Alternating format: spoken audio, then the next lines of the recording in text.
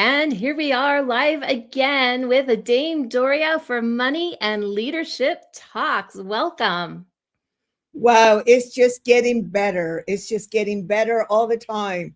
We were just here a couple of weeks ago, and we had so many different people that we wanted to invite. So we definitely decided to do another one. And I want to welcome all of you around the world, whether you're watching this live or whether you are watching the replay. We want to thank you for people from all around the world. And pretty soon here, we're going to be bringing someone that's all the way in Kuwait that is going to be joining us in the middle of the night to be able to add their beautiful gifts and their beautiful genius to all of us. And how are you doing, Donna? Are you excited? I am excited because I know tonight the reason why I ever was in Money and You was from some of the different guest speakers that are joining us tonight. And when you're producing movies and you're doing interviews for a number of years through the Los Angeles Tribune, and every person says, I'm a Money and You graduate. You know, after a little bit of time, you tend to pay attention and you're like, what's Money and You? How do I sign up? Who do I talk to? I have to go do this. So I'm really excited because some of the people today were ones that inspired me to take all the coursework. Well, I'm really happy to be with all of you. And right now, what I like to do is it okay for me to bring up my COO, Stacy. Stacy just wants to come out and say hello. Stacy, where are you? Here she is. Hello, hello. I am joining you from Tampa, Florida. All right. What say you? Because you have been the power behind the power. By the way, most people don't realize that we put all this together in just a few days. And this is a full-on event. And usually when I was talking to different organizers and people that wanted to organize it all for me, they would say, oh, we need at least 3 months because we need to organize all of this. And maybe an ideal time, it probably would be like 4 or 5 months. So I think that we're living in an accelerated, universe. But thank you so much for all the work, and the partnership that we have with the Los Angeles Tribune is so fantastic. What would you like to say about this event, and how would you like to inspire people?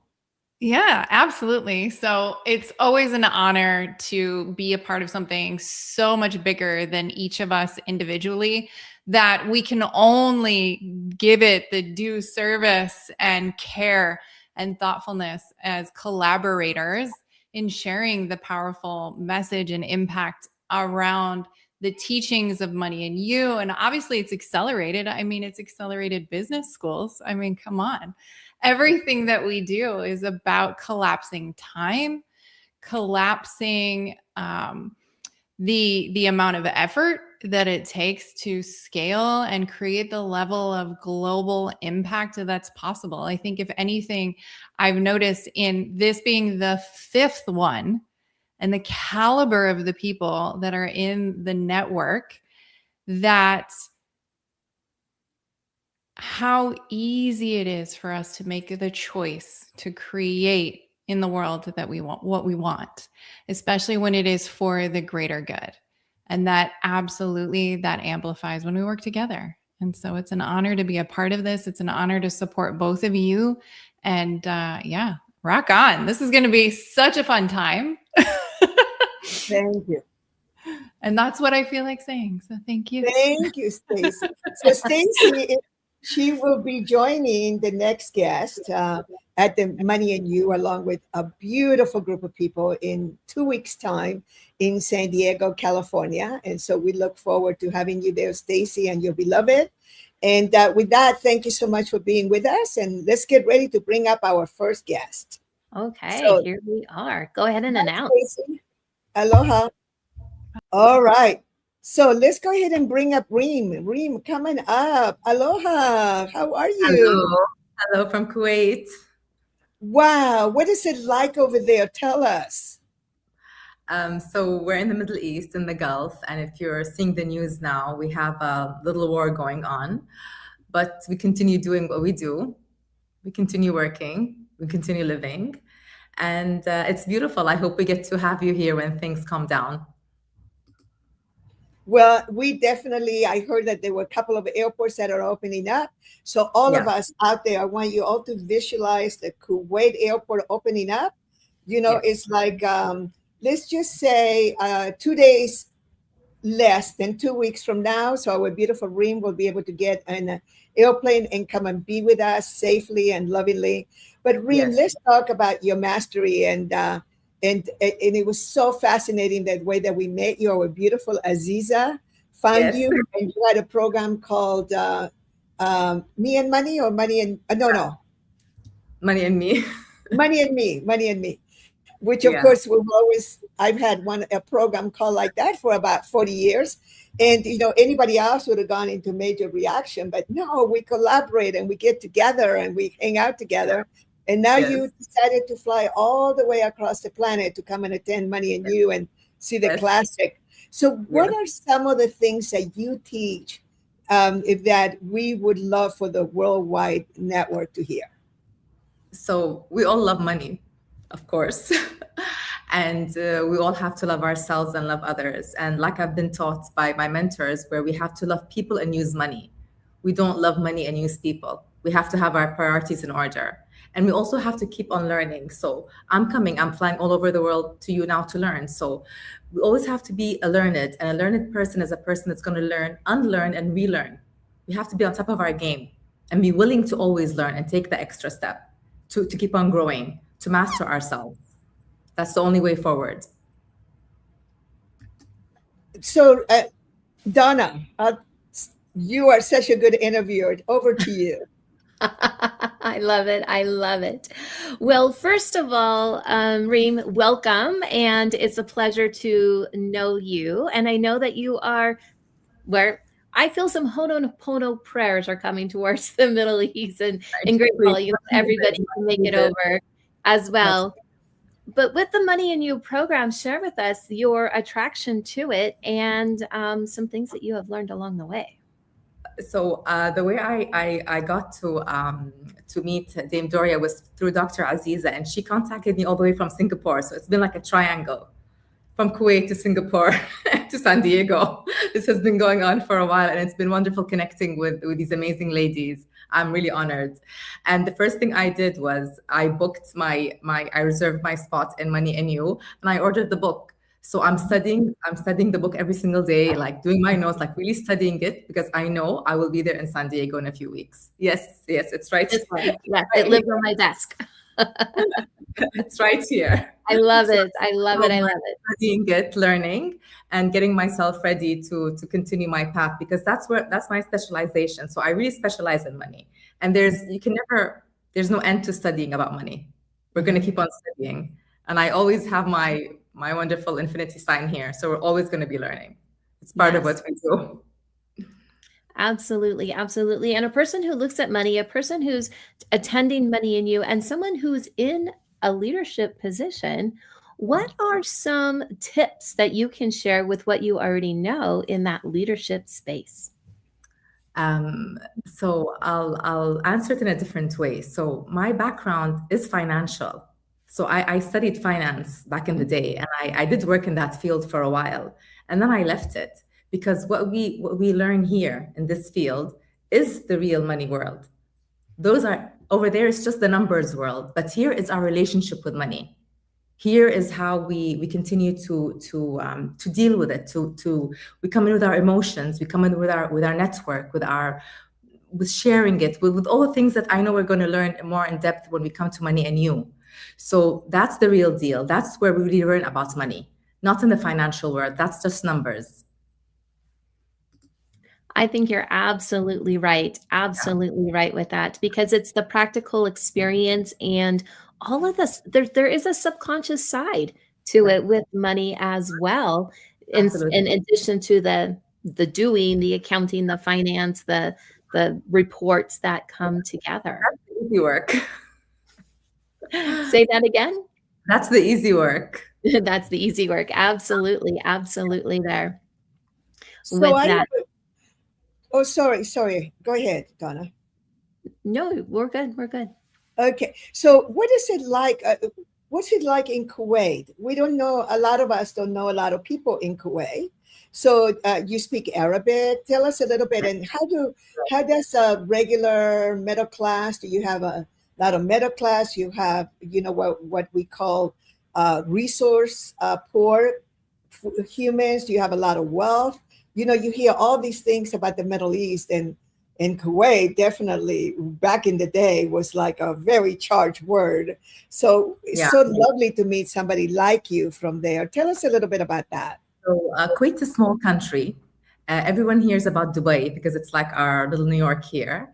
Kuwait is a small country. We're just about like maybe 4.5 million people here, and most of the people we have a big middle class here, and we have oil. So the country is a rich country. It's a desert country. We have a beautiful beach, and life is good. But of course, we always want more. We love traveling. People from here travel a lot because it's a small country. There's not much to do, so we're always traveling around. It's part of what we do. We travel, and we learn. And how someone of your background, so you went into finances from school, you were working as an accountant, or you were a financial advisor, and then what, did you start seeing people's patterns around money? How did you jump over to the mindset aspect? Yeah, so I studied finance, but I never worked in the financial world. I did my own trading, and I opened my first business because I'm an entrepreneur. My first business was a hair salon and spa back in my early 20s, right out of school. And from there, I went into real estate, and that's where I went. But I always had an issue with money. I always, like, growing up, I had a bad relationship with money, but I always knew deep down in my subconscious mind that I would be a very well done businesswoman, and I'm always going to have a lot of money, but I didn't know how. And I came from a house where the relationship with money was very bad, and I knew something was wrong there, but I didn't know how to solve it.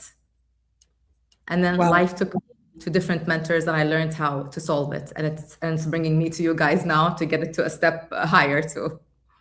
Well, now listen, there is somebody really interesting, and Revan.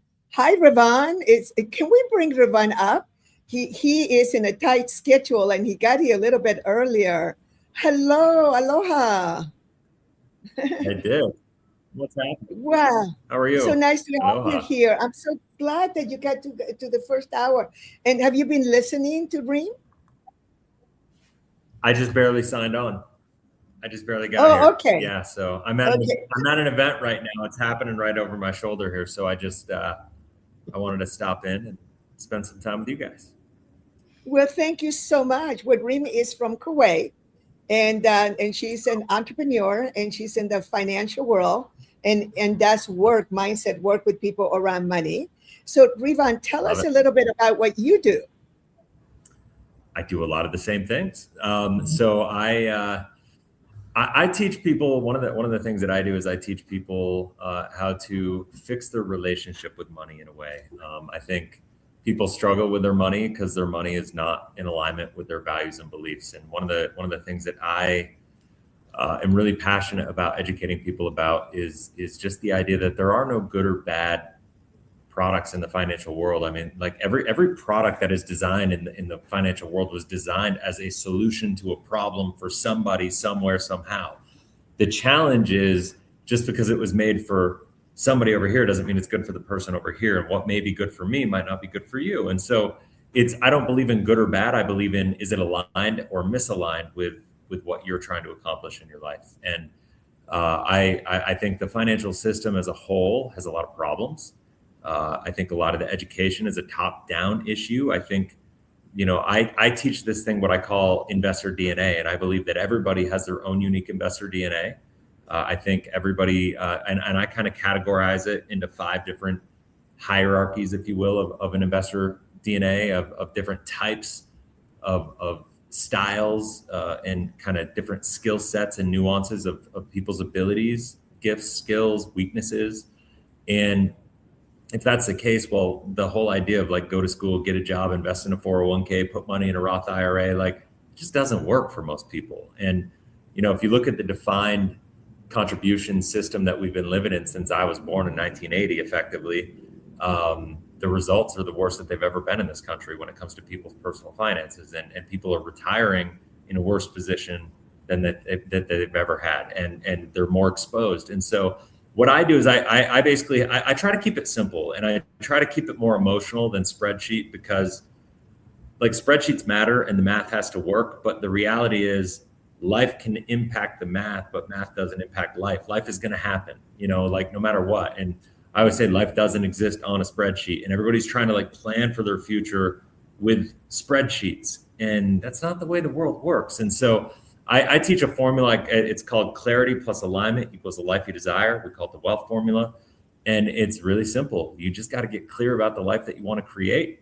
And the reason people struggle is because they're not clear about what they're even trying to do. They're not clear about like it's the old Stephen Covey thing, start with the end in mind and reverse engineer a process to get there. If you're really clear about what you're trying to accomplish, then you can reverse engineer a plan to get there, and if you're really clear about what that life you desire, what your legacy is like, what's important to you from that perspective, what you want your retirement to look like, what does freedom mean to you, what does impact mean to you? If money is just a tool to create a life of meaning, which is what I believe it is, then how are you using it as a tool, right? And I guarantee you, I could have conversations with all you guys on this call, all 3 of you, right? And like there'd be some overlap because of the nature we're on this kind of call and we're doing this thing. But I guarantee you, even as much overlap, and as we all want to do great things and help the world and do all this stuff, we each have our own unique way in which we want to go about doing it, right? So how we're using money to accomplish that as a tool is going to differ a little bit for each one of us. But there are certain principles that we have to follow to execute accordingly. And so that's what I teach, is like, you got to get the money right. You got to get you right before you can get the money right. Because if you don't get right here and here, and more here than anything else, and comfortable about what you're trying to create, why it's important to you, and connect with that, then you're never going to follow through on a plan, and that's what it comes down to. And is that why you guys so interested in Money and You? I mean, we're working on getting you there in a couple of weeks' time. You live way far away, and I know. Reem, let's bring up Reem also. Let's put us all together here.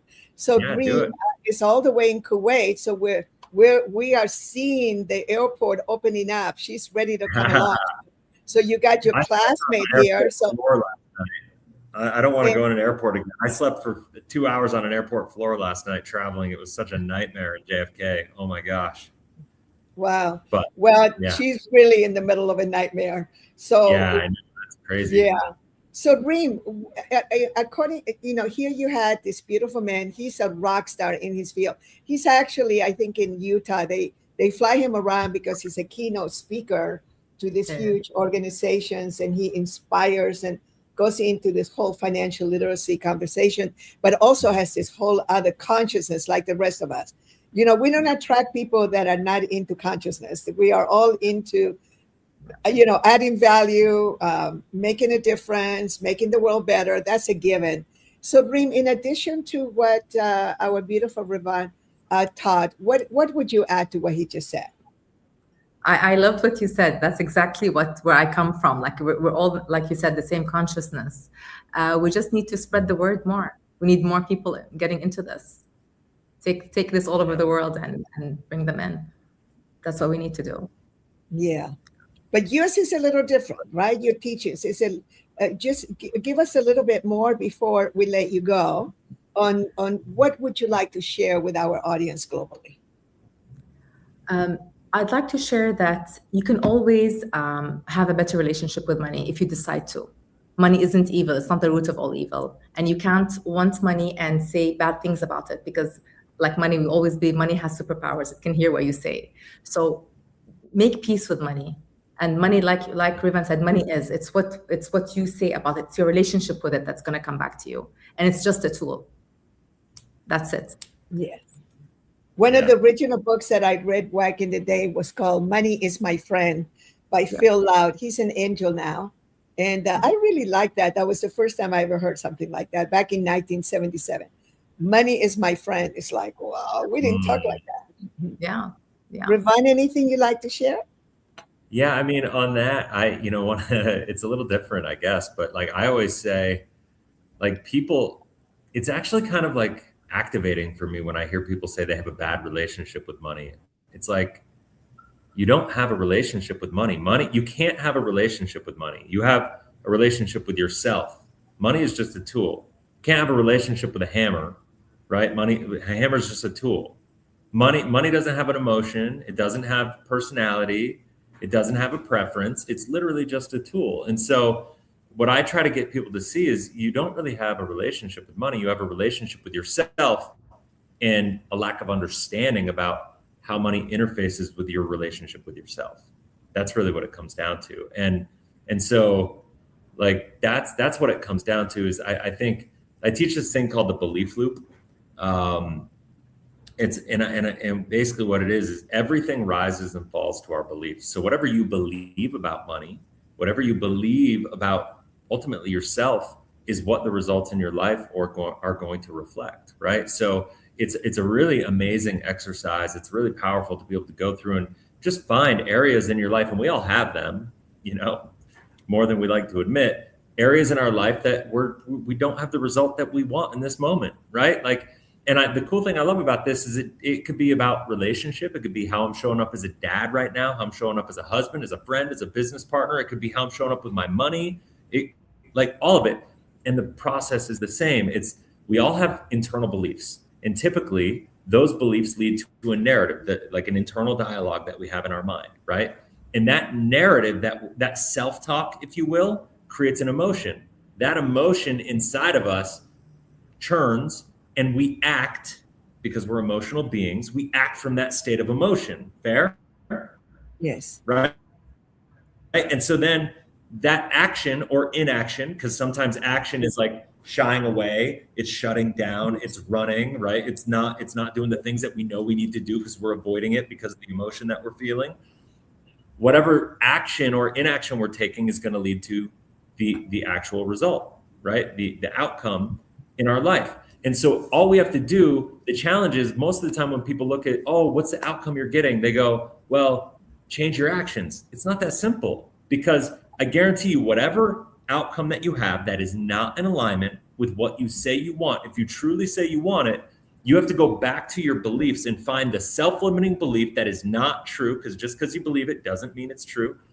Find that self-limiting belief and figure out what self-limiting belief is causing the outcome that you're getting, because you have a belief somewhere, somehow inside you that is leading to the result that you're getting in life, period. And that all comes down to money too. So now it becomes a process of identifying, you know, what beliefs that you have that are leading to the results in your life. And it's a really fun exercise to go through, you know, for people. Mm-hmm. You know. Well, I tell you what, I look forward to having the two of you at the upcoming Money and You. And what I Yeah. want to do is, before everybody goes, I wanted to show, and Donna, we're not going to do it quite yet. I wanted to show this beautiful video. Actually, do we want to show the video or do the little ad? Donna, what would you like? Whatever you want. Okay, because you know the one with Mo, where he's talking about the purpose of Yes. the LA Tribune. But before we go away, can we put everybody up? Because we have in the back, we have a bunch of wonderful people I want you all to meet. And I want to take a picture of everybody. I'm like, I'm the connector, and I want you all to meet before you go. So let's, Andrew Barron is, he is my leading instructor for the Money and You program. He's in New Zealand, and be nice to him. He has a beautiful yacht. And Nice. just so you know, Revan, when I first met Andrew, he was when he first came to Money and You in 2001, was it? 2001? 2000. 2000. He was making $200 a week, $200 a week, what they call it. So that would be $800, $850 in a month. And within 3 years, we had a very different picture, millions, Nice. and just applying the principles and all that. But it's like for all of you, and for all of you who are really here and haven't done the Money and You program yet, we're so complementary to everything that's being said, because what Marshall Thurber created, remember, I inherited the work, and I worked on my deservability on everything that Reem and beautiful Revan and other people teach. I did all of that. I still do all of that, right? And so, but it got me to the place where I felt like I could deserve to inherit this work, which is so magnificent, and been doing it for 47 years. So I'm exiting. Remember, you guys, and you are all my leverage. So I wanted for Andrew, for you to meet this beautiful man. It's like, he's a buddy. If you guys were in the same city, same place, and he lives, where do you live, in Barbados? Where do you live, Revan? Me, I live in Dominican Republic in Samana. Dominican Republic, yeah. Yeah. In beautiful land. And so let's bring up our beautiful Halise and Chris Salter. Let's just bring them up. And all right, this is the next panel here. All right, and so Halise, introduce yourself to the gang here. Unmute. Oh, you're a mute. Unmute. It's not the easiest on StreamYard. Go ahead. Okay, I got it. And I just want to bless us all, because thank you from all of you so far, talking about money and that little chatter that goes on in our heads somewhere that we don't know that we don't know. So I feel blessed about being in Money and You, because we're talking about the you first and the money. It's like acrylic dipping. Acrylic dipping? It's like jumping in a bathtub of the most exquisite human beings that just hold you in a way that elevates your spirit. So that, and I'll be at the next Money and You for sure. Okay, thank you. Now, just to make it very clear, Yes. you know, Money and You is about building. It's about creating economic engines and working on the your deservability. Somebody has a mic on that maybe everybody turn off while we talk. The others, yeah, there's a lot of background noise. Thank you, hon. So it's about the business success model, and the people coming through is also about really getting the power of creating value for others. So, Chris Salter, how would you like to introduce yourself to the gang before we let them go? Well, I know some of them. Hi, Andrew. Hi, Donna. Raven, I really loved the things you talked about. Reem, I think we've met, but I loved hearing more about your background. So maybe we haven't. I don't know. Your face seems really familiar. Maybe it's in one of the Doria, Fridays with Doria conversations. I'm not sure. And Sparky, I've seen you before as well. So I'm Chris Salter. I'm the CEO and founder of a company called Music Brain Training. It's an amazingly simple music video game system that can teach virtually anyone to play piano and read music and in the future compose. And I'm very excited about it. But it's my second iteration of it. I'm pivoting into a focus much more on its impact on the brain. But in the early days of 2000, I was able to go to a different forum called IBI or CEO Space. And I got a lot of really great distinctions. That's where I first met Doria. And one of those distinctions, I think, really shifted everything for me is I didn't have enough money to go. And so they had this kind of class that they would teach you how to get support from your family and friends to be able to go to this thing. And the first thing it was the distinction between money and capital. None of my relatives had money, but when I explained even rudimentarily, which I later ended up being able to do much better, that I was going to use this to build an economic engine, a business, and that they would get the money back and then some, it became it was capital. It was not money. I wasn't asking for capital. I was asking for money. And that distinction was clear to me. Once I was clear on that, I wasn't begging or borrowing money. I was actually asking them to be part of something that I was going to build together and that they could participate in. In the beginning, it's basically a convertible note. You're actually not, they're not actually investing in your company, but you're giving them the opportunity later to invest. And once I got to CEO Space, I found just a sea of mentors. And one of them, you may remember, Dory, was Linda Chandler. Yes. And they had these different pitch events, and I was extremely excited, had researched everything. I'd written this terrible business plan with a template, and but I was just very, very excited. And I remember the first conversation I ever had with an investor. I was so excited. I spoke to her. I basically threw up on her for 45 minutes straight, right?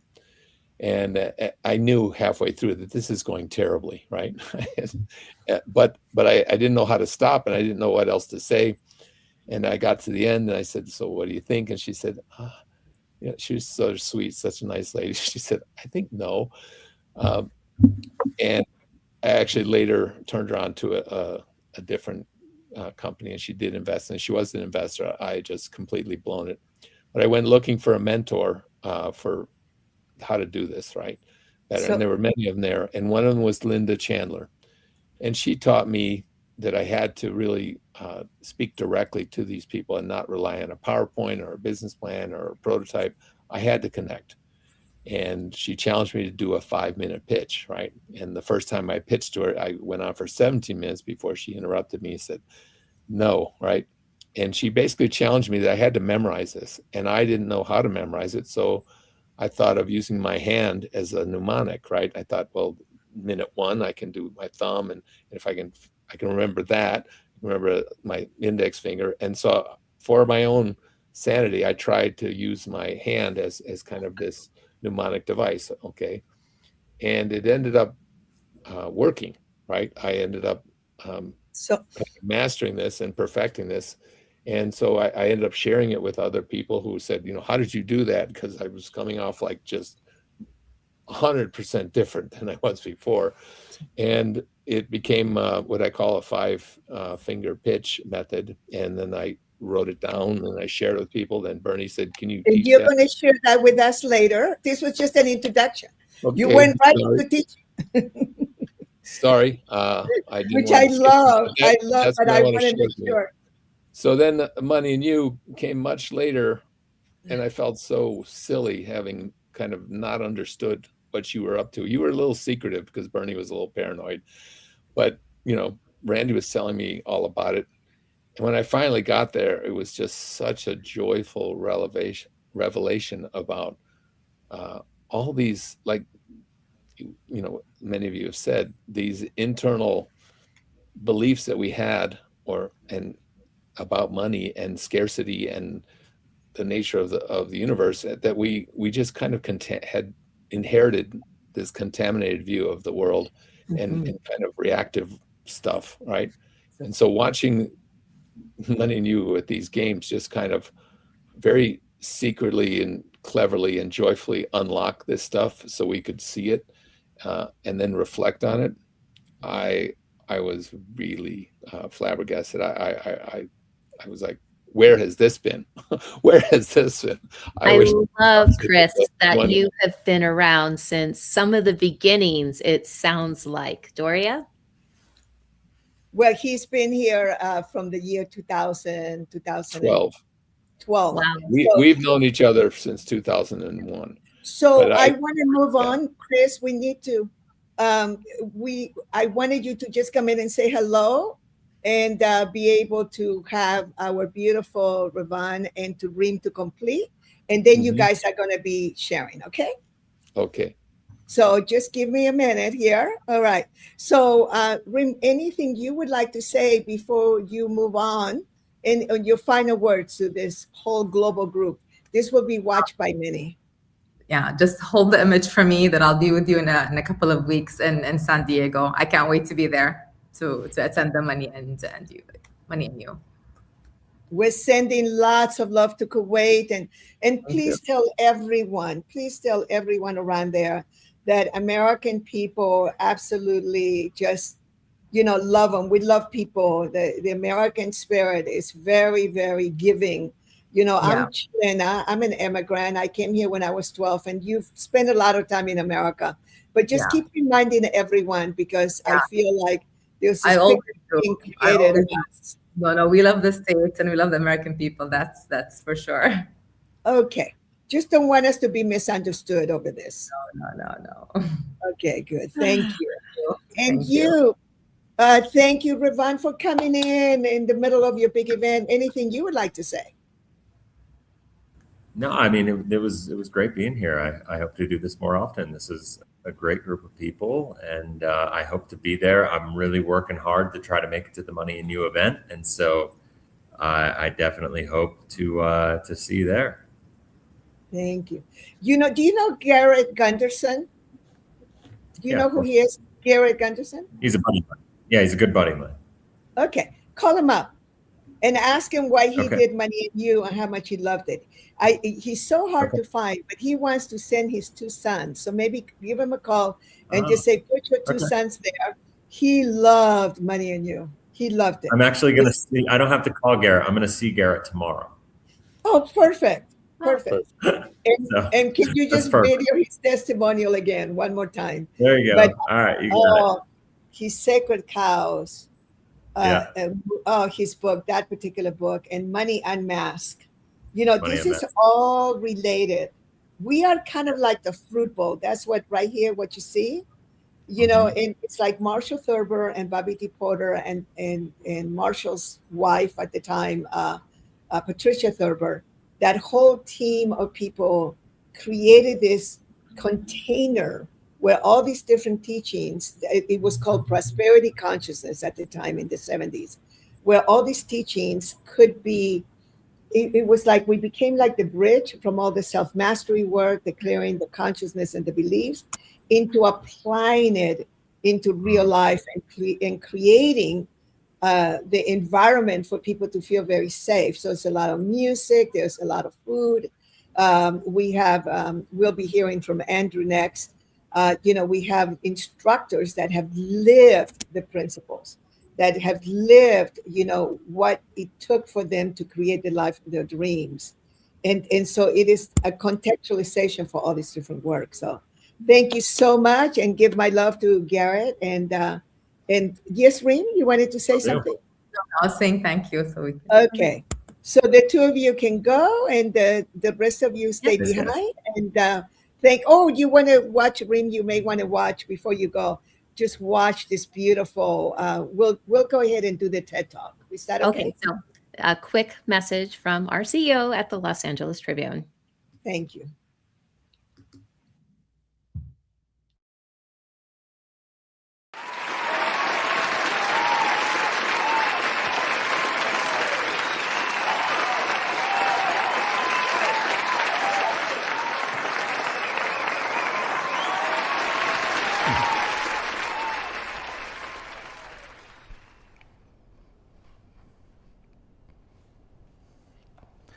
Imagine waking up in the morning, grabbing your morning coffee, and opening up your daily newspaper to nothing but headlines that inspire and uplift you.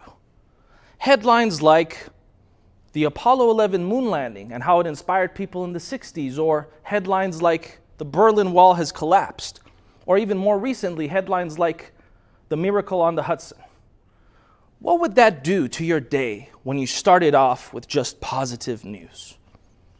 My name is Mo Rock. I'm the CEO of a national newspaper brand, and today, together, we are reimagining journalism. You see, studies reveal that there is a stark contrast between positive news and negative news. In fact, for every piece of news that is solutions-based, that can uplift and inspire you, there are at least 17 that don't. That's 17 to 1. So today, we are actually faced with an epidemic of negative news. We've all heard the phrase, if it bleeds, it leads. But why does this have to be the centerpiece of a lot of news production, journalism, and content creation of the world today? There are a lot of incredible journalists that are solutions orientated, and I give a lot of credit to them for doing a great job. And here's the truth that you may not realize, is that everyone in this room is impacting our news. You see, every single time you like a post, every single time you leave a comment on a news article, and every single time you share something, you're not just liking, commenting, and resharing. You're actually casting a vote. You're not only casting a vote for the kind of news you want to consume, but believe it or not, you're casting a vote for the kind of world you want to live in. You see, I believe that news has the power to not just inform you, but it has the power to mold you. Our world views are largely shaped based on the news and content that we consume. And so I want to encourage folks to remember that the next time that they like, comment, and share. Our organization has one question that it always has to ask before we share anything, print anything, or publish anything. Our editorial team asks this one very simple question. Does the following piece of news empower our audience, or does it disempower our audience? What would the world look like if every content creator, every journalist, every time someone posted a news article, they asked that question? Does the following piece of content empower our audience or disempower our audience? And I want to encourage everyone to participate in this process and help us bridge that gap between 17 negative news articles for every one positive. And let's come together and ultimately make this world a better place. Thank you.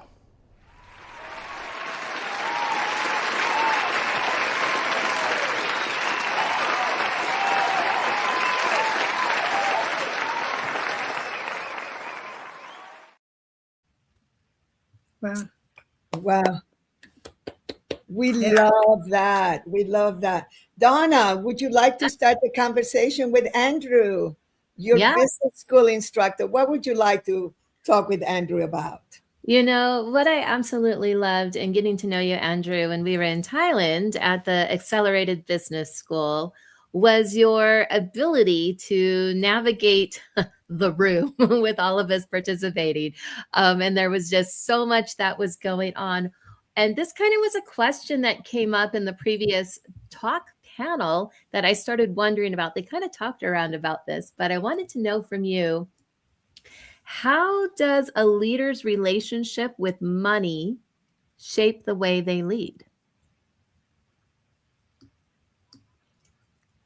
You might want to unmute. You're still muted, or we can't hear you.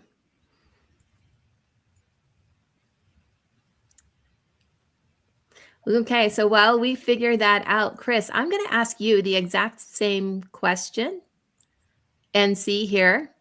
Well, we're working on his sound in the background because you are also at the Accelerated Business School in Thailand. So, how does a leader's relationship with money shape the way Can they you lead? Oh, you Donna? got it. Yeah, Yes. cool. Yeah. Perfect. Both of you are going to answer those questions. Okay, well, I'll, if it's okay, Chris, I'll start. Please do.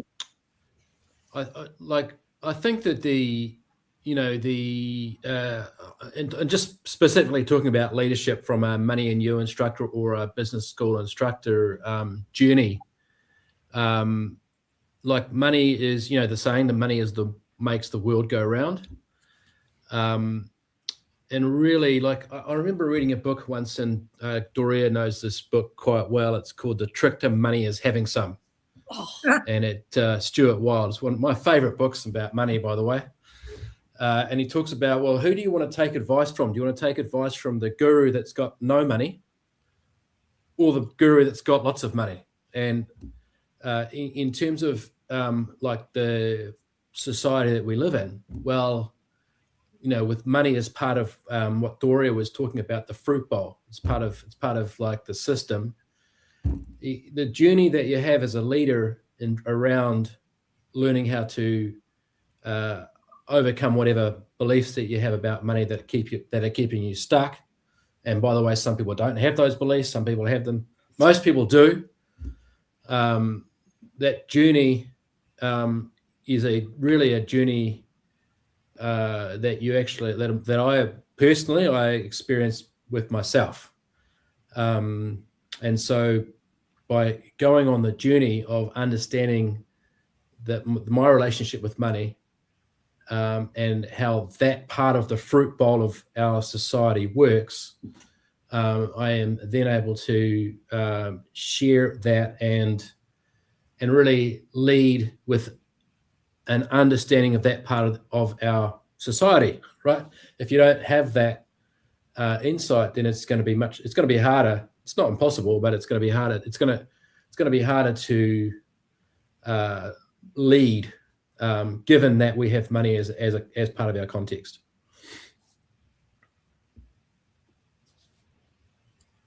All right, back to you, Donna. I had muted myself there while you were speaking there. Yes, absolutely. Always part of that context there. And Chris, I had the same question for you as well. Well, I think what mostly I try and share with people is kind of the difference between conventional wisdom and battle-tested wisdom or deep wisdom, right? And there's a lot of conventional wisdom about money. And when you look hard at it, a lot of it is really rooted in scarcity. And in a highly networked world, scarcity really isn't the law of the land anymore. There are resources in every direction. There is intelligence in every direction. There are ways to scale in every direction, but we're not really trained on that. We've been brought up in scarcity, right? Mm-hmm. And those kinds of, think about the richest people in the world are really locking their money up in a scarcity mindset. They're hoarding, right? And the people that are flowing are really looking at money very differently. And that we're constantly programmed, with the scarcity stuff. And so we've got to find ways to break through with different insights or deeper insights. And this was, I loved Bucky Fuller's generalized principles, that they're principles that really cut through the heart of kind of the mythology of scarcity that we have now, and really reveals, of course, with principles like synergy and procession, how much more impactful we can be, and the world, how much more the world can be. We can do a lot more with a lot less. This is the thing that's so simple but yet so true. So I usually try and kind of inspire and illustrate different ways of thinking about this, that we don't have to be locked into these things, these reactionary modes that we got in about scarcity or money, often inherited and not really thought through. And that's really, for me, the genius of Money and You, that, I'll be working logistics.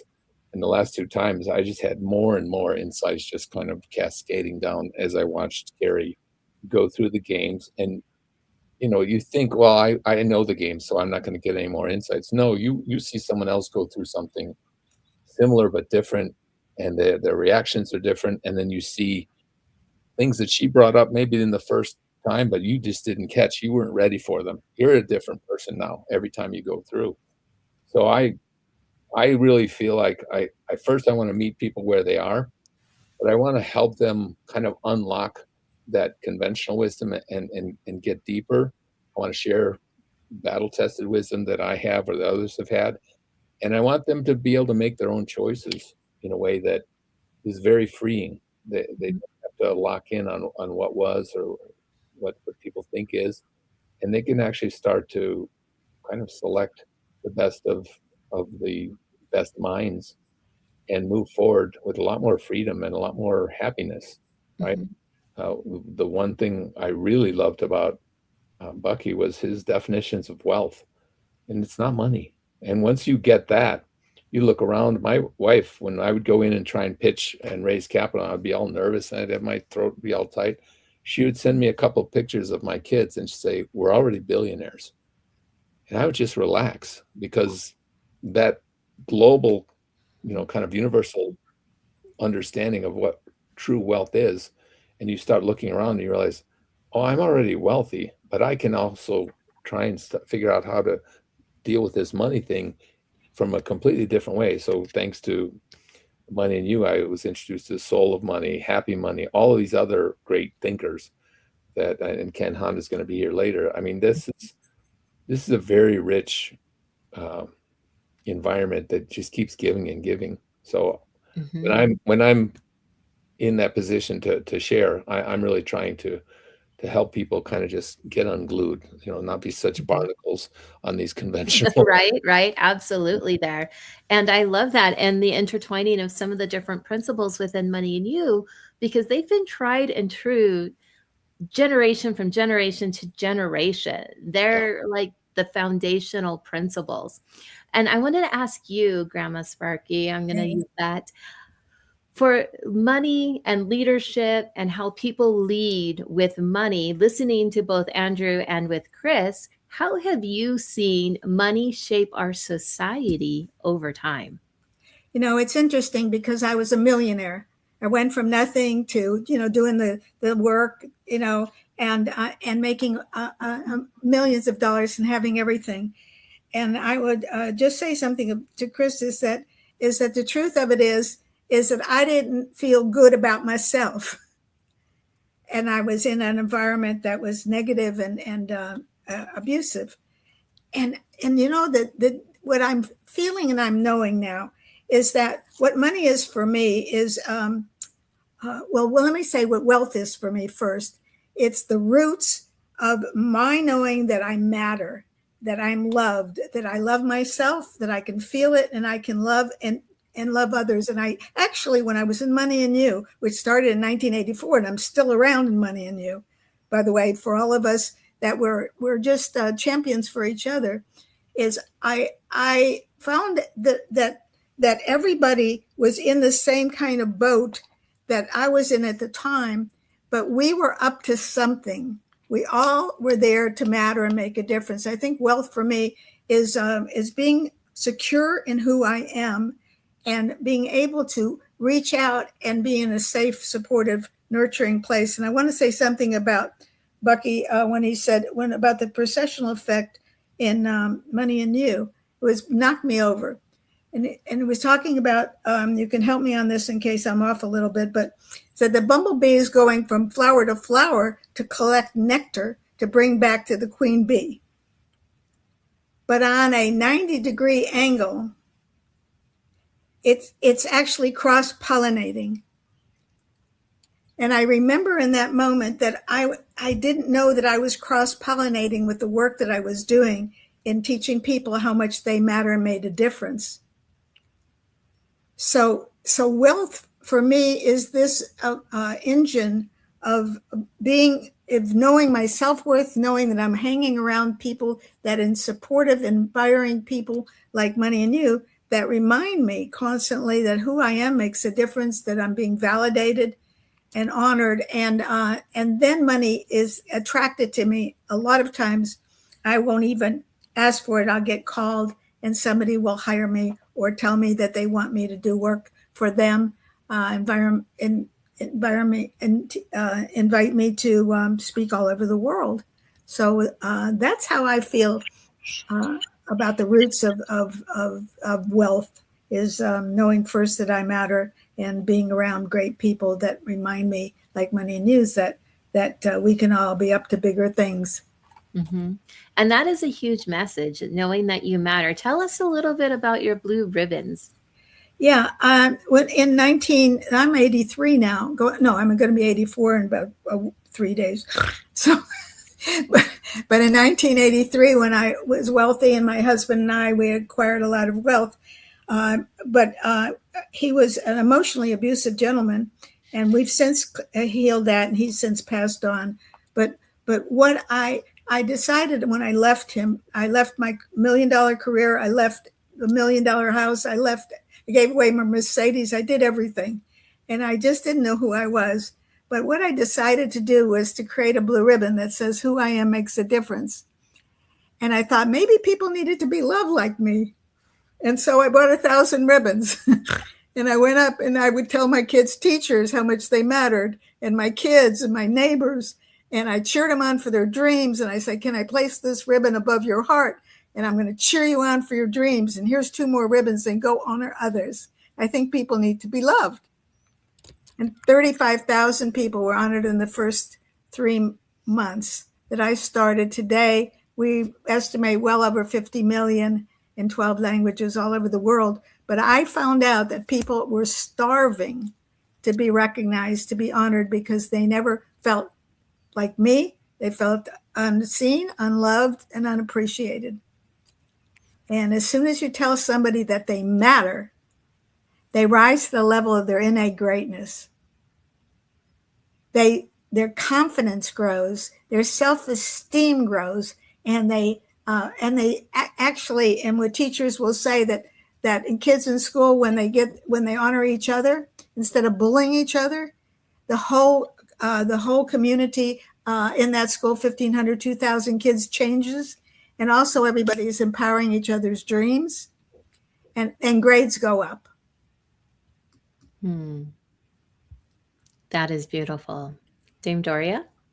Oh, I was just going to say, I remember when Helise was this foxy, wild La Jolla babe. Yes. And her son, I have certain pictures of what my ideal house is, and they all on Maui. They're all in Hawaii. But then I walked into her son's home in Del Mar, actually not far, right down the street from Tony's original Tony Robbins, yes, exactly. Tony's castle. And I was in love. I mean, this house, it's like I didn't even know that I had an ideal house in San Diego. Just the most beautiful thing. So we have this beautiful reality, but I always love to have Helise also speak about, how, I mean, you have raised millions of dollars. Yes. You have raised a lot of money. You are a fundraiser, and you are in some of the most ideal, I mean, you are supporting schools. You connect with politicians. You connect with some of the most influential people, around the world. So how do you do that? So and also I just want to bring in that we're doing a big event in November the 11th, which is Veterans Day, for our veterans, to honor all of our veterans. Over 2 million veterans will be honored, and all the veterans are behind this. So I just want to say how important that is. But in terms of how do I do things, it all came from my honoring somebody. And I gave them 2 extra ribbons, and I told them how great they are, and people cried and gave me a hug. The next thing I know is I'm speaking on stage following Al Gore and the Dalai Lama in the Environmental Earth Summit, or I'm being invited to honor Muhammad Yunus, the Nobel Peace Prize winner, or I'm invited to go to the Soviet Union and transform the Soviet Union. I tell you something, that love works, acknowledgement works, but everything that I've ever done wasn't because I'm a high school graduate. It's because I've done the inner work with Money and You and so many others along the time that people feel just loved and supported and nurtured. And besides, I'm fun to be around. Yeah. I am really fun. I don't take things too seriously because I know I can get off of it. But I think that attracts money, attracts wealth, and it also makes me very, very easy to be around. So people like to be around people who like themselves. Thank you. Thank you so much. So, Andrew, what say you about how you created yourself going from, $200 a week to the level of wealth that you love it. You really experience sufficiency. I just want to really acknowledge you.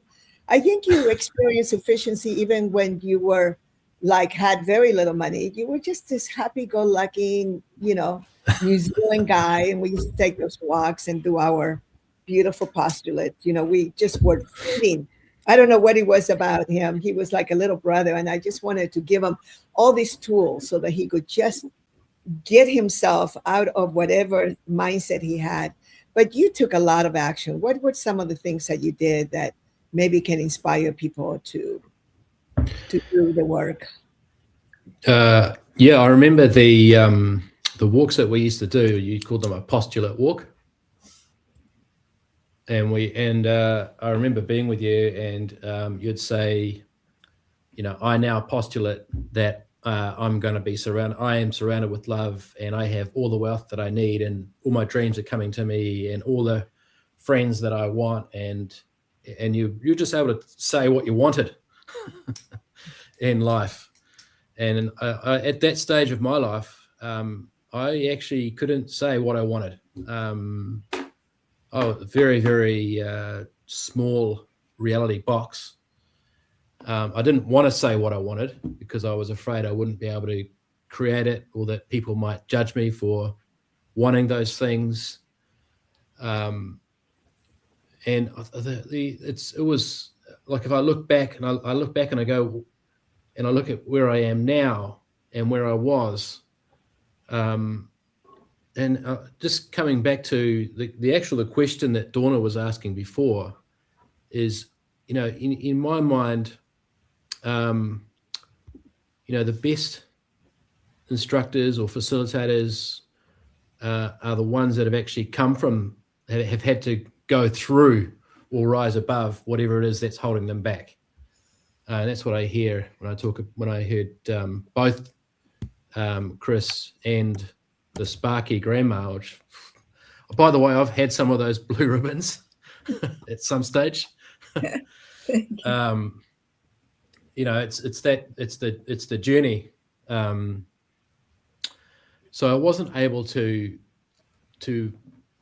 verbalize what I wanted in life, and that's really what Money and You and spending time with people like Doria and now people like Chris and the network has actually it's like, if you put yourself in environments that ask more of you than you do, then you can't. It's difficult to fight that. It's difficult to fight everyone around you asking more of you. Yeah. So I would suggest that Money and You was really the starting point for me of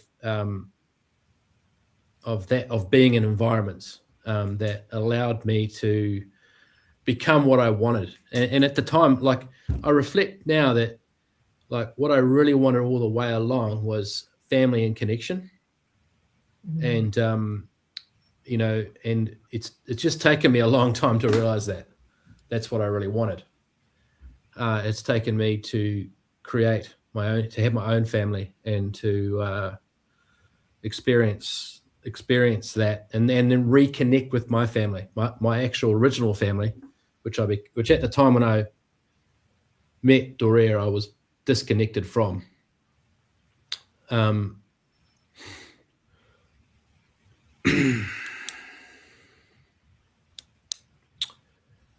Yeah. How does that? Any questions there? Any further questions, Doria? Does that answer the Take a question? deep breath, because I know what we did is we just took you back, right? We took you back to a time when, and with your mom and the healing that happened before she left this world, which I think that is profound, And I remember you're good looking, and you were getting wealthier and wealthier, and people were just throwing themselves at you. And in your heart of heart, you just wanted that beautiful mate, and now you have two beautiful children. So not only did you create wealth in the level of finances, but also personal wealth, that you're so happy. And I love it that you work part-time, that you have that time, because you love lifestyle so much, that you have that time to spend with your children and take them to school and go sailing, take the whole family and go do the life of your dreams. You're the lifestyle instructor. Thank you. But yeah, yes, and you need to focus on creating value. There has to be an element of creating value in order for you to have that value. Thank you. Thank you. You know what? There's another business school buddy that just came in, and that's Wesley. Let me see if I can bring him up. There we go. Oh, there. Oh, I took him off stage. Hold on. Sorry about that. There you are, Wesley. Say hello. Say hello. Hello, Doria. Hello, Andrew, Helty, and Chris. How you guys doing? Great. Oh, that's right. He didn't do the business school. You are a Money and You guy, right? Yes, I am. I'm a Money and You first timer last May. It's almost been a year now. That's right. That's right. I keep thinking that you were at the business school. That was actually DJ. And yes. But I just wanted you to meet the beautiful people that are here. And Wesley is partners with our beautiful Niall Hansen and DJ. That you guys remember DJ from the business school and Niall Hansen. So anything that you would like to, you're going to be coming in next, but anything that you would like to share with this group?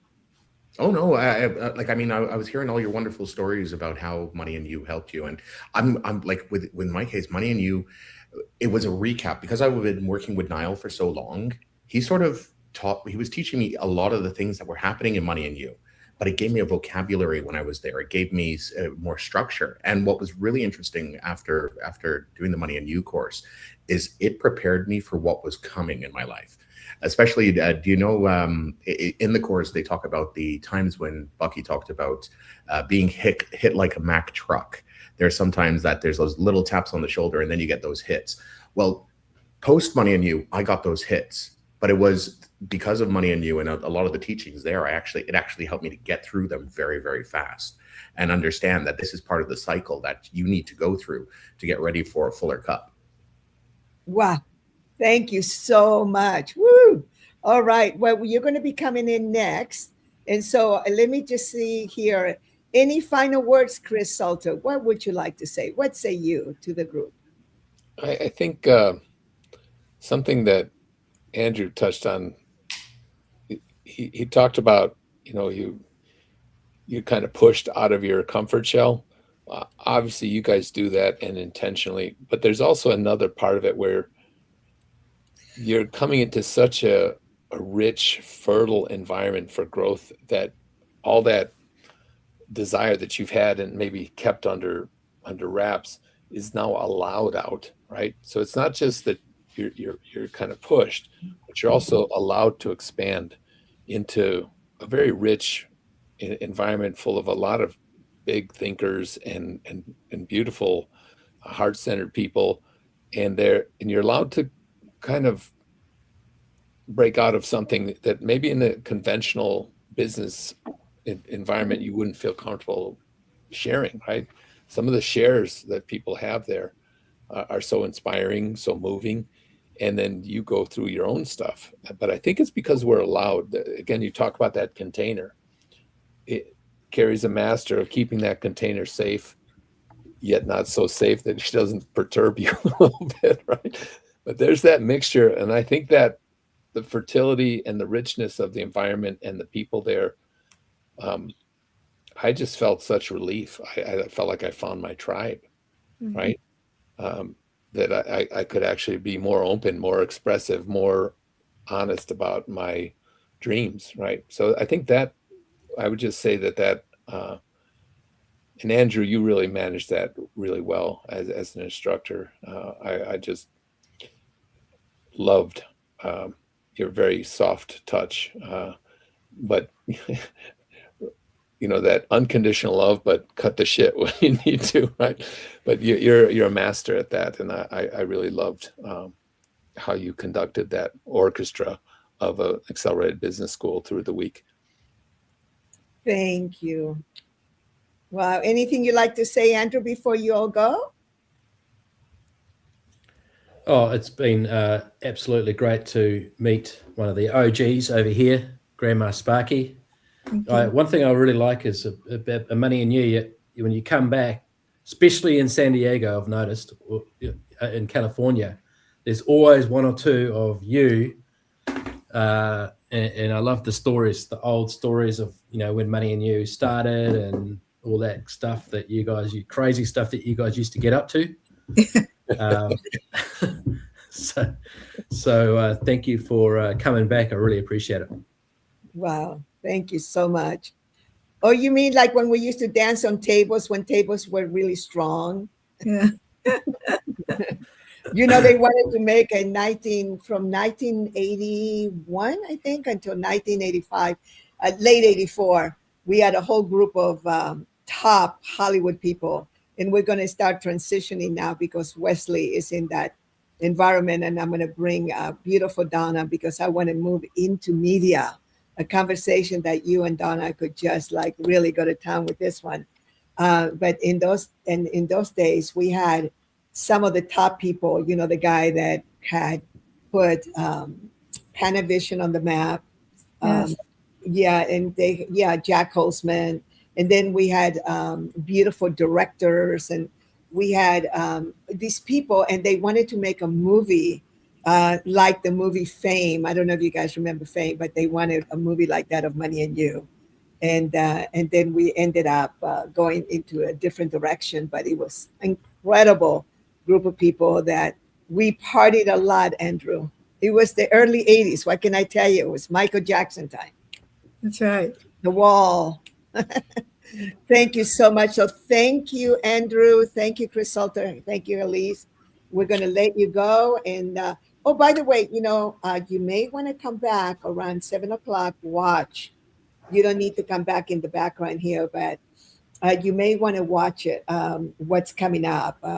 We have an amazing. The last half an hour is going to be with two people that are so successful and really into philanthropy and eradicating poverty and hunger and AI, using it for nothing but goodness. We talk about OGs, but just people that can really change the world. They're coming from Asia, so they come in a little later, but you are welcome to guys to watch that and to come back.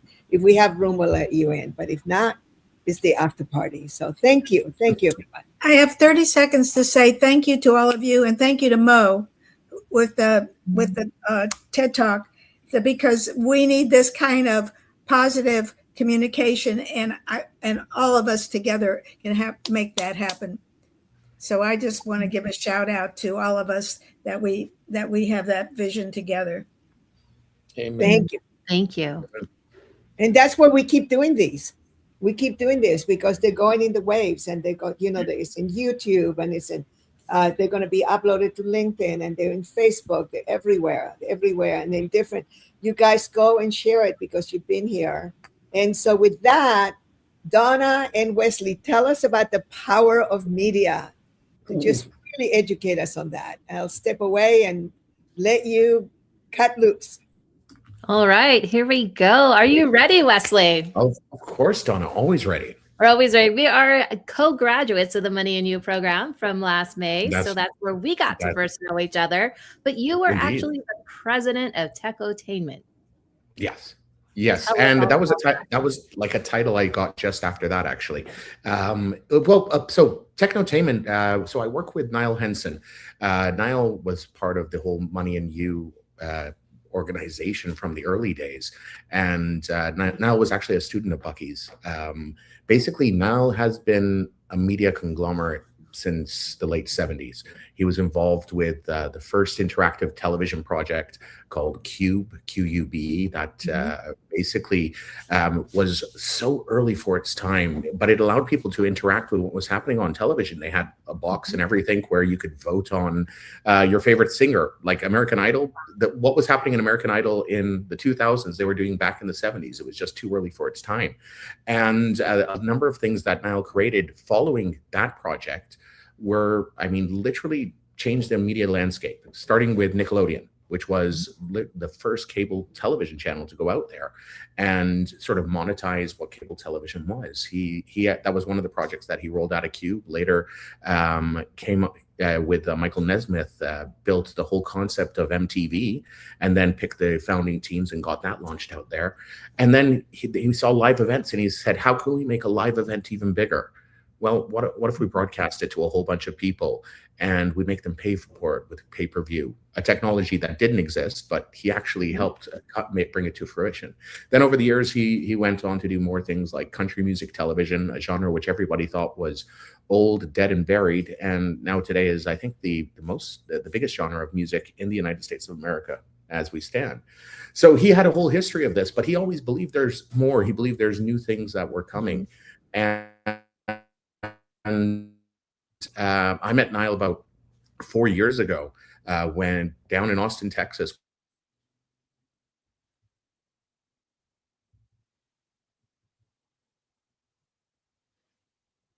All right. I think you may have froze there just a little bit there. So I'm going to bring you up here to the stage, Dame Doria. Okay. So All right. let's see if we can get his the feed going back again one more time. Yeah, and I there we are. We're back. We're there back. we go. He's back. Oh, all right. I do not know how that happened. The internet just decided to drop halfway through. It's been a day. Oh, we love technology. So basically, I met Niall in 22, and at the time I had built an interactive game show platform, and he had told me, "Oh, you just built interactive TV," and I was like, "I guess I did." And he said, "Well, I have an idea I've been working on for a little while. I'd like to see if you can come back, have a chat with me about this." So I followed him back to Vegas, and I started understanding his vision of Technotainment, which was bringing emerging technology and entertainment and seeing how we could do more with less. Because we have a lot of content out there, too much content, one could say. But the fact of the matter is, we're paying more and more for it, and there's almost less and less that we want to watch. Like, yeah, I don't know, might be on one of the streaming platforms, you might have 4 things you want to watch. There's another platform where you have another 2 you want to watch, and you're paying all this money. The big platforms are making a lot of money, and the actual creators are making very little when it comes down to it comparatively. And there must be a better way. And if you speak to anybody in Hollywood, if you speak to anybody in the music industry, they're all complaining they're not making enough money. They're not making enough money to make ends meet. And then on the flip side, us audience members saying we're paying too much money. So something's wrong, something's broken. And Technotainment is all about solving that. It's all about finding a new methodology which creates win-win-wins all around. And that's what our goal is, and that's what we're doing. And we're probably just about 6 months out from launching what we're doing in Technotainment, which is this new business model, which makes everybody win. I love that. I absolutely love that. And Money and You, one of my favorite topics is all about leverage. And it wasn't until I was reading the Money and You book, I realized I had been leveraging media all along with everything that I do. And one of my most favorite talks to give is about leveraging media, the new wealth multiplier. So for you, how are you going to leverage some of the media that you guys are doing in Technotainment for people? Oh, well, this is easy, because the first thing that we want to do is that we feel media is the first basis of any commerce journey, right? So anytime you're going to buy something today, it's not through an advert anymore. It's through usually seeing something either on, say, a social media stream or in a TV show. I really feel the whole model is going to change, whereby we're no longer being shoved adverts, but rather we see things we like and we buy them because we see people using them. Like, for example, how do you choose a restaurant today? The likelihood is it's not because you've seen an advert. The likelihood is you've seen someone make a small review of it on one of the social channels, or you've been restaurant near me. no, I'm in chat. I'm very cautious on my calories. I want to make sure every calorie counts. So I actually do a lot of review on social media. Beyond that, I mean, I take a look. I watch, like, I'm a foodie, so I watch like somebody Phil and all these sort of things, and I keep these little notes of places I want to go, where I want to eat. I'm in Vegas, where there's right now where there's thousands of restaurants, and restaurants near me doesn't always work for me, because it's like there's a lot of restaurants. How am I going to choose? So I use media to do that. And what we believe is that media should be a sort of funnel to deeper experiences. At first, on the base layer, you don't necessarily have to pay for it. You might consume elements of it free. And if you want to go a little bit deeper down, well, you'll be ready to pay something, maybe $1, right? $1 is not a lot of money. So if you're watching, say, a film, and you can watch the first 20 minutes free, and if you're really enjoying it, well, you might want to pay that $1 to watch the rest of it. And then from there, what happens? Well, you've really enjoyed that film. You want to learn more about an actor, or you might want to buy some merchandise because you really liked it. I don't know. Maybe it was the next Star Wars or something like that. What we believe is that with the new wave of entertainment, you bring together the content, you bring together the community, but then you also bring together the commerce opportunities there, all in one place, which the person who's creating the content owns.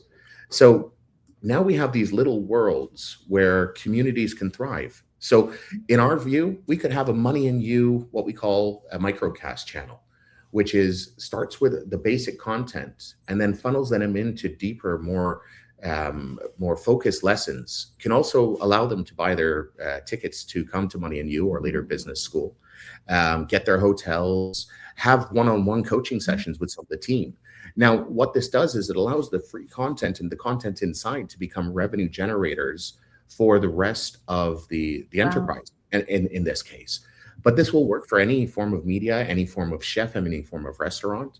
As we see it today, Walmart is starting up their own studios, as is Chick-fil-A. This is where the world of entertainment is going, and it's going to be providing a lot of content to a lot of people. And the more people like it, the more people will sort of consume from their tribe. Right.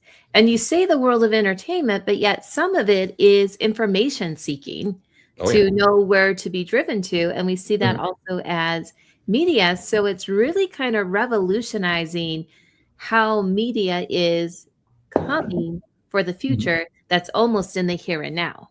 Oh, yeah. Oh, 100%. And I mean, you work with the Los Angeles Tribune. Now, can you, a lot of the TV news media is actually funded by people who have narratives to push.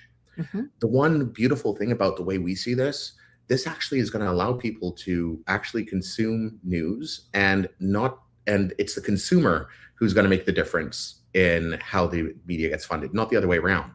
So in our model, you literally, if you drive a consumer to enjoy what you're doing and they want deeper experiences, you can give them a headline. Maybe you can give them the top level story.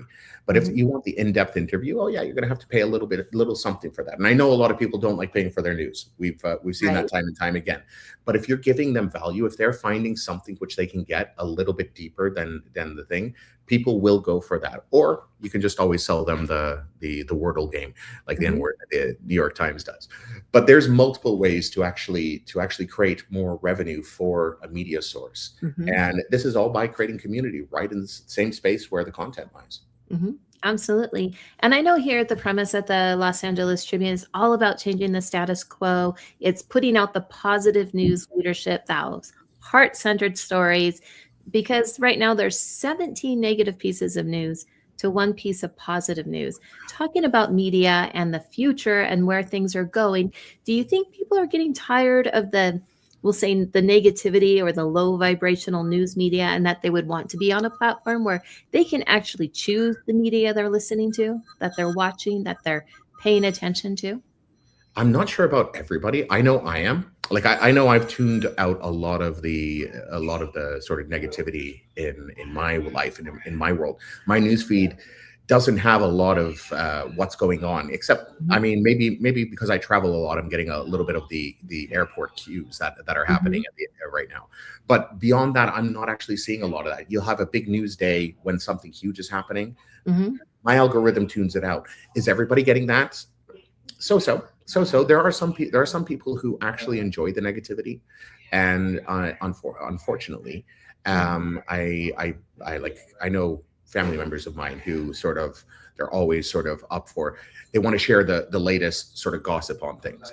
But I do think there's a big movement away from it. There's a lot of people who do want to focus on the positive, because every element of positive and high vibration brings more positivity into your life. And it's not necessarily, again, there's some people who say, oh, that's false. You can't always just be in a happy little bubble.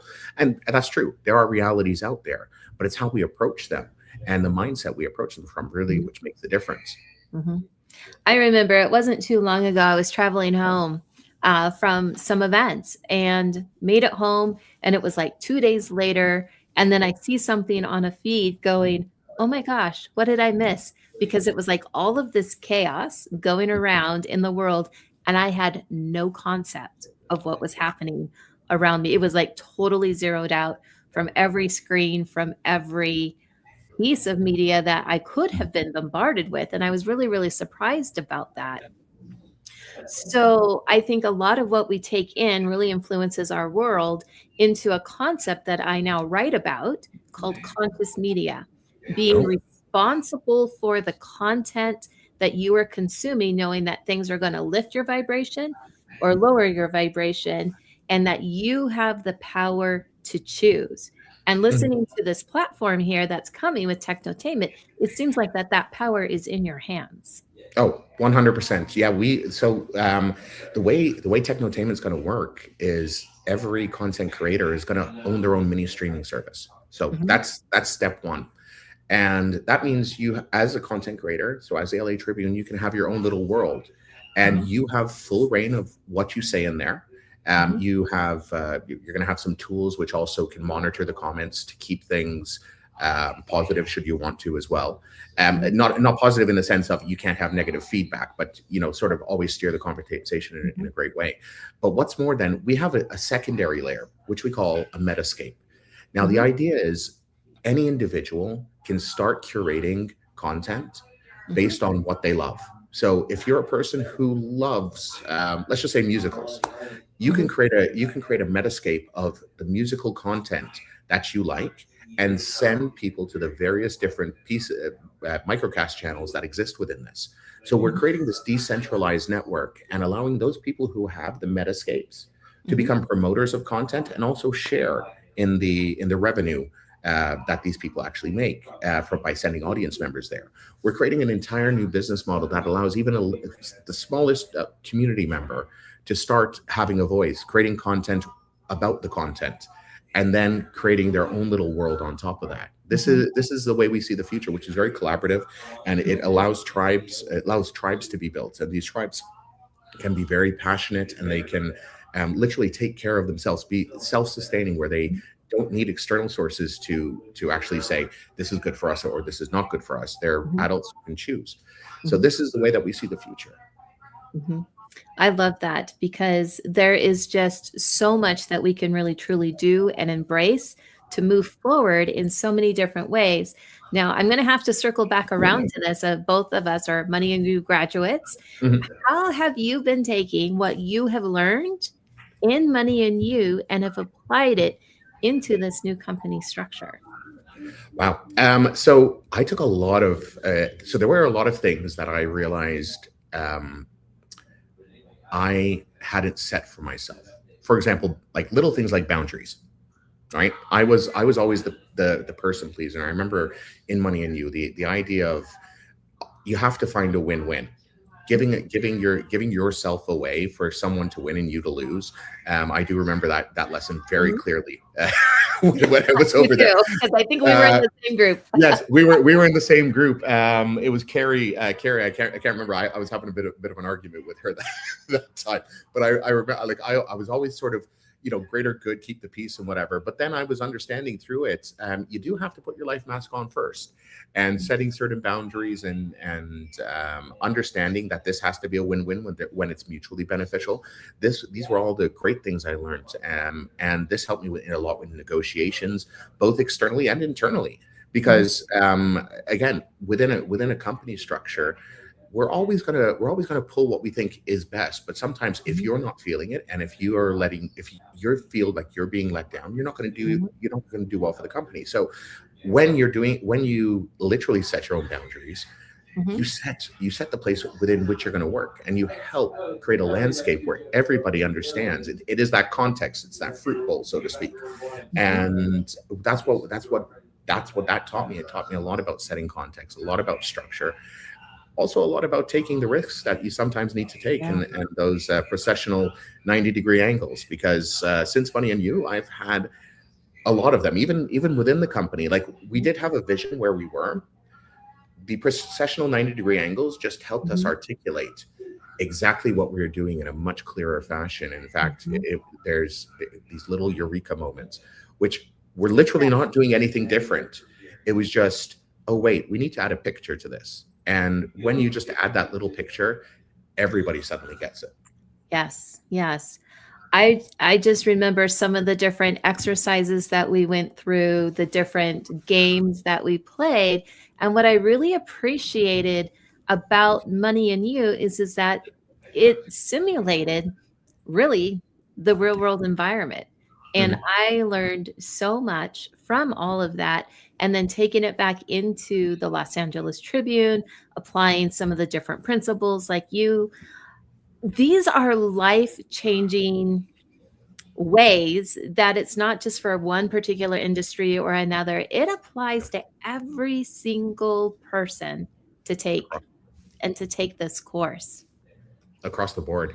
I'm going to be very honest. Going in, I was super skeptical. Like, I was like, what, Niall, why are you sending me here? Like, I didn't sign up by myself. I'm going to hold up my hand. I was skeptical. In fact, the first 2 days I was like, all right. Like the first day and a half, I was like, all right. By the end of it, I honestly, best thing I've ever done. And that's not because I'm on the Money and You, the Money and Leadership podcast. It literally did. It was a life-changing event, and a lot of the stuff I learned, literally deeply ingrained into me. And those lessons are there, and they're there for me to go back to every so often. But they've helped shape the new person who I am, which was different to the person I was 12 months ago.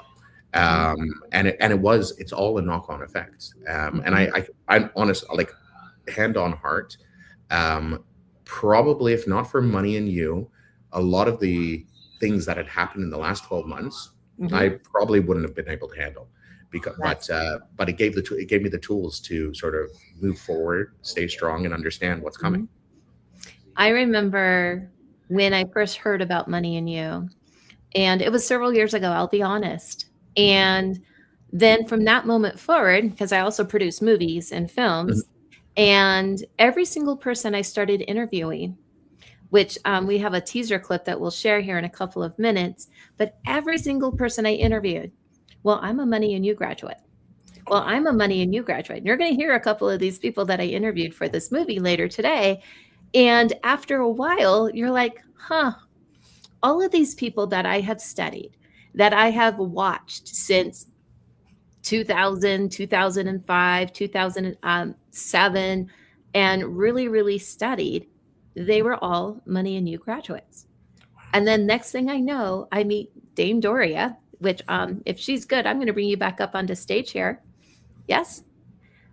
And she's like telling me all of the other people that I have filmed without knowing they're Money and You graduates. And so it took me, I think, a good year to align a class. So I had freedom in my schedule, but I made a promise and a commitment. And then I did the Accelerated Business School as well. But when you see so many of your mentors, and that's the one common thing that they have, that speaks volumes. Oh, you guys make me so happy. And just so we all know, Niall Hanson, who beautiful Wesley has been speaking about, Niall Hanson was one of the pioneers of the cable industry. and he actually was an advisor to Ted Turner before Ted Turner created CNN. So he is one of the OGs, and I am an executive producer of the film that we're going to be showing here in a minute. And I just want to make sure that Wesley, that you guys really connect with all of us so we can use. Don't forget to connect with Donna, because we really want to be able to have it everywhere. And you guys, maybe do some of the ads and all that. But one of the things that I was an executive producer of a program called Conversations with Kiyosaki, and Niall actually he filmed it, and Terry Surya was in it. I think that Keith Cunningham was in it, and Robert was in it, of course. And it was all about conversations about money and you and things, and they wanted me to be in it. And I used to have this whole thing about being an ugly duckling. I really had to do a lot of healing. There was no way in heaven that I was going to be in a movie. There was no way. And it was like, so I said, no, I don't want to be in it. I don't want to be in it. And I wasn't willing to be really on camera until my beautiful friend, Anne, she really got me to clear. And then I had to do the work on myself, that it wasn't about me, but it was about the message. And then I started getting better looking on camera. As soon as I changed that judgment, all of a sudden I started liking myself more. And then one day I just didn't care. It's like, I don't care. Of course I dress up and I put makeup on and I do my best to look good. But honestly, I think that now to have the ability to use media for you to get your message across, to be able to have people choose your programs, your work with systems and techniques like, Technotainment is bringing, and to be able to be in movies and in books and that Donna has here. So Wesley, thank you so much. And if you want to, you can stay behind a little bit, because we have another group of Money and You grads coming up. But first, we're going to show this beautiful film. So thank you for coming, Wesley. But Thank you for having me, Doria. You're very welcome. Thanks, Donna. And do watch around 7:00. It's going to be amazing tonight. Just watch it. Yeah. Go ahead, Donna. All right. We're going to play our quick little clip here. Through every age and every civilization, 5 pillars have carried us. Hold on here. We have a moment with technology. Every age and every civilization, 5 pillars have carried us forward. Health, relationships, money, mental wellness, spirituality. For the first time, the voices that have shaped how millions of people think about greatness. They share what they have never said on camera. Ancient wisdom, modern breakthroughs. And together, they form the living pattern that leads us home to who we truly are. These are the pillars of power.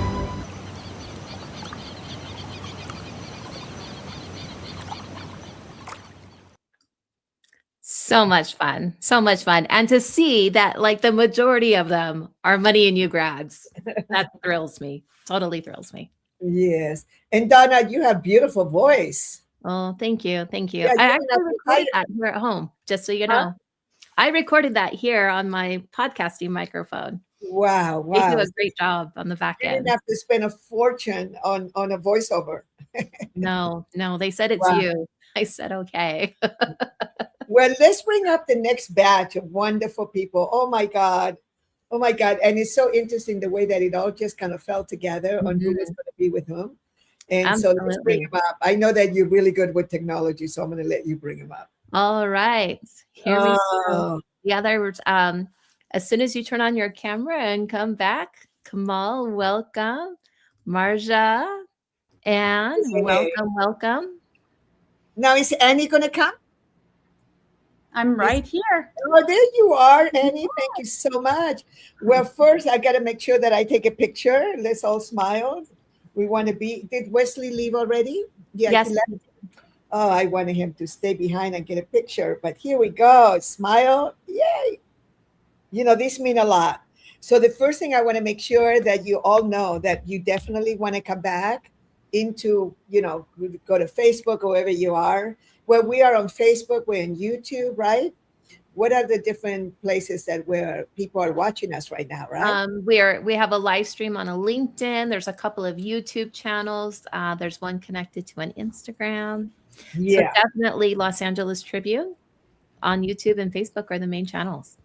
So we want to make sure that you listen at 7:00. All right. Because right there, you're going to have a group of people that a few people that are so much in alignment with everything that we are about. So what I want to do is I want to just really thank you for taking the time to come in and see us. And in between, my sustenance, I've lost about 16 pounds in the last probably month and a half. And part of it has to do with the 10-day retreat that we did. But then I'm back to just all that healthy food. And we went out and we bought ghee and all these things. And Kamal and Annie have a business that's so committed to that. So these are, of course, Money and You graduates. And this is a leadership, money and leadership. And what we mean by that is to really be an example to people and creating economic engines and creating wealth and doing things and using all the principles of business in order for us to make the world better. And the two of you are masters at doing it through your beautiful food and your beautiful product and services. And then we also have our beautiful Marja. Now, Marja is our attorney, military, bodyguard, in every level, and has the ability to be able to really, she's the publisher of the book. And for those of you that might have missed it a little earlier, wow, this is such a beautiful book. And I delivered it yesterday to one of the people, Bill Allen, I speak about him in the book here. And I was so proud to show him. I mean, and he holding the book and just going, this is a coffee table type of book, right? And it's like my dreams came true. And so now we have Marja, who is also not only a publisher, but she's a curator, one of the best ever. And some of the people I have a lot of publisher friends, and they just couldn't understand why I went with you, Marja, but it was just energetically. We understand energy. So what we'll do is we'll go ahead and go to Kamal, and let's go to Kamal first, the best looking guy in the room here. And what we'll do is we'll have you speak about how you express your leadership and your genius into beautiful systems and food. Go ahead. Absolutely. Well, first of all, it's lucky I'm the only guy in the room. And so, I'll start with Buckminster Fuller, which is something that you really helped ingrain. So it's never changing by fighting the existing reality. You change something, building new models, making the existing model obsolete. And so people fight for money. There's scarcity. There's this whole movement about consciousness and spirit. And in fact, the trailer, which was wonderful, that you just shared with us, was about ancient wisdom. And that is what Aria is all about. And so when I thought about it, and so many of the names you have in that movie are amazing people. But when you put them all together, how many are they truly reaching?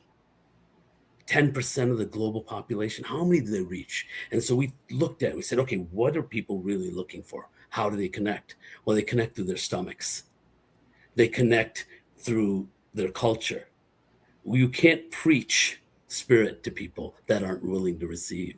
So what if we embedded that by not being the authors, but by working with the elders who don't understand money, which is where Money and You came in. And one of the things you taught us was money is not a tangible thing. It's a concept. It's an abstract. It's an energy. And so what if we embedded all of that energy into what we do, into our systems and the way we work, and simply radiate that out with all of the experience we've had building massive businesses. And so by doing that, the amazing people just showed up, including you. Thank you. Thank you. Annie, what say you? Well, first of all, it's so lovely to see your beautiful faces again. It's been a while, and after hearing everyone speak, it was very interesting how the many different ways to approach leadership and money. And I was thinking how different my path into this has been. I've really come to terms that I don't fit in the traditional image of a business leader. And for a while, I wasn't sure if that was a weakness or not. I didn't come from a background where I was trained in finance or strategy, and I'm still not the person in our company who leads that side of the business per se. But what I've realized, especially over the last few years, is that leadership isn't just one thing. And I think that for a long time, a lot of businesses or a lot of companies, they've valued one type of leader, and the person who has the plan or the strategy or the structure, all the answers. But in my view, and what Kamal has been trying to put in this head of mine over and over again, is that it's not the whole picture. And the fact that I came into this chapter of my life later in life, I started over as a middle-aged woman, and that changes you. Because when you begin again, you're not building from ego, you're building from your heart, from your truth, and you've lived enough to know what matters and what doesn't. And so for me, leadership really became clear when I tapped into what my strength was, which is connecting to people. And because I feel things deeply.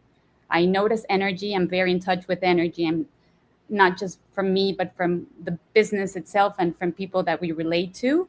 And I care about how something lands, not just what it is.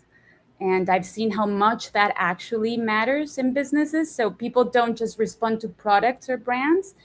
They respond to authenticity. They respond to what feels real.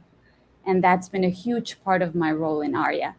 Holding that feeling, being the heart of Arya, like Kamal calls it, holding the integrity of what we are building, making sure it actually means something.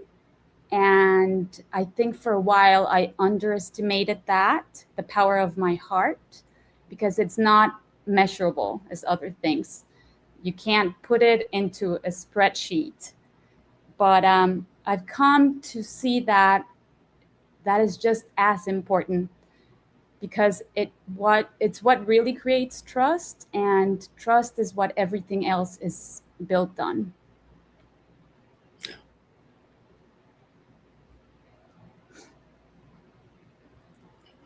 We lost you, Dorian. I'm going back to sitting again here. You know, I don't know about you guys, but I can only sit for so long, right? So I was just going to say, this is a great conversation because this is exactly what happened for me. Annie, I didn't know there's titles for people like you now. There's all kinds of inspiration. What do they call him? Chief Inspirational Officer, right? Yeah, right. Yeah, Exactly. yeah. They actually have a title for it. But when I attended my first business school back in 1978, which is where Money and You came from, I was 28 years old and I had been in the legal system for 8 years. And I had always been told that, because I was a very beautiful young woman. And so I had all kinds of attributes that would make people think that I wasn't smart. And so I kind of I kind of hid my genius quite a bit. And then I was at the business school, and we were playing this very powerful business school games. Marshall Thurber, the man who created this curriculum, he took the curriculum from like Harvard and Yale, and they study. They do case studies, except that he made them experiential, right? So we were playing, and we had this case that it had to do with heart, and it had to do with how much they had sold the company eventually, and it was either the money was going to be it was going to be a certain amount if you gave the money to somebody that had been with the company for 35 years, or they were going to not give them that money. And so my team decided that, no, we're not going to give them the money. And I said, no, when they sold the company, the guy had a lot of heart. He gave the money to this man. He actually included him, and they tried to overrun me. And I said, I'm not sorry. I am sorry. But this is a heart thing. There's no way that this man, because they kept talking about it, how loving he was and compassionate, and that he had, I mean, they literally were giving us the answers in the case studies, but nobody could see it. And then I said, sorry, I'm not going to go vote with you guys. And if you don't vote with me, we're out. Because we all had to agree, and they all were so mad at me. And they go, we're going to lose, and we're going to do all of this, right? And I stuck with it. And then we went to all the other groups. It was time to see who had won, and we won. We were the only team that took into consideration what really had happened. And everybody was just in shock that, number one, we had won, and number two, that I had been the one that had really instigated that. And then it was when I went to my big transformation.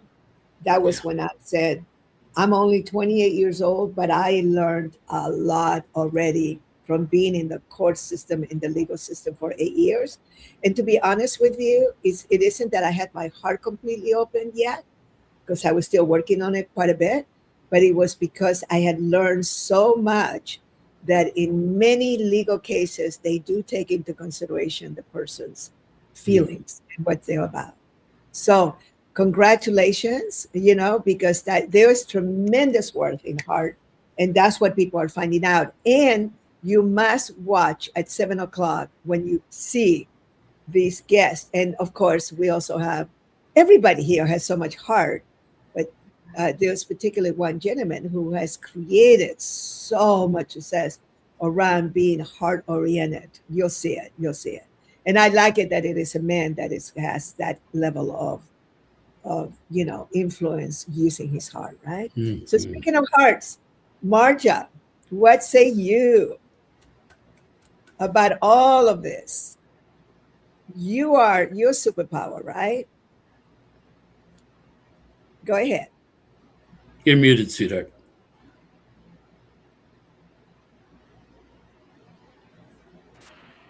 Wonderful. Can you hear me? Yes. Yes. Hello. Hello. First, it's just a joy being here with all of you. Kamal, you have fed me so many times with your amazing nourishment from your company. And so I'm just already like mouth watering just from the memories of all of the delicious food that you shared at Money in You events, and getting to experience those amazing transformations. Anna, hello. So good to see you. Hello. They're going to be coming back to do it again. Yay! Awesome. And Doria, I have stopped even trying to figure out why you and I were brought together when we were, to create the Money in You trilogy, to create the relationship that we have, and just the abundance of blessings that have come out of the moment that I walked into a mastermind, and out of all the people in the room, this tiny spitfire of a woman walks over to me and just declares, "You're mine." and then I'm supposed to be flying home to Germany, and she says, "No, you be in Texas next week at Money and You. Yes, ma'am. And suddenly I find myself flying to Texas, attending Money and You. And the same as what's one of the other guests said earlier, I'm thinking, I don't need this. I've invested 7 figures in personal development. I understand this. I'm in this world. I teach this stuff. I don't know why I'm here. And I had a similar experience. The first day, I'm just like, yep, got it. Yep, refresher. Remember that. Oh, that's familiar. And about 3/4 into the day, I just turned and looked at one of my friends who was also there having the same thought, Peter. We looked at each other, we went, uh-oh. And we realized that we had just stepped into the vortex of something completely different that was about to open us up, just crack us wide open and create a very different experience, not just for us with our money, but for us with ourselves. And there's a reason, and you mentioned it before, Doria, where on the cover of the Money and You book, the U is bigger than the word money, because this is what Money and You is really about. And years after I attended, it's like a slow release pill. And Kamal's laughing, you know exactly what I'm talking about, right? Where it just keeps releasing and like, oh, that's what that is. Oh my gosh, I'm getting it. And every day I'm getting downloads and insights and understanding the journey that I'm on more and more and more. I just got back from Peru, and I'm looking at these beautiful Mayan temples and all of the things that civilizations have created and that cultures they are creating now and what they're doing, and walking barefoot through the grass in Machu Picchu, feeling all of the energy from the mountains, and I'm getting a Money and You download standing there. And I'm like, oh, okay, got it, understood. And this is an experience that I am forever grateful for. And even as I come back time after time again, like many of the graduates, to attend and support and be on the logistics team, and I'm still learning. And I feel like this is a lifelong journey. One of the things that I was freed from was what I didn't realize I was living in was almost a tolerable unhappiness. And it's something that we learn and we call it normal. And we think, yeah, everybody's unhappy in their job. Everybody's, just waiting for the weekend and hoping for that 2-week vacation after, being miserable for months on end. And yeah, of course, everyone's miserable. And we have been fed this lie that we have to be miserable in order to get money, that we have to suffer for abundance, that lack is something that's real. And in Money and You, we learn the truth that we actually get to choose abundance, that tolerable unhappiness is actually poverty. And it's poverty of finances, poverty of spirit, poverty of relationships, poverty of mind, body, poverty of our emotions. And when we step into choosing abundance for our life in every area of our life, everything opens up. And we truly understand why the You is so much bigger in the Money and You. And why, when we go through the experiential learning of Money and You, the event, that we are being cracked wide open. I understand why people that walked in stoic were suddenly broken down crying. But not because we made them cry. Not because, us. no, it's We're because gonna they were be- cracked wide open. We were cracked open. All of the things, all of that tolerable unhappiness that we had deemed as normal, that we were taught that we were supposed to have, has suddenly shifted. And the truth was so evident and so overwhelming that it was released in tears. Yes. That it was open and we were washed free from that lie. And so if you have attended Money in You, experienced Money in You, that's a better word. If you have experienced Money in You, you understand exactly what I'm speaking about. And if you haven't, I really hope I see you in a few weeks at the next one, because it absolutely changes your life. I know it did for mine. And this book and the other two books are a glimpse into the beautiful mind of Doria, the visionary who expanded Money in You and is continued to expand Money in You across the globe.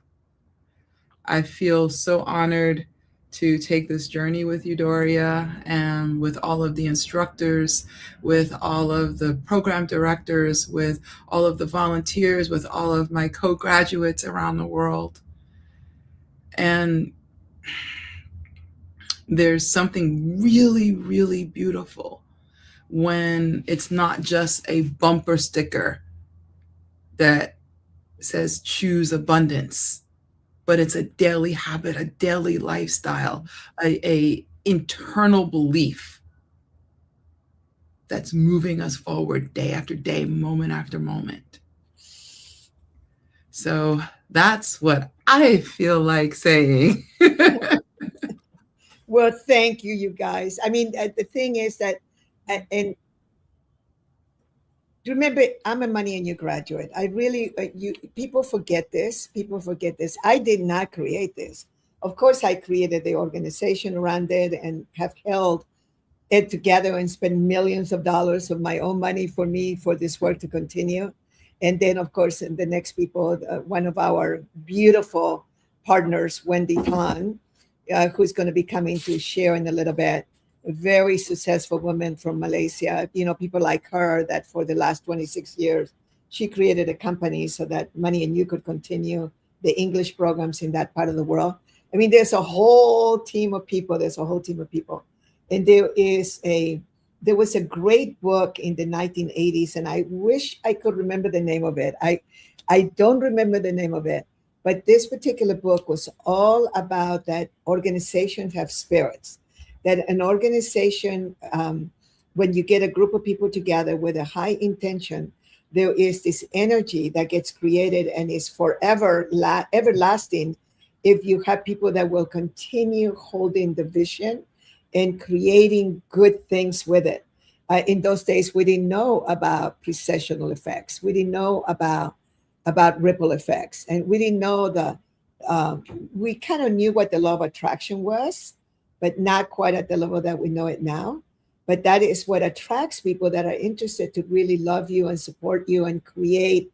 I mean, look at Mo and the team, and of course, Donna and the team that support us in having this platform for you all and for people to get to know you guys and your products. And so it's a law of attraction that begins to pull people together.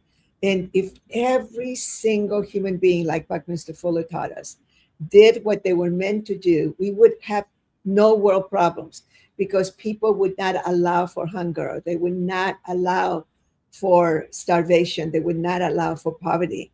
And a lot of our young people, and also a lot of the mega wealthy, and we're going to have an example of that a little bit later, of people that are saying, no, not in my watch.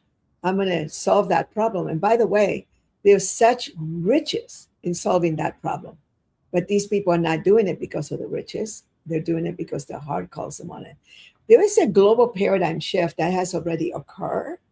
And that's what we're bringing you people. This is what we're showing you, because all these business owners, these people that have beautiful, beautiful products, that is what they're creating. So before I bring up, I'd like to bring the next group of people so that you guys can all be together for a few minutes. But before we do that, Kamal, can you just share what it is, the product that you have, that you and Annie have, that is so beautiful? Go ahead. I think you're on mute. I had to mute you because there was some little noise in the background. How's that? Much better. Okay. So everything about Aria is about consciousness.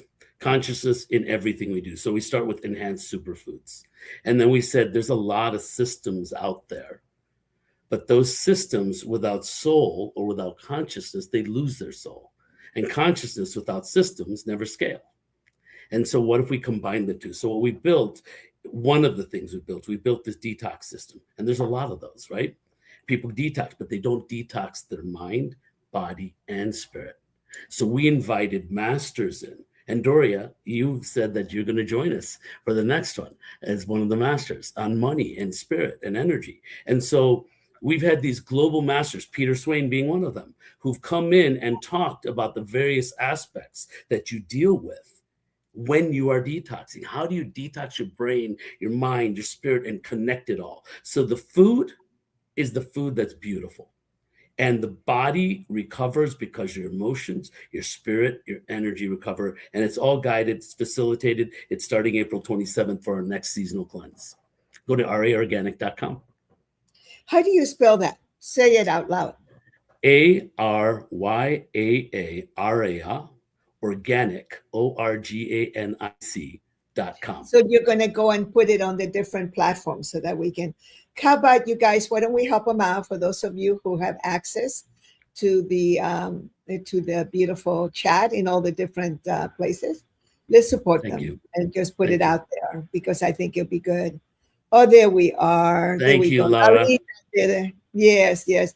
Another person that will be in the program, and she'll be in the next program. She'll be in the next event that we do like this. She's amazing. Yes. So anything that you would like to share before we bring the other batch, Annie? Anything that you would like to share? I do. I just wanted to share my experience with you, Doria, with Money and You. I walked into that first time with very opposite beliefs that I have right now. I really didn't think that I deserved certain things in my life. It could be just genetic programming, and then I started questioning myself, how I perceived money, my relationship with it, the people who I would surround myself with, and I believe it was Grandma Sparky who spoke earlier. And that truly resonated with me, because she talked about how people you're around influence how you see money.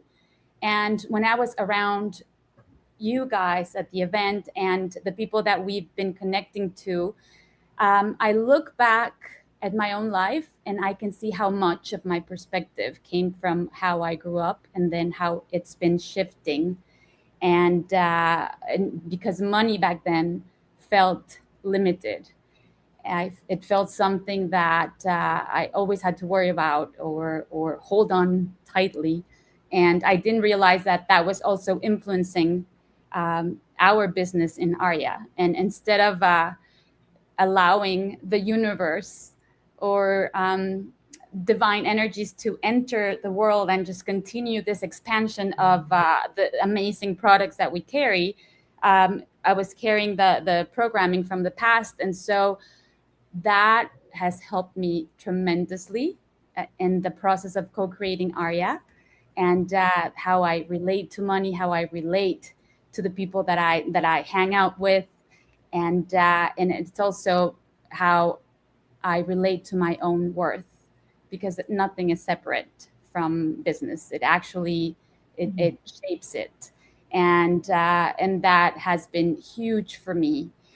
And I continue to come to learn about more and more about myself, my value, and it's been naturally transition into how I show up now, what I believe is possible, how I present myself to the world, how much I can serve. If we act from a constriction and lack, then we can't really reach people out there.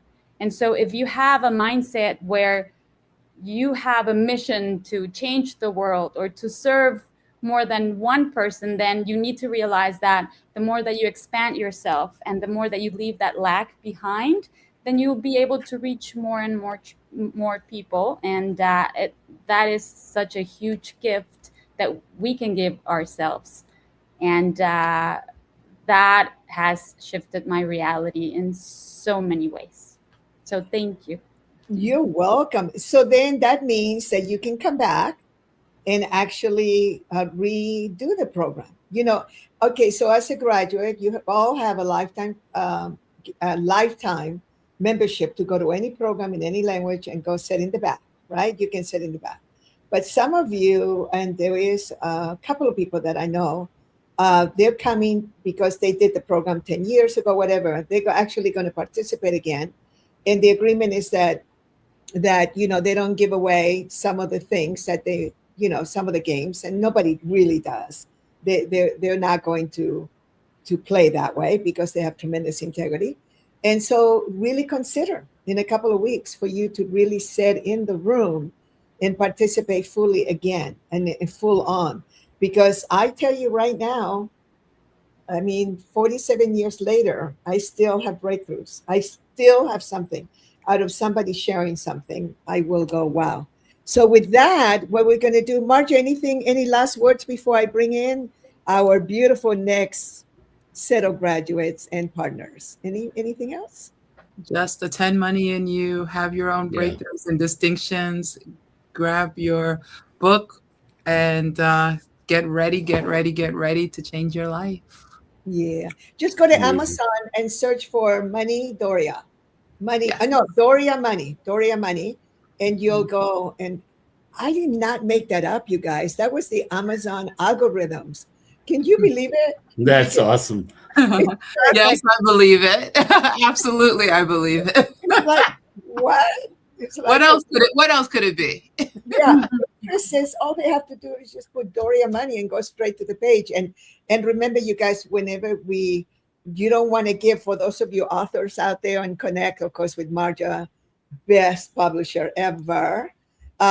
So what you want to do is you want to, you know, make your book and put your words out there and really learn from all the different systems. And one of them is support all your friends who have books by searching for them. And that brings up the algorithm. So I do that all the time now, even for fun. I'll just go, somebody is published a book, just to be loving. I just go and I search for the book. And then sometimes I buy it, sometimes I don't. A lot of times I don't, but I just do that so I can kick in the algorithms. So there's all kinds of little hacks that you can do. So with that, and Donna, can we bring our we have two dames coming up. I wonder who knighted them. I wonder who. Oh, and we're good here with Dame Wendy as well. Welcome. Yes.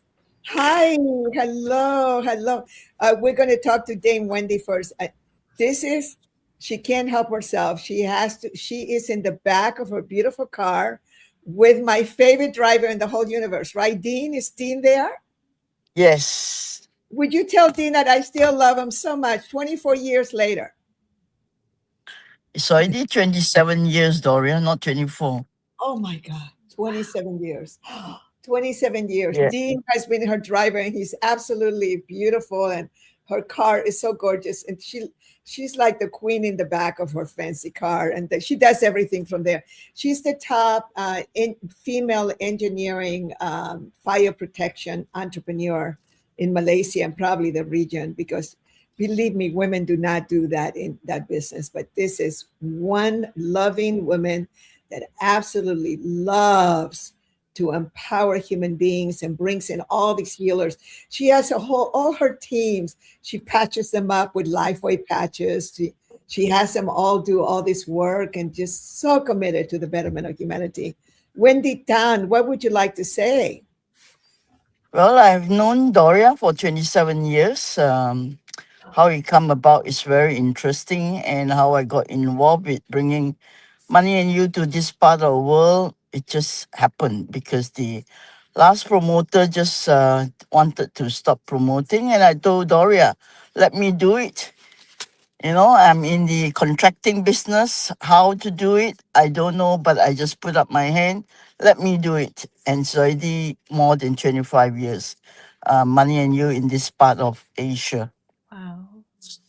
And So they generally, they do translation. They do simultaneous translation. They have it in English, Thai, and Japanese. And it works. yes, Can you it believe that? does. Woo! Yeah. All right. And then of course I have actually have knighted them, and that's why they have their beautiful names there. What an honor. Anybody that I knight they're already knights. They're already knights of the heart. They're already dames of the heart. It's not like it's just an acknowledgement of the beauty of their lives. And thank you. We'll come back to you. And Dame Marie, do you want to say anything to the group that's leaving? Aloha. We have the Feng Shui Queen. I got my horses sitting right there. Yeah, so lovely to have been listening. And thank you so much, Dame Doria, to have invited me. And as a graduate also from Money and You in 2005, I think it was. So it's been a while already. And so happy to be here with all of you. Thank you. And anything you would like with this particular group, just give us, before they leave, can you just give us a little hint about the year of the golden horse? What say you? Well, it's the year of the fire horse this year. Right, but you can put a golden horse out if you wish to. Yeah, the fire horse is actually a very big year because it has so much fire in it. And fire is all about speed and new technology and business opportunities and leadership. And so it's a very abundant year. So definitely Money and You is right on track to be even more expanding in the fire horse year. And so I would say the only thing you need to be careful in the fire horse year is that you ground yourself, you find balance, you don't overdo things because it will be going very fast.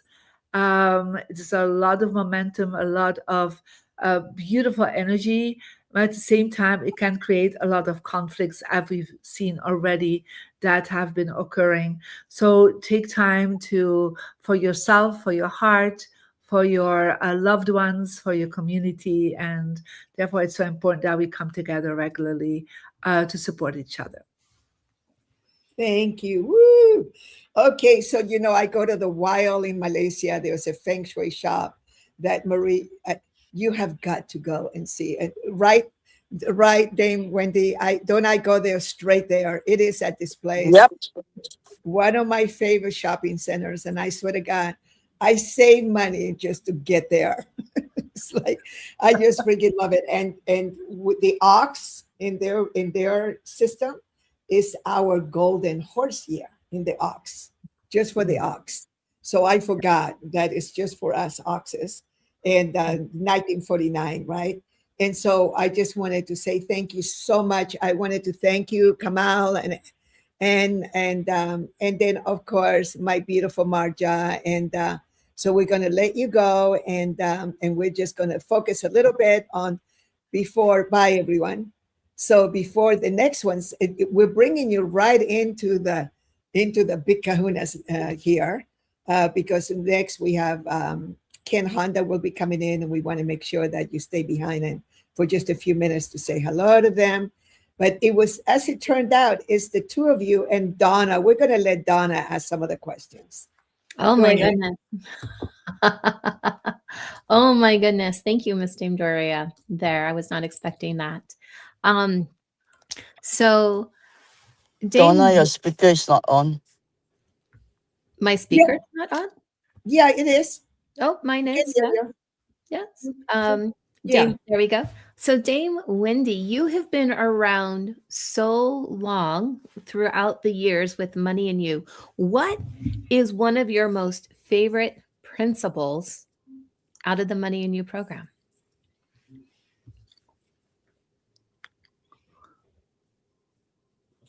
Oh, are you I don't good think there? she can hear I you. don't think I she don't hear her, Dame Doria. Okay. What Okay, we we'll can hear you. We'll put you in the back and we'll figure out your yeah. sound here in just a moment. All right.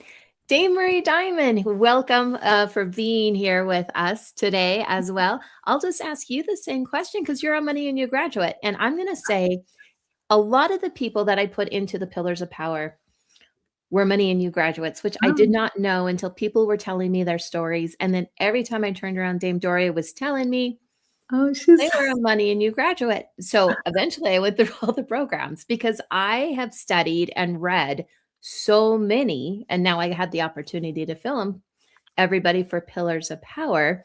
What was one of your favorite principles with Money and You?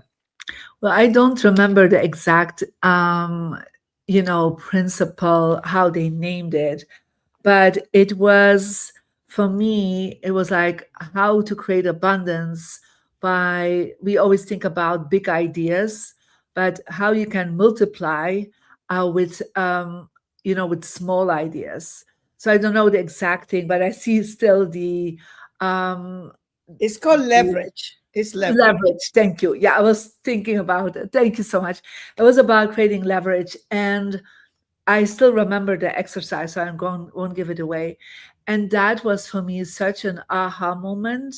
I just had come from Europe to America. I just started my business, and I remember as Jack Canfield was one of my clients, I asked him, so if there's one course you would ever do again, from all the things that you have established and connected with teachers in the self-help world, I said, I don't have time to go to all these people's classes. And I said, one, just one. And he said, well, that's easy. It's Money and You with DC Cordova Doria. And I was like, okay, I'll go there. And so that one, it was almost like a game, right? The game, the test about leverage, that just hit me so much. And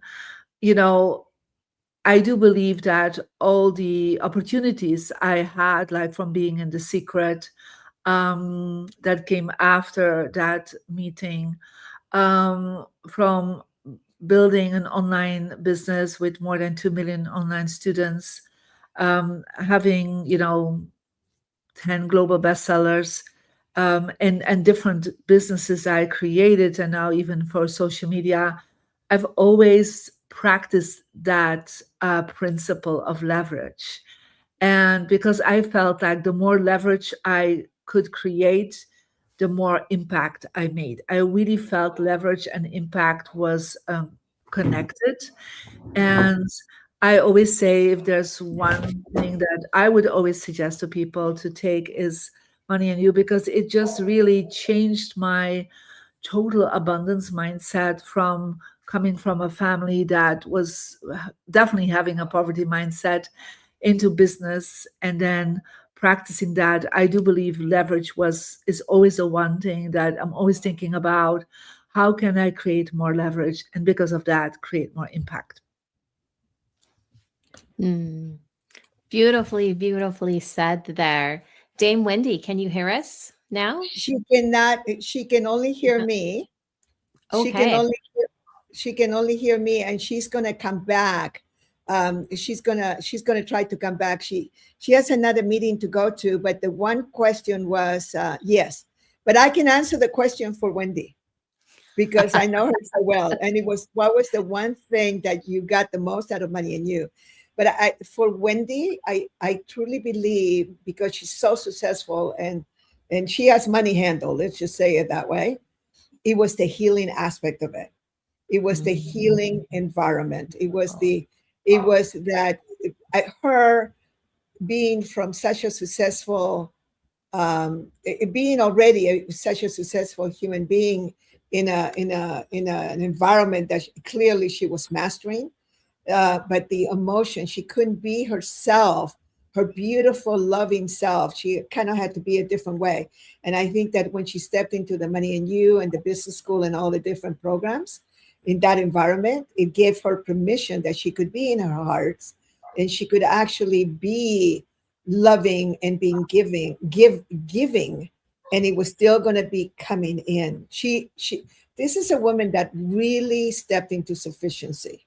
And there's a lot of really wealthy people that just really never do, but Wendy really did. And her family, I went out to brunch one time with her whole family, and it was like I said to her, I don't know how you survive this family, but you are a strong girl. It's just that it isn't that there's nothing wrong with the family. They're just like very traditional. And she was, this beautiful woman that just kind of had to step out of it. It's an environment that's very different than the Western environment. I mean, it is Malaysia and her family is Chinese and all that, but it was like her stepping into her own authority. Would you say yes, that's correct? Yeah. Yes, perfectly. Perfect.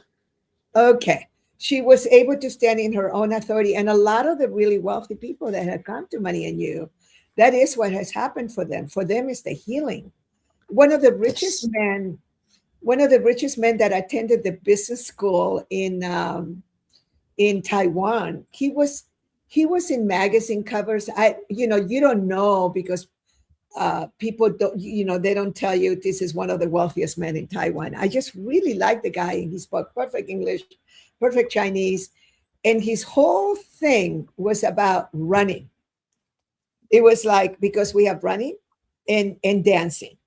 So he had everything, but he thought that he had lost his youthfulness and that he had lost his ability to be in his body and enjoy it.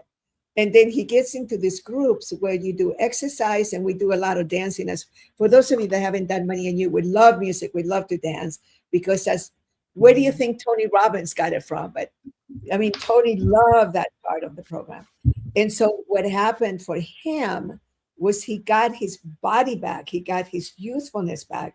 And it was like, I just looked at him later when I found out how wealthy he was. I said to him, you rich people, you get the most interesting thing out of this program, and they get themselves back. And to them, how in heaven, how much do you pay for that? Because you can't really find it until you go within.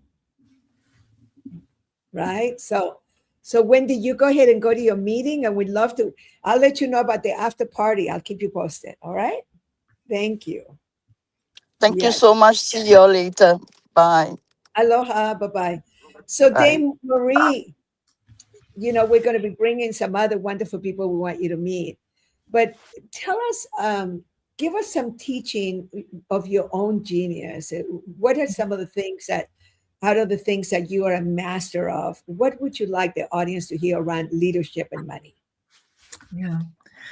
So, well, one of the things that I have focused on in the last years to understand that in order to be a leader and to have the abundance, that it's not only the mindset, but that also your environment is affecting you. And so in the Chinese tradition, there are 3 aspects of how you can actually tap into your leadership. The first one is the spiritual aspect of yourself, and that's your connection with God, the universe, your soul, whatever that is in your own religion.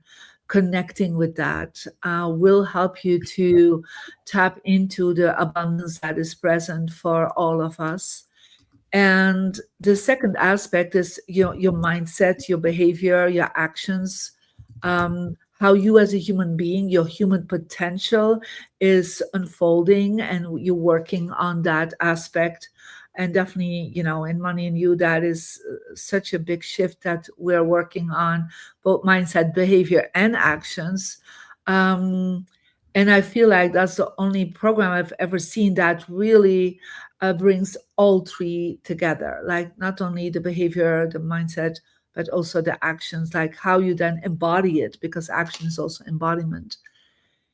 And then the last part of creating leadership and working with abundance is also your environment. It's a place where you work, where you live, where you sleep. That needs to also be an expression of that money abundance mindset. And of course, you are also in the center of your environment. And you need to understand that everything aligns ultimately, that spirit, your own human potential, and your environment aligns. The environment is not just the people you are connecting with, it's literally the physical environment. So in my latest book, Your Home is a Vision Board, I talk exactly about how that part of the environment is responsible for 1/3 of the results. And like in Asia, they're very aware of that.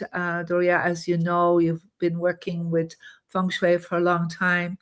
And I really felt that that was a missing link, that I felt as somebody who studied in Malaysia with a grandmaster, brought that in a more Western approach to America and to Europe and to other countries, to understand that it's not just your mindset, but it's also the subconscious mindset of your environment is going to affect you nonstop.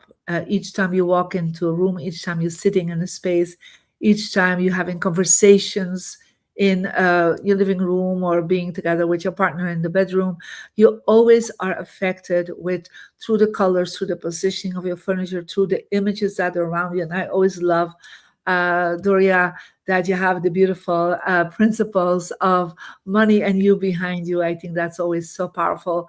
For me, it's, my vision board is different than your vision board when we're going on Zoom. But the whole point is that you need to understand, you need to become aware that your environment needs to be a reflection of the mindset. And if you have clutter and you're not organized and it's not beautiful around you, that it actually is going to stop your abundance mindset. You'll create more poverty mindset if you are not aligning your home with what is living within you and what you want to create as an impact in the world. Yes. Thank you. Yeah. Yes. Okay. Yeah. Everything that you're talking about is so incredibly true. And I remember one of the things that you had shared with me a couple of years ago was having, paying attention to your environment, but also having an amethyst crystal in a certain quadrant of your room. And I love this story because you said it to me not once, but twice. And it was the second time I'm like, I need to do this. So the very next day, this crystal, I have this 250-pound geode, I somehow managed to scoot from my living room, put it in the wealth and success corner of my office. You can't see it, but it is behind me. And to put it there. And if I don't have on my screen here with the Los Angeles Tribune, you actually do see it on camera. And that one piece, because amethyst represents abundance and so many other things, changed a huge trajectory in my life. And I remember when I shared with you in person, you went, how did that work out for you? And then I went, well, you're standing in front of me now. But it is so true. Our environment is responsible for 1/3 of our wealth.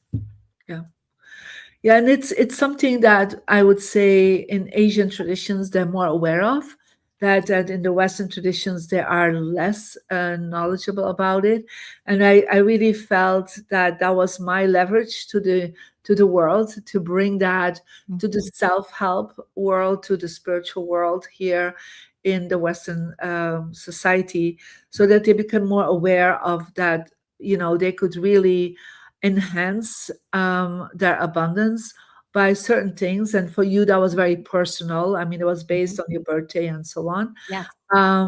But I've seen it myself, what all the wonderful things that have accomplished, from being literally a lawyer in Belgium to being, a global transformation leader and speaker. That would not have happened without tapping into that environment. And I see sometimes people do wonderful things with their mindset, and then they go back into their home, and then all the breakthroughs that they had, it could be in a seminar, could be in online, could be reading a book, sometimes doesn't go to the next level because the environment is telling a different story. And so I always say, who will win? The home, who is bigger than you, or you. And so if you could align that together, then that is actually where you have even a stronger flow of energy, a stronger trajectory, because you are aligning both together. Yes. Dame Doria. I was just going to say, so when I was in China, I asked long time ago, how does Feng Shui, where does it come from? This is way before I met Marie. What is it? Because I've heard about it for so long. And they were explaining to me that way back in the day, way back, thousands of years, they discovered that they would put the fruit and the food in a certain place in the house, in their little hut or whatever. And if they put it in one place, it would go rotten very quickly. But if they put it in another place and in a certain situation, in a different place, then it would thrive and it would last. And it was there that then somebody decided to study it. But anyway, I'm so happy that you get to be here. But let's bring up the next. Ken Honda wants to say hi, right? And then we have a new friend, and I'm learning how to pronounce his name, Dr. Udi, I believe. Hello, Mary. Hey. Hi, Hello, Ken. Donna. Wonderful. Hello, Hi, Dr. hello. Udi. Hi, Mo. Hi, Doria. And Mo, Mo wow. had to come in. Mo had to come in. It's All like the rock stars. Yeah, he says, I'm not going to miss out on this fun. So anything you'd like to say, Marie, to our beautiful Ken Honda and our new friend, Dr. Odi, how do we pronounce your name? Yeah, you nailed it. 2 letters, Odi, as in overdose on inspiration. Odi. All right, Dr. Odi. But what would you like to say, Marie, to Ken? Oh, well, brother, it's always wonderful to connect with you. And we see each other at least twice a year, but I think this year we're going to meet each other 3 times, and then sometimes online. So it's always a pleasure to see you. And I'm so happy that you were able to bring Money and You even more into Japan and help the Japanese society thrive even more with Money and You. So I think that was such a beautiful connection that you and Dame Doria had on this. Yeah. Thank you. And Dr. Odi, I'm looking forward to hear more of your work. And Mo, it's of course lovely. We just saw each other last week. So You did. looking forward to do some more things with you. Absolutely. And I just want to chime in for a minute and say it's a pleasure and privilege to have Ken Honda here. What an honor. To have Marie Diamond here. What an honor. Dr. Odi, pleasure to meet you as well. And of course, we have the Pillars of Power film series that's debuting very soon. And the Pillars of Power film has all of the great world teachers that have come together. And I believe it's one of the highest anticipated films in this genre in decades. I think the last time a film had this level of quality, this level of teachers was decades ago, at least 20 years ago, where we had this amount of support from some of the top teachers from around the world. And what makes it exciting is the Pillars of Power is also going to be coinciding with the world tour in movie theaters and different venues where people are going to gather together, watch the film, and then afterwards, you're going to have an opportunity to hear from the cast members, from the stars, from the directors, and have conversations and discussions over the 5 principles of your life. And so it's a movement. It's not just a movie where you watch and get entertained. It's a movie where you can watch and interact. And that's the distinction. It's a two-way road, where most movies, it's a one-way road. But the Pillars of Power with Ken Honda, with Murray Diamond, it's interactive. And so whether it's with our workbook at home, or whether it's with one of our master teachers, we're going to do it in Europe, Murray. We're going to do it in Japan, Ken. We're going to do it all over the United States. So stay tuned for the Pillars of Power World Tour, where many of the teachers will be featured there as well. So lots of big plans to impact the world. And quite frankly, the world needs it right now. Quite frankly, I think the world could use a little bit more unity, a little bit more love, a little bit less division, a little bit less envy, a little bit more abundance, a little bit less hatred, a little bit more love. And I think it's our obligation as teachers and as people in this business to keep people heart-centered as much as possible. Yeah. It's very easy to slip into the ego. It's very easy to slip into the other parts of the body. When we don't have an abundant world, it's very easy to slip out of the heart. And so the message of Pillars of Power for people is to live an abundant life and be heart-centered.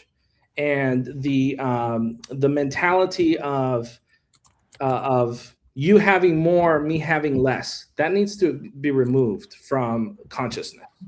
Just because Ken Honda is doing well doesn't mean Mo Rock has to do bad, right? Or just because Murray Diamond is being successful doesn't mean someone else has to do bad. We can all have success, and we can all be self-reliant, and most importantly, operate from our hearts. That's where leaders are at their peak. And it's our fiduciary responsibility to spread that message. And the Pillars of Power does exactly that. And Donna Campbell, who's a visionary, the film would not exist without Donna Campbell. So It's an honor to be a part of it. And thank you to Marie. Thank you to Ken. The two of you are major cornerstones. Marie Diamond is helping us reach all over Europe. Pillars of Power reach all over Europe, thanks to Marie Diamond. And of course, Ken is helping us reach all over Japan. And so we're at the beginning stages of what will be one of the biggest moments in the transformational industry. So I want to thank everyone, and I'm just excited for the Pillars of Power film. Thank you. How about your global business developer? Is she taking it anywhere? Or is she being a schlipper? No, of course, our global business developer is doing a wonderful job as well. Thank you, Dory. Guys. I love titles. So I have two titles with them. I'm an executive producer, and boy, am I executing. You should see it. Everywhere I go, I'm like, hey, you guys, we got to do this. And we're going to do it all over Asia. We're going to do it all over the place. We're going to take it to India. We're going to take it to wherever Money and You graduates are. And they are all over the place. So thank you so much, Mo. Mo, make sure that you come back in about 20 minutes. So thank you so much, Marie. And so we're going to turn it over here. And Marie, if you want to watch in the background after 7, you might enjoy the conversation too. Yes, thank you. Yeah. Thank you, Mary. All right. Here we go. So Ken, have you been listening to the conversation? We're talking about leadership and money and happy money. We all are starting to Is she word muted? happy money all the time. Why can't I hear her? Oh, you cannot? Can anybody else hear me? Okay. Okay, Yeah, so I can hear you just fine. Can you hear me, Ken? He can't hear anyone. This is strange. Can you hear me, Ken? Oh, you can hear me. I guess Ken and I are Yes, I can hear you, Dr. Odie. And Okay, Donna, Dr. can Odie, you say something? Hello, Dr. Donna? Odie, you I can't hear you repeat the either. question. So only Okay. Dr. Odie and me are. Maybe we Okay, should take over. I can play the middleman. Yeah, sure. Yeah, Please play go the ahead. middleman. Go ahead, Donna. Yeah, Go ahead and Doria. No sound. Okay. Go ahead, All Donna. right. Maybe Well, Dr. Odie, while they're figuring out the audio Yeah, stuff. Ken, I'll play the middleman. I'll relay what they want to say. Go ahead, Donna. What do you want me to ask Ken? well, money is such a central Oh, part. yes. So, Dr. Odie, nice meeting you. Since well. they are muted somehow, can you explain about who you are to the viewers? Sure, but Donna has a question for you, so I'll ask the question for her. Okay, so give me 1 sec. Let me listen to her. Go ahead, Donna. Oh, okay. Okay. So the question that we This is have is interesting. the money in you. I mean, there's a huge centerpiece around you, but there's also a piece around money. And one of the most beautiful principles that I've heard you speak about is what really is happy money and why that is so important. So can you share that story with us? So Ken, you're being asked to share the story of happy money because there's an Okay. emphasis on, yeah, go ahead. You know what that is. Mhm. Go ahead. Great. This is such a fun game. I used to play a lot when I was a kid. Like you whisper something, and then after 5 people, totally different story.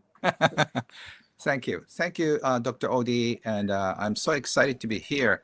I flew into Bali, and I'm going to teach a seminar in Bali about happy money and money healing as well.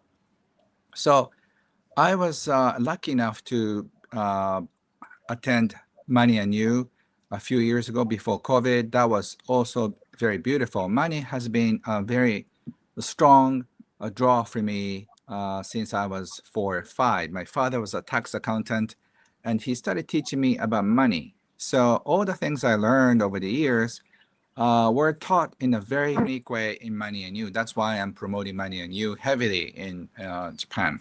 And so I feel so honored to teach all the different aspects from money EQ standpoint. So money emotional intelligence is very important because a lot of us are thinking about money in terms of numbers, but money is not just this. This so looks like a virtual background, right? But it's a real background. So money is emotional energy because when money comes in, we feel upset, and then wow, I don't know if I can pay all the bills with this amount of income. When we see the bill coming in by physical letter or emails, we feel squeezed because money scares us. Oh, I don't know if I can pay all the bills. And that is unhappy money. Happy money is money that brings you a smile when you see a check in your mailbox, when you see a notification in your email, and that, wow, thank you, somebody sent me money. And that's a good feeling. And also when you pay bills, when you pay at the restaurant, you feel so appreciative because somebody cooked for you, somebody served for you, and you appreciate for the experience and food. So when you are in the flow of happy money, a lot of great things happen, and what you appreciate appreciates. So if happy money is something that you realize that you're in the flow, and then you can appreciate the money more. So that's how happy money comes in and happy money goes out. And the key is to find your ikigai. Your ikigai brings you happy money. Once you know your life purpose, and for the rest of your life, you don't need to work because whatever you do brings you joy. For me, writing, speaking, traveling, and teaching. So those 4 things, they are my ikigai. And as long as I'm doing that, I'm so happy. And that brings me happiness, joy, and also happy money as well. So in 2 minutes, that's what happy money is. So back to you, Dr. Odie, or Back to me. Doria, if they can Doria speak. and Don, what can I do for you next? Can you hear them, by the way? You want to try Can to? you hear me now? Can you hear me now? Yeah, if you can speak. Oh, still. Okay. How about you, Donna? I don't know. Can you Can say you hear something? me as well? No? They No. are the most persuasive person and also love chatting, and they're prohibited from Right? chatting. So I think, Dr. Odie, it's your turn. Yes, I'm going to pass on the next question. I know why I'm Oh here. no, It's Dr. Okay, Odie, sure, we okay. want to ask you a question. Dr. Odie. oh sure. Aloha. How did you end up in this event? You're such my a goodness. beautiful human being, and if you could get out of, where are you right now? Where are you in the Middle East? I'm in Abu Dhabi at the moment. Oh, tell us about beautiful. that. We started with a beautiful woman from Kuwait. So tell us how you ended up being invited to this, because we're so excited to know you. I was actually tracing the steps yesterday because Dr. Aziza from Go Global invited me, who I met through YP, as you know, the founder of the Work Less Earn More Academy. And I traced him back to BJ Shah, who's the national director of BNI in the UAE. so yeah, that's how I met you guys. And Doria, we had a lovely initial conversation, if you recall, that I was expecting to be, I don't know, 10, 15 minutes first time. You're a busy lady. And yeah, we spoke for probably an hour and a half. And yeah, that's why I'm here. So I'm grateful to be part of the conversation. So tell us what you teach. You are well, you don't just teach. I mean, you are this. Tell us about you. I won't talk about you. You tell us. You know what? I'll give you kind of the overarching, why I teach and where it started. It was 21 years old. I was diagnosed with a form of cancer called Hodgkin's lymphoma. And it's not a sad story at all.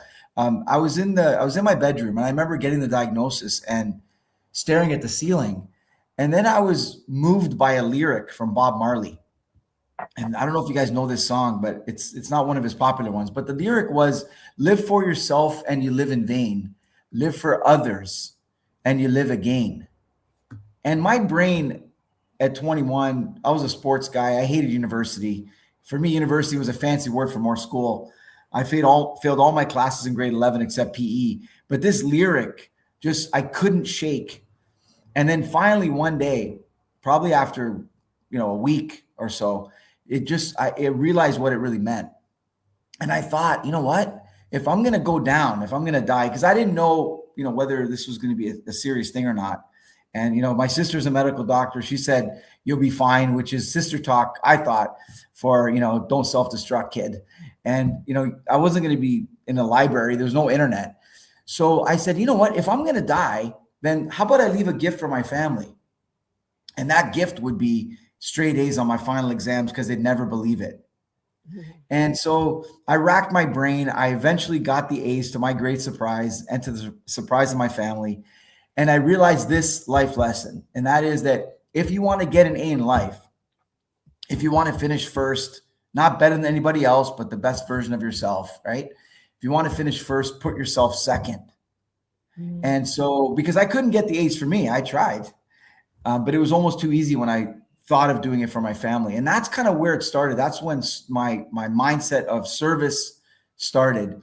And my sister, being a medical doctor, said, hey, you're doctor material, why don't you go into healthcare? I wasn't a drugs and surgery guy, so I got into chiropractic. And yeah, then I realized that the mind was so important because it was impacting health. Most physical problems I saw actually came from, psycho-emotional challenges that people had. And so that's when I got into personal development. And yeah, that's how I got here. Stuck in Abu Dhabi. I would love to have been with you guys in person. So. Wow. I love that story. And then you have books. Okay, so what's next, Dr. Odi? Go ahead. He's interviewing you. Yeah, well, the next major milestone in my journey was when I actually got into chiropractic school. Like, imagine I filled my truck with furniture. I U-hauled my car, I pulled my car with me, got to Dallas. And in my first 3 months, I realized something that was that my A's that I was able to get in university that came like candy from a baby was became very difficult. And I was going to fail. And so I visualized, talking about vision boards, I visualized myself packing that truck and pulling my car back to Canada, a 24-hour drive. And I said, man, I can't do this. I got to do this for my family again. So then I ended up, through mnemonics, I came up with these tricks to memorize all the muscles of the body, because that was the course that was really tough. And I ended up getting an A. And then I had a bunch of students say, because people were, struggling with that class. I said, man, go talk to him. He's one of the few guys that got an A. So I started tutoring people. I ended up writing my first book called Anatomy Made Simple. Don't ask me where it is, because it was on a floppy disk. I can't find it. That was 25 plus years ago, 29 years ago.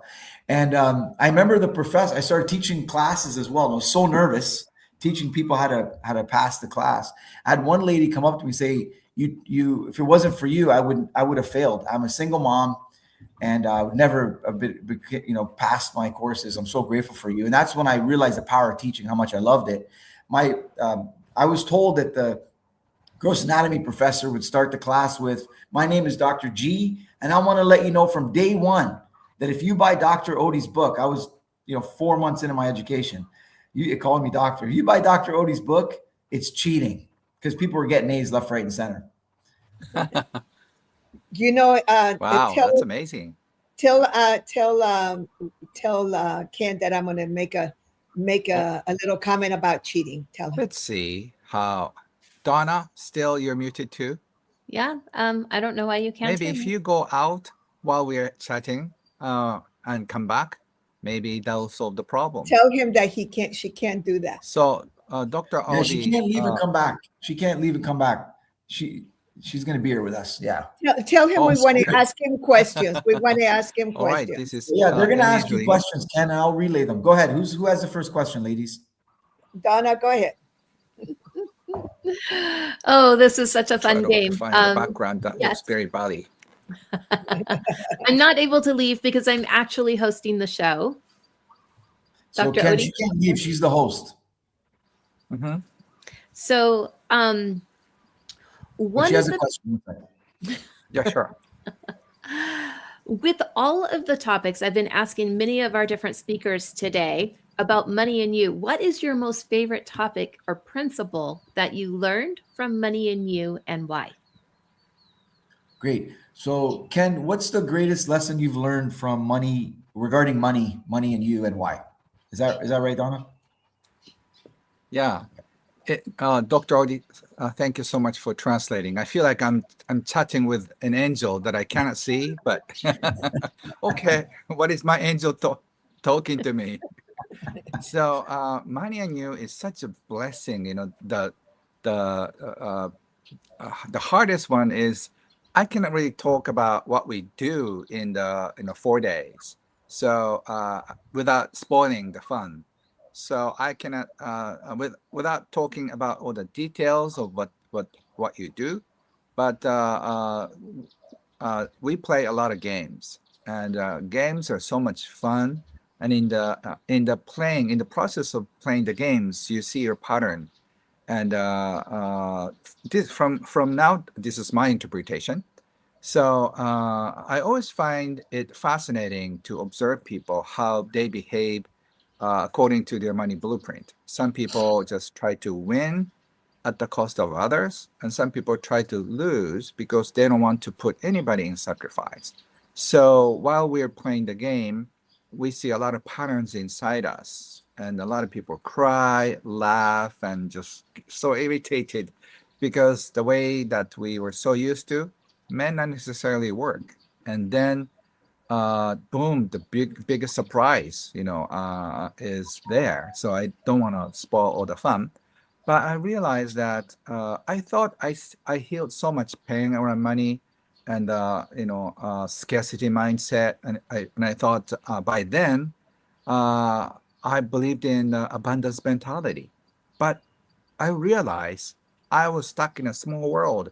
I believe in my own abundance, my community's abundance, my students' abundance, but I forgot that I pray for the abundance of the whole planet. So it was the money I knew is originates back to Dr. Buckminster Fuller. Dr. Fuller's idea is so deep and so advanced in 1970s and 80s. That's how he sort of invented it, and DC took over, and for the past few decades, it's up and running, internationally. And the biggest takeaway is you can choose to live in a happy, abundant world. That's my takeaway. I hope it answers my sincere feedback to Money and You community. And one more thing, what's so fascinating and exciting about the community is that whenever we find out that we are the graduates of Money and You, suddenly we're like at this distance to, wow, we're brothers and sisters. So now I have brothers and sisters everywhere, in Kuala Lumpur, in Europe, and Japan, in America. The second we found out, we share the intense 4 or 5 days together, like brings back all the memory. So I'm just taking care of all the graduates in Japan, so we can stay as a bigger extended family. So I'm hoping it'll expand more. And Thank all right, you. so thank you. Tell them thank you for us.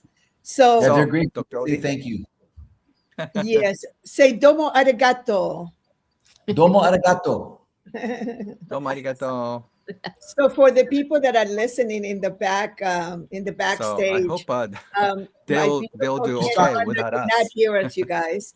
He can only hear Dr. Odie, and he cannot hear Donna or myself. So we have a translator. So Dr. Odie, as we get ready to go, is there anything that you would like to share with the audience before we go?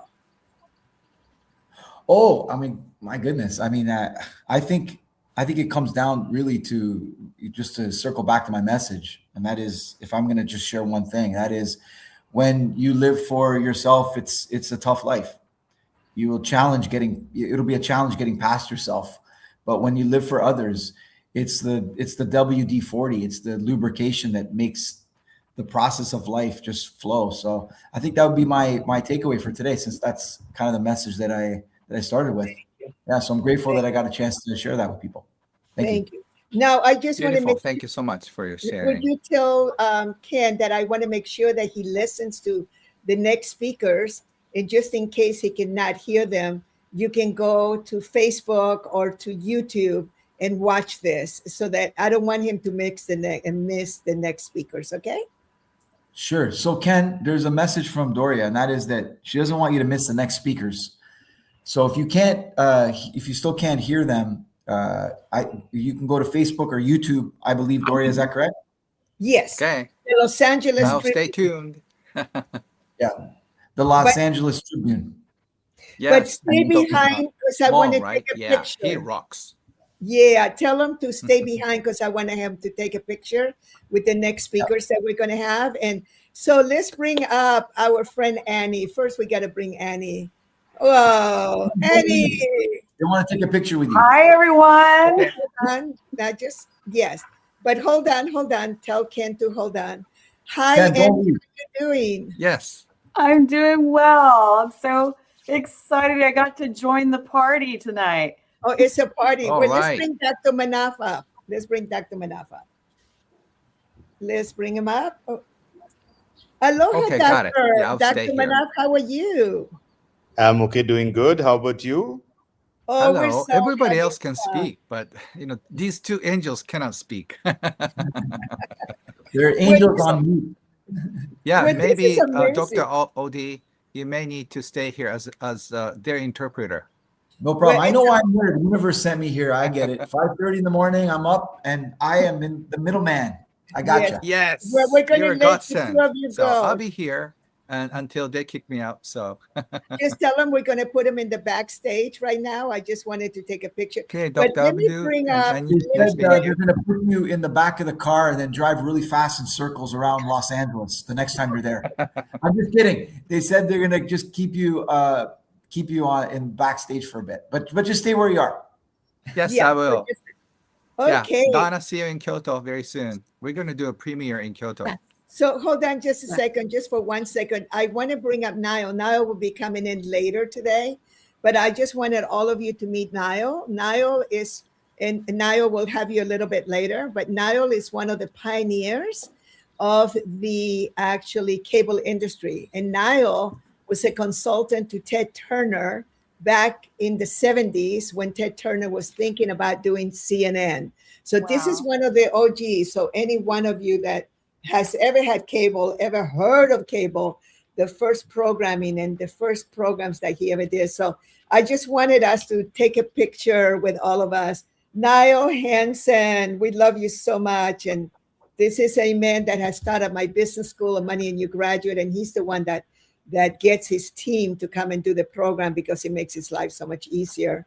But Niall will bring you back, and we'll let Ken go and Dr. Udi and Niall, and we'll just leave. Aloha. Woo. All right. Thank you. Wow. Have I wanted the two of you to meet? Picture perfect. And here we are. Anytime Doria asks me to do something, I always try and say yes, no matter what. If I'm alive and present, I will always be here for you. That's good. You should be alive. Not for you, but for the world. So I just want you to know that I'm very emotional right now. And I'm moved. I am moved because I feel like I'm in the presence of two people that could be doing a million other things. And yet the two of you are at the core of what I've been working so hard for almost 50 years. And for me to meet two humans of your caliber that are so committed to the betterment of humanity. You work in the background. You are so successful. You have everything handled, but yet you are about so many things that will make the world work for 100% of humanity.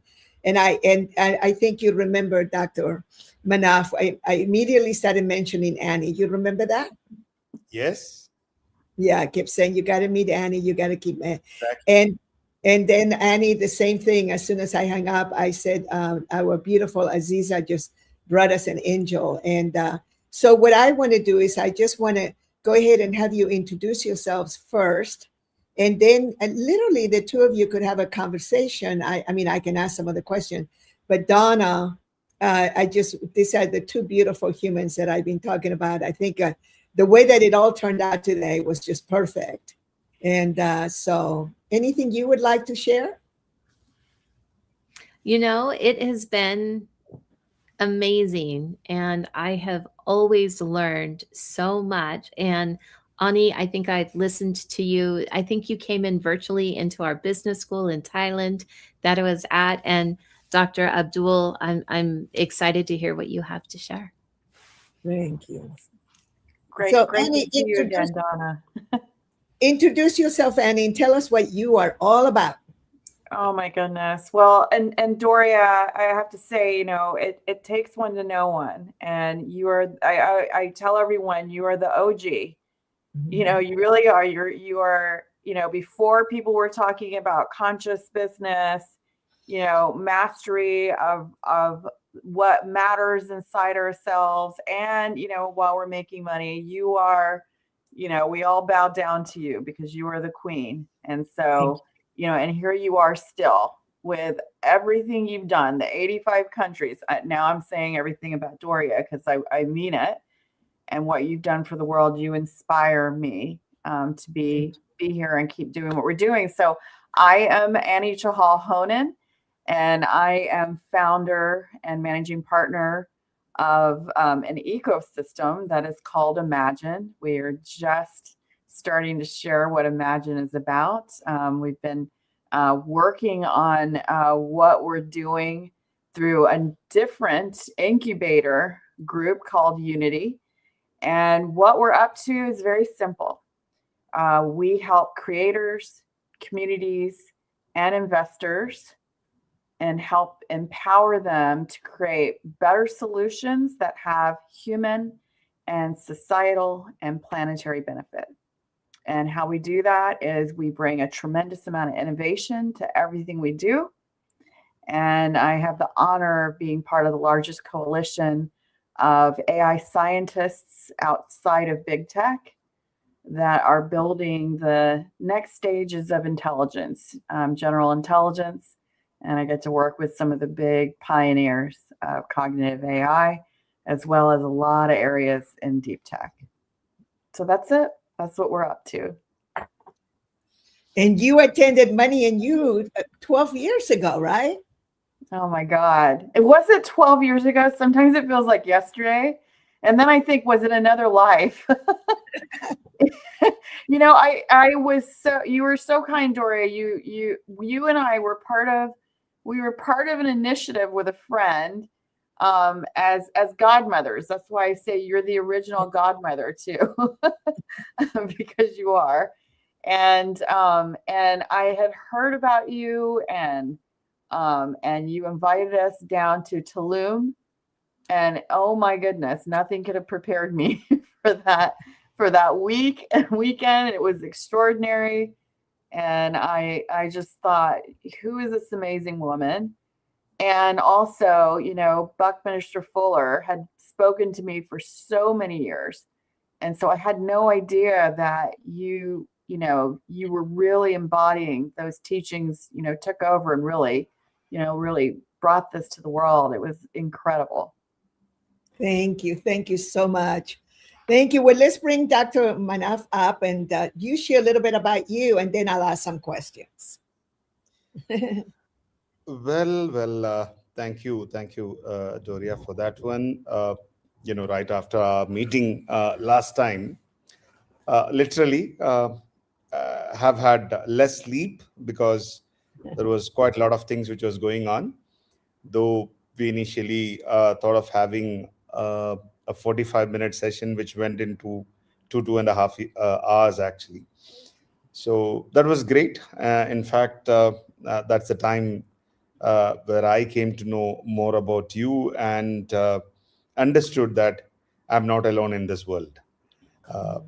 Thinking towards what exactly matters in the world. Well, to tell about me, I have not been that great or successful in life because what I aim to do, I have not achieved yet. That's what I think personally. But towards the world, yes, I'm the chairman for First Holdings and Star Partners, one among the few. I'm also chairing one of the leading women organization called We Do, which is a woman entrepreneur development organization. And we have something else called She Finance, which actually looks after funding women-oriented projects worldwide. And we have roughly $1 billion fund which has been kept for women. So I'm quite vocal when it comes to women. And I always say that woman doesn't require a support. And that's quite controversial, actually. The world have taken it in a different way, but then I have my way of saying it, because what the women require is basically the respect. Give her the respect, and she is capable of doing anything and everything in this world. Unfortunately, that is not happening. We are trying our best. So otherwise, we invest in a lot of projects, which is tech, deep techs, especially into renewables. I would like to call myself as a conscious investor rather than a VC. I don't like the culture at all, where there is a lot of pressure on the founders, in fact, by the VCs, because they think about exit, that's it, and X amount of growth, which we are not. So we invest into multivarious projects worldwide. We are sector agnostic, country agnostic, and we do to help the world. Nothing personal. Wow. Thank you so much. Thank you so much. So let's go ahead and put. Doria, give me a second. Because I was hearing something, and this is for Donna. Actually, Donna, I didn't mention about you, and obviously, Doria had been telling about you, Annie. Anyway, we are supposed to meet after this also. But everybody had been calling OG and Angel. I just wanted to change that for DC. I just wanted to come up with something else for DC. In fact, I would like to call her as GOAT, GOAT, greatest of all time. So that's going to be DC, in fact. So I think this has to be rephrased. The OGs and all those things are quite cliches, in fact, these days. So I think DC should be called as the GOAT. I love that. Yes, I love that. GOAD. Exactly. New phraseology. What do you think? What do you think, Doria? I've been called many things, and I'm happy to receive. But I was going to say that the thing is, I think that's why I get so moved, because it's like, because I was called a mentor of nurturing in Malaysia by these wonderful people. I used to work for the Malaysia Debt Venture. Not work. They hire me as a consultant for me to go and help companies The Malaysia Debt Venture is the most fascinating organization. Are you guys familiar with it at all? Do you know who they are? Malaysia No, Debt. I've worked in Malaysia. I actually I love Malaysia. It's been a while, but Yeah, it's the I'll word take a look at debt. that. DEBT, right? Malaysia Debt Venture. And that was created in order for the government to help out. And it was financed by the Japanese people, which is so interesting that Ken Honda was here a little bit earlier. And it was the Japanese government wanted to be seen in a better light. So the Prime Minister, Tun Mahathir, was friends with this beautiful gentleman, Japanese. They had been friends for many, many years. And then he had him create the Malaysia Debt Venture to help out all of these up and coming entrepreneurs in order for them to be able to really advance. He knew to Mahathir, and I know I'm speaking about somebody who's very controversial, but I'd like to leave politics aside for those of you who are listening from Malaysia right now, because all of this transcends politics. All of this transcends, all the religious and all the other divisions that people create. And so what he did is that he started giving, they created all of these funds for people without the education. So people would just go and there was one company, one of the first companies that they hired me to go and help out was a company that had been given 100 million of their money. It was 100 million. That's a lot of money. And pretty much, they squander it, and they bought cars, they got fancy offices, they did all these things. And so I got brought in order for me to be able to support them in getting through it. And I became very successful because I began to share with them some of the basics from our Money and You. And I would start with the personality profile. And we would literally spend all day on the differences about that. That was like the first day. I was with them for 3 days. And then the second day, we went into some business things. And then the third day was about them. And so they began and allowing for people to understand that we learn from mistakes. So they didn't feel guilty anymore. They were just feeling so much better. And so one of the things that I learned that there's so much money out there and that you can just give money to people, but you can't do it without education. So I think that the two of you and the three of you and Mo too, I think all of us are so committed to educating the masses. This is what Donna and Mo are doing. This is why they bring people like us to have these beautiful summits and conversations so that we can educate the masses. And so the two of you are doing that. And I think that, Dr. Manaf, when you talked about giving education to a million children, it's like, praise the Lord Jesus, if I may get very Christian here. Thank you for that. So can I have a moment? Can I have a moment? Of course. I just wanted to add what DC just mentioned. Well, I have told her, and I had been telling this to the world whom I speak to. If you want to help people, right, for a day, you can give them food. If you want to help somebody for a week, you can give them food. If you want to help someone for a month, again, you can give food. But if you want to help somebody for their life, give them education. So that's the whole thing about it. Education can be in any way possible. As I told DC earlier, my biggest wish to start with is to educate 1 million students free of cost from grade 5 till whatever they could study, to support them, to finance them, to guide them for a better society, because I'm sure 1 million of them would create 1 billion of them. Because education will keep you grounded. A proper education will keep you grounded. And that's exactly what we are trying to do. And as I told you that I'm country agnostic, the million student should not be only from Asia. It would be from Africa. It would be from North America. It would be from South America.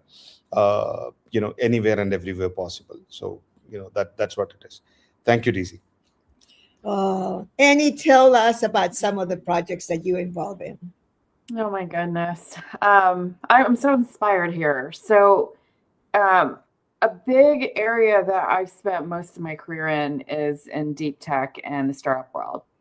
And so at a certain period in time, I started seeing there was a lot of challenges. I think most of us that come up in this world, I was very fortunate to come up in Silicon Valley, where, I had some great mentors and, a lot of support around, different things that I've worked on. But what I also saw is that there's a lot of mental health challenges. I've had very close friends that I love that committed suicide, and people I've worked with. And, I thought, okay, it can't just be me. And so, we started diving into this and saw that we have over 300% higher mental health syndromes than most normal industries. And, because I'm involved in a lot of innovation nowadays, we're really thinking about and continue to think about, hey, this is the biggest turning point in human history happening right now, right? We're living through it.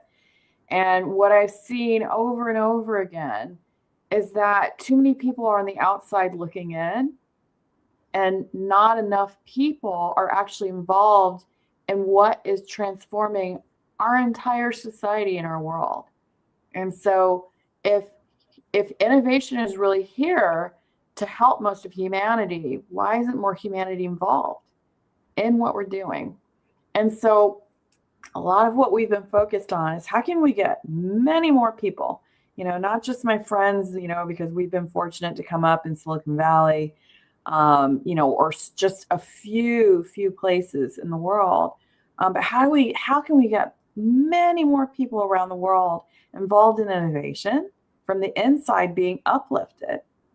And I believe that we'll have many more perspectives, and many more solutions. So imagine a world where we have, all of these people that are contributing to what's coming and the world that we really want to build. And so this is what we've been working on. We've been testing a framework around this around the world. So we've been keeping some of this, a little bit in stealth, but so that's one, because there are so many geniuses in the world. There's genius in every single one of us, and we'll not, by being able to give people a level of being part of what we're creating, being part of what's coming next, people are going to learn faster, and we're going to learn a lot more about each other. The other thing that we're really, really diving into is, what does personal development and whole person health look like if we start from the beginning? Meaning, can we work on ourselves and grow while we're building our companies? And we don't see enough of that. Dr. Manoff actually brought up a really important consideration. With most startups, you're funded, you have exposure to people who are usually your investors. So it really depends on who your investors are and what your personal core is. So if you don't gravitate towards personal development and culture and think about these things as you're building your company, most of the time you're being pushed to get to your next traction point, which is really important, obviously. But why can't we do both? And we really love commitment culture. And so we thought, if we're bringing these types of programs, one, are we going to see people more successful? If we're arming them with really amazing tools and a lot of things that, a number of us have picked up along the way, not just the survival skills, but also how can we thrive? And are we going to end up building better solutions and better companies? And so we think so. And that's something we've been diving very deeply into. And what we hope to not only use technology and innovation, to help bring this to every entrepreneur on the planet, but also be able to bring these types of teachings more to the world and make it more accessible. We're living through a time today we're over 50% of adults around the world are suffering from mental health syndrome. And so, instead of just making everything about, hey, what's the latest tech and what's the next, something that's coming, can we focus also on what's really important in society and what is going to help us as a society as we are moving and transitioning with some big changes that are happening. So that's what we're really diving into. And last but not least is that we have a global compassion initiative that I'm personally involved in, but we'll be making a few more announcements around that, and we're really excited about that. Thank you so much. Thank you. I'm learning how to function this little machine here. So I was going to say, so while this is a whole, really, it's a platform where we're sharing about leadership and money. So maybe we can go, Dr. Abdul, maybe you can share a little bit about, what would you recommend? Because the Los Angeles Tribune has quite a reach right now.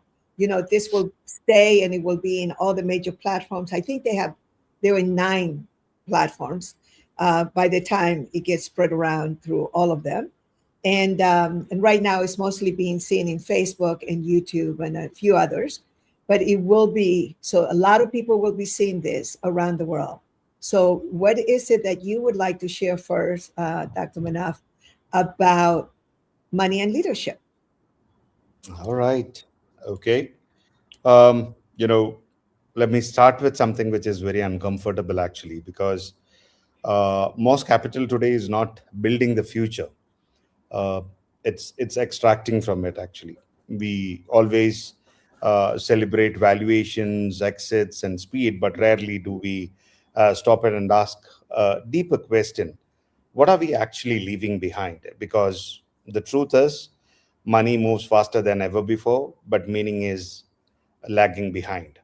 And leadership, if it is not anchored in responsibility, becomes nothing more than a well-dressed short-term thinking. Money is the only belief system we all agree to obey. Even if we violently disagree on almost everything else, we let numbers on a screen decide who gets to breathe a clean air, drink safe water, or build a future that is not constantly on fire.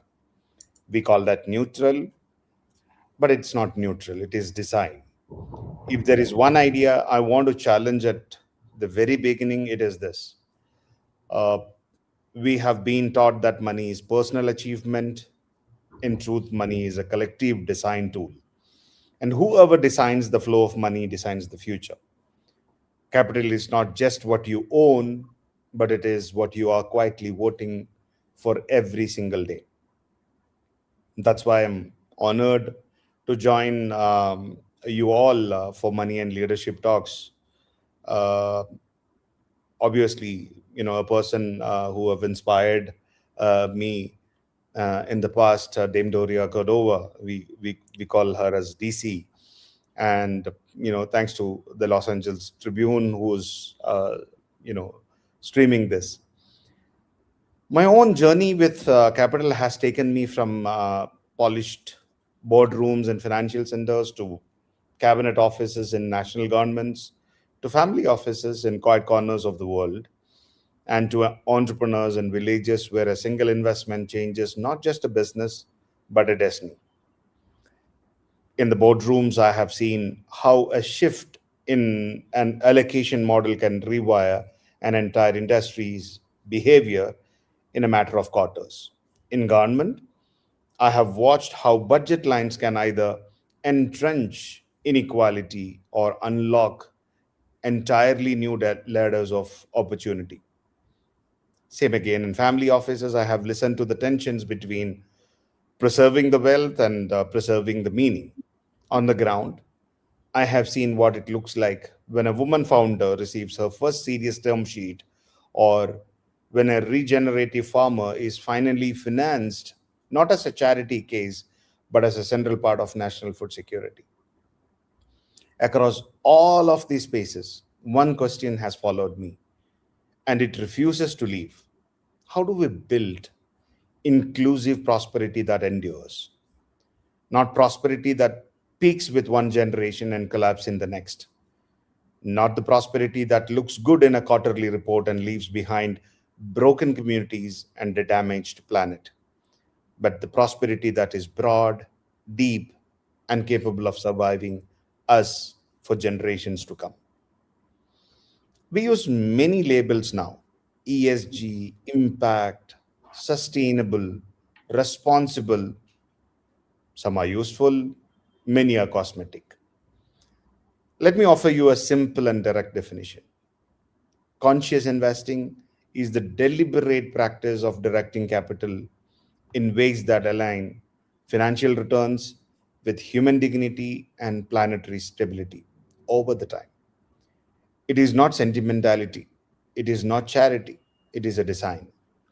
When we practice conscious investing, we hold three ideas very clearly. Long before the first dividend is paid or an exit is celebrated, capital has already done something more powerful. It has told the people what is rewarded and what is ignored. When we fund a deep tech venture that uses AI to reduce energy loss in industrial systems, we are not only betting on a company, we are telling a generation of engineers that solving real problems is a path to wealth. When we underwrite hospitality projects that treat workers as disposable and communities as a scenery, we are also sending a message: extraction is acceptable as long as the numbers look good. Every investment term sheet is a behavioral design document disguised as a financial instrument. The most dangerous illusion in finance is that we are passive observers. We are not watching the movie, we are writing the script. We have become extremely sophisticated at maximum short term wealth. We are far less skilled at designing intergenerational values.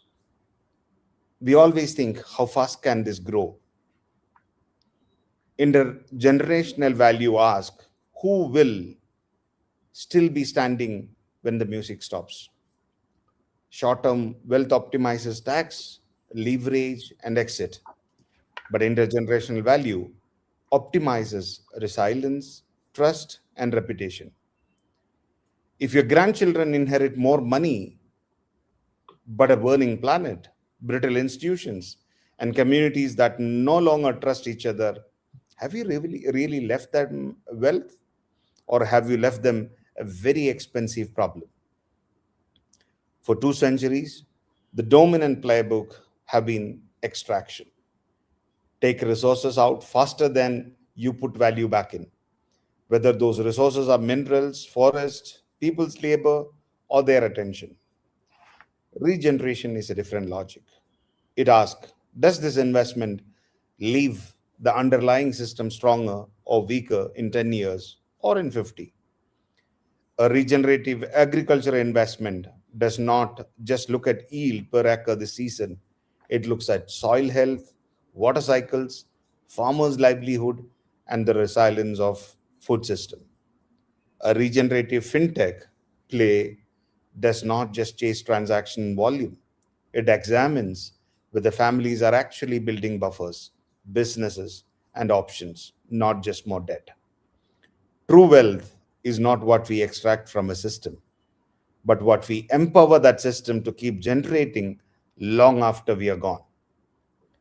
In innovation and deep tech, the capital we deploy into quantum computing, next generation materials, or climate technology will decide whether these breakthroughs serve only efficiency and control, or whether they also serve resilience and inclusion. When we back a deep tech team working on carbon negative materials, we are deciding whether concrete and steel will remain part of the problem or become part of the solution. In defense, we are entering a world of dual use technologies where the same system can either escalate conflict or prevent it.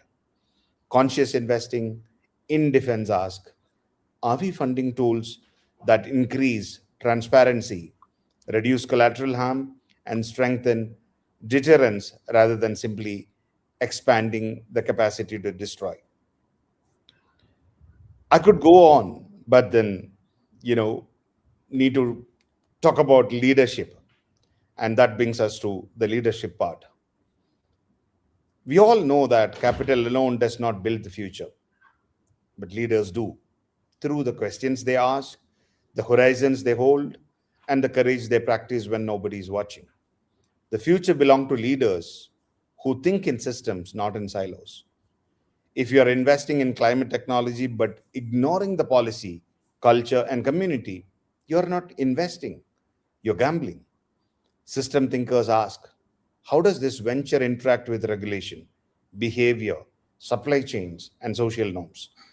Where are the unintended consequences and who pay for them? The future belongs to the leaders who invest with patience, not with pressure. Climate aligned ventures, women led innovation, and regenerative economic models often sit outside the traditional pattern recognition of hot deals and rapid exits.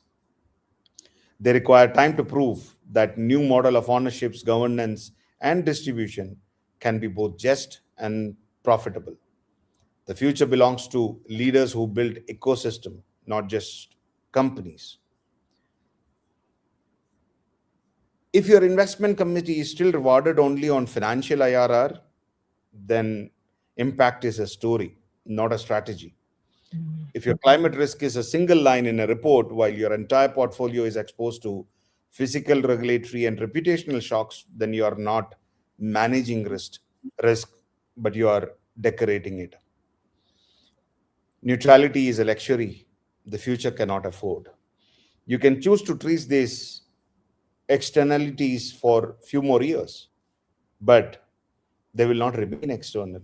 They will come home to your balance sheets, to your brands, to your boardrooms. So, where does this leave us? Investors, entrepreneurs, policymakers, leadership thinkers, who all are gathered here and across the world. It leaves us with responsibility, but also with extraordinary agency. You do not need to control $1 trillion fund to be a conscious investor. You only need to recognize that every allocation of money, time, influence, attention is a design choice. You can start with one climate aligned venture in your portfolio. You can insist on women not just as beneficiaries, but as founders, fund managers, and decision makers. You can back regenerative models in agriculture, energy, housing, or finance, even if they do not fit neatly into yesterday's spreadsheet. You can ask harder questions in every room you enter. Who's missing from this table? What happens to this community in 20 years if we proceed? Does this deal strengthen or weaken the system our children will depend on? Legacy is not what you leave behind. It is what you set in motion. I want to close as I begin with a question, not an answer. Each of us, in our own way, already has the power to shape what outlives us. Through the companies we build, the policies we craft, the capital we deploy, the young leaders we quietly mentor, through the risk we are willing to take for something larger than ourselves. So I invite you, not just as an audience, but as a co-architect of the future, to sit with this. What is the one decision you're making today that will still matter 50 years from now? Not the decision that earn you applause this quarter, the decision that a child not yet born would thank you for because you chose resilience over speed, regeneration over extraction, courage over convenience. If together we can start making more of those decisions intentionally, consistently, and at scale, then our wealth will not end with us. It will outlive us in a cleaner air, stronger communities, wiser institutions, and a planet that is still capable of surprise and beauty. This is the invitation of leadership. This is the promise of conscious investing. And that is the kind of wealth I invite you to build with me, with each other, and with all those who will never know our names but will live in the world we choose to design. I'll close with this. Capital is not just a tool, it is a responsibility. And leadership is the courage to use that responsibility wisely. Thank you. Thank you all. Thank you, Daisy. Wow.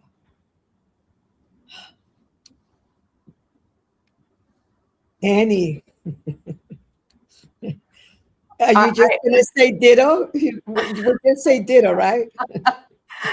And Doria, I truly understand now why you've been saying I must meet Dr. Manaf.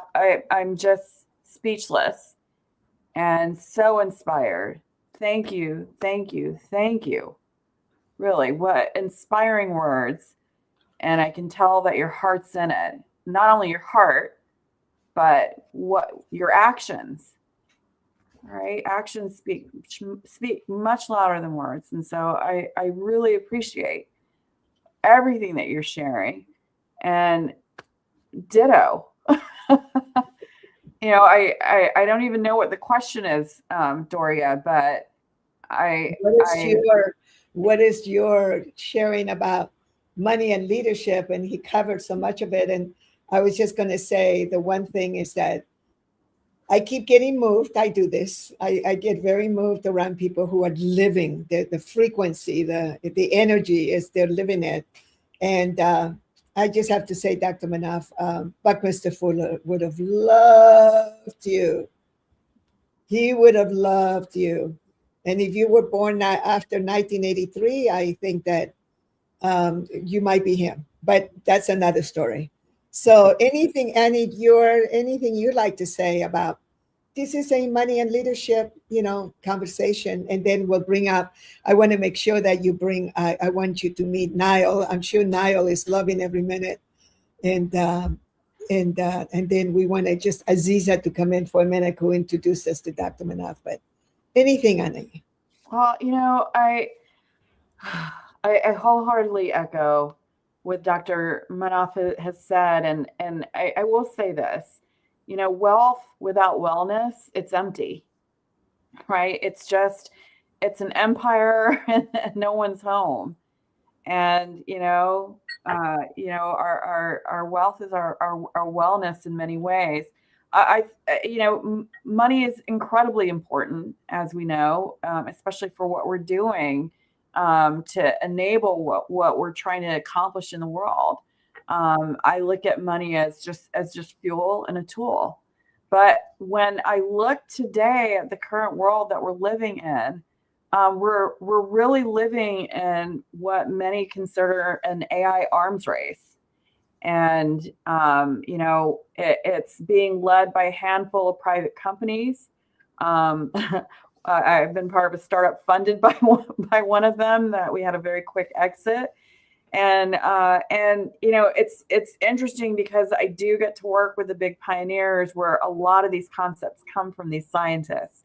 So, what you're seeing is a lot of commercialization that's built on, actually some really big thought leaders who care and have, are deep thinkers, but have big hearts. And so, I think that we're reaching a point where people are starting to wake up a little and realize that most of what we're seeing today, though it's been extraordinary, is built off of a very extractive model in the world. So most of the AI, the current AI, these are language models or LLMs. It's built off of you and me. We're the ones creating it. It's our data. And it's been very, very extractive, and it continues to be extractive. And so when you're seeing, what's being built by billions of our data without consent, compensation, or participation, I think we have the makings of some big challenges already and what's coming. And so, I would say most people I know, including really amazing investors on Wall Street, we get called in because people are confused. And, today when you have these systems, the vast majority of people have no agency over what's happening. and no governance over what's happening, we really don't have the rails for, where, but it's coming. And so when I think about money and wealth, the AI economy today is being built on our collective digital shadow, right? It's our digital shadow. And that hasn't been with our knowing, participation, and understanding. And so this extractive model reinforces the inequalities that we've seen for too long. And it's, even over the last couple of weeks, we've been in some really amazing meetings with, some of the big leaders, in this space that are committing billions, that are, or how are we going to leverage billions and give that money away. And I want everyone to really think about this for a moment, because why are we here as human beings, right? Why did we choose to embody in this world, whatever we consider as our world, this dimension, a simulation, whatever you want to call it, we're here. And I would beg to say that the keys that connect us, is compassion and our purpose. And without purpose and compassion, that is where society starts to collapse. And so what we have been looking at is what's sustainable, because the current trajectory, we don't believe it's sustainable. And if AI is supposed to be shaping our future, we have to ensure that the world has a stake in shaping this AI, not just the creation, right? Because I think we can get more people involved there, but also the intelligence economy. What does that look like? What does that look like where it's not just a handout, as Dr. Manaf said, okay, if we want to help people, maybe there'll be a handout, as a result of everybody's data going into something.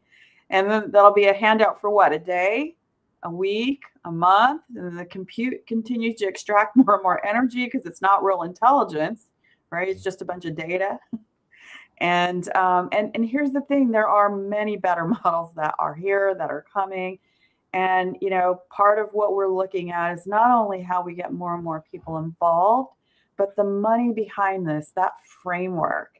And what is that economic framework where everyone can win? Buckminster Fuller talked about this.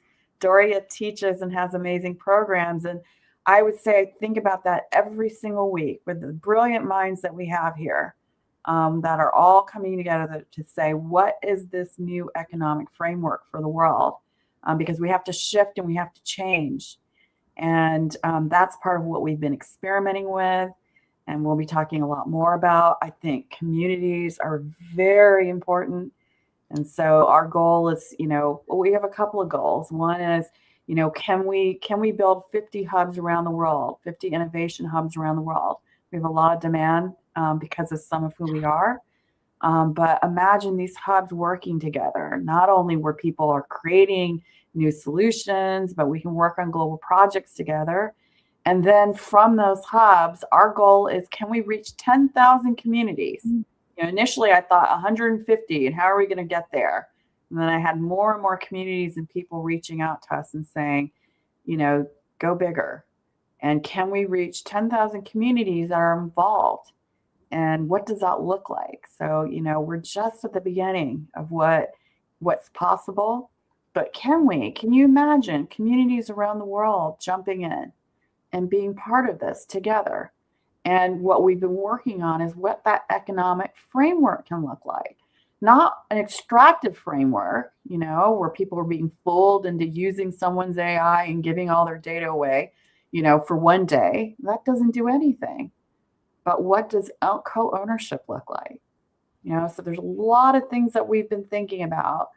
And, when I think about money and leadership, I've been very blessed to be part of building companies that have had 49 billion in exits across a lot of technologies in different areas.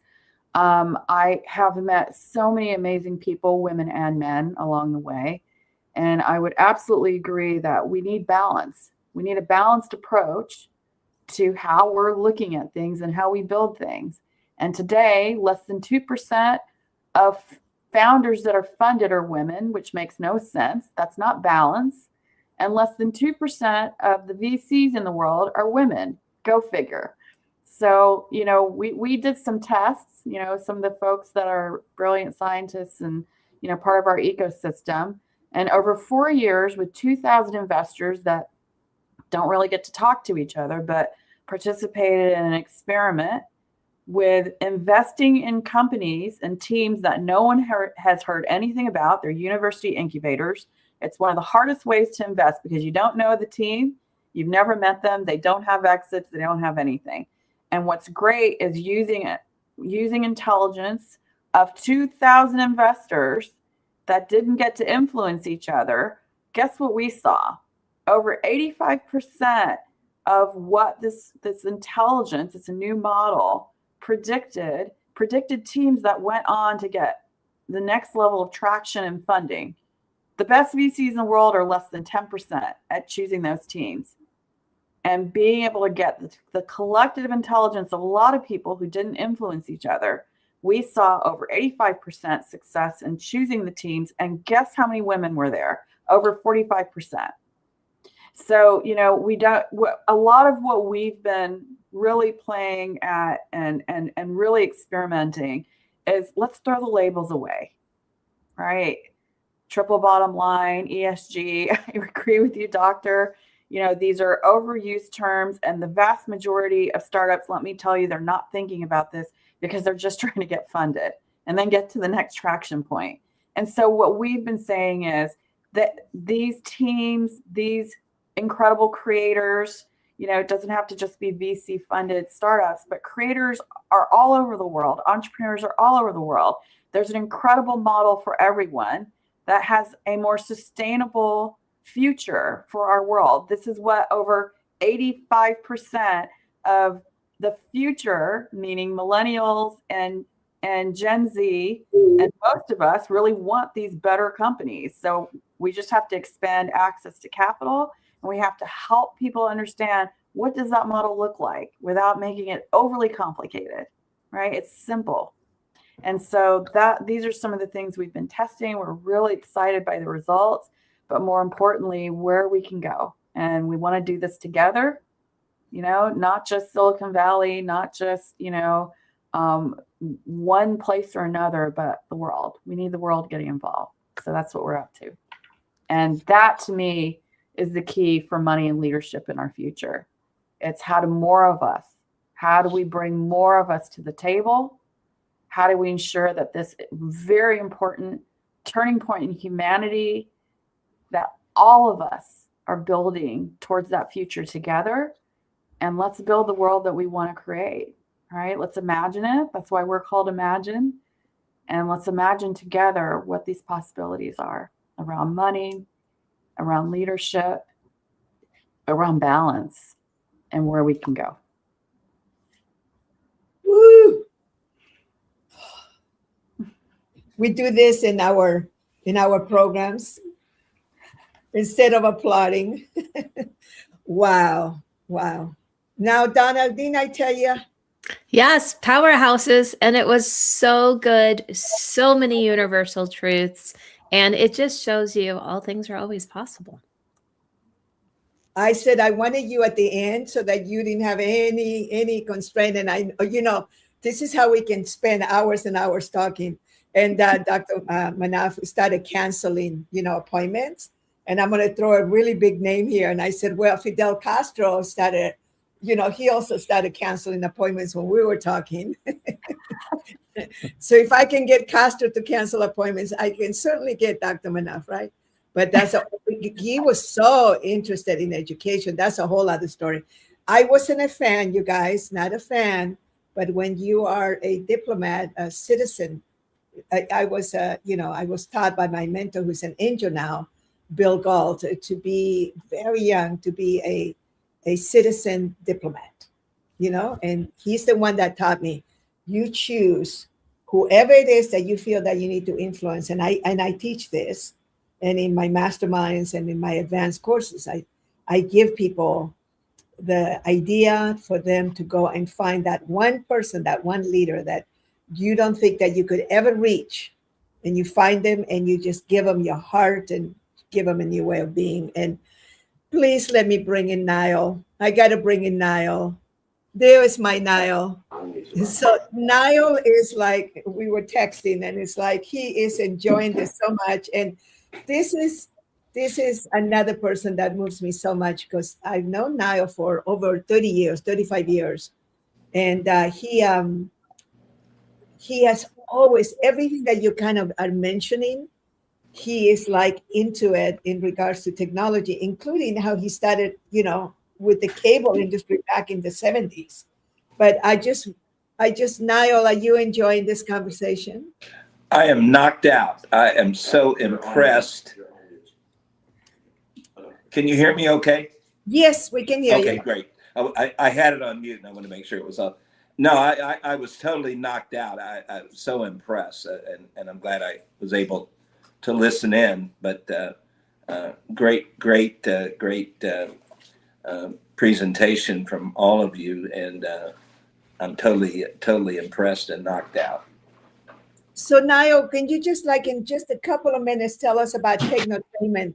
Because I'm not sure whether I think they'll love it, but go ahead. Okay, I'll try to make it as simple as possible. I am a student of communications. I entered the world when television, which came after radio, moved into multi-channel television, known as cable, merging together with satellite to create hundreds of channels delivered to 100+ million homes. At Southern Illinois University, where I went to undergraduate school and then to graduate school, offered the first program in broadband communications, and that is it taught the first curriculum of any communication schools on the future. I just happened to stumble into it in graduate school, and as I say, as cable started becoming made available to be built in the big cities, as opposed to just offering television to people in remote areas that couldn't get reception, it became a whole new medium.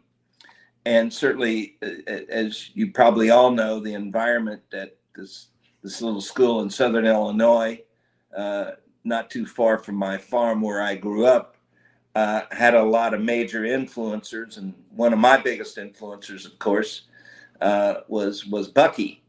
But that kind of mentality spread across the culture, I guess, of this university, and the same kind of mentality that took place that behind all of Bucky's great visions was also transferred over to the communications world. And as a matter of fact, what was then called the School of Communications is now merged with architecture. So it's School of Communications and Architecture, which I find very interesting.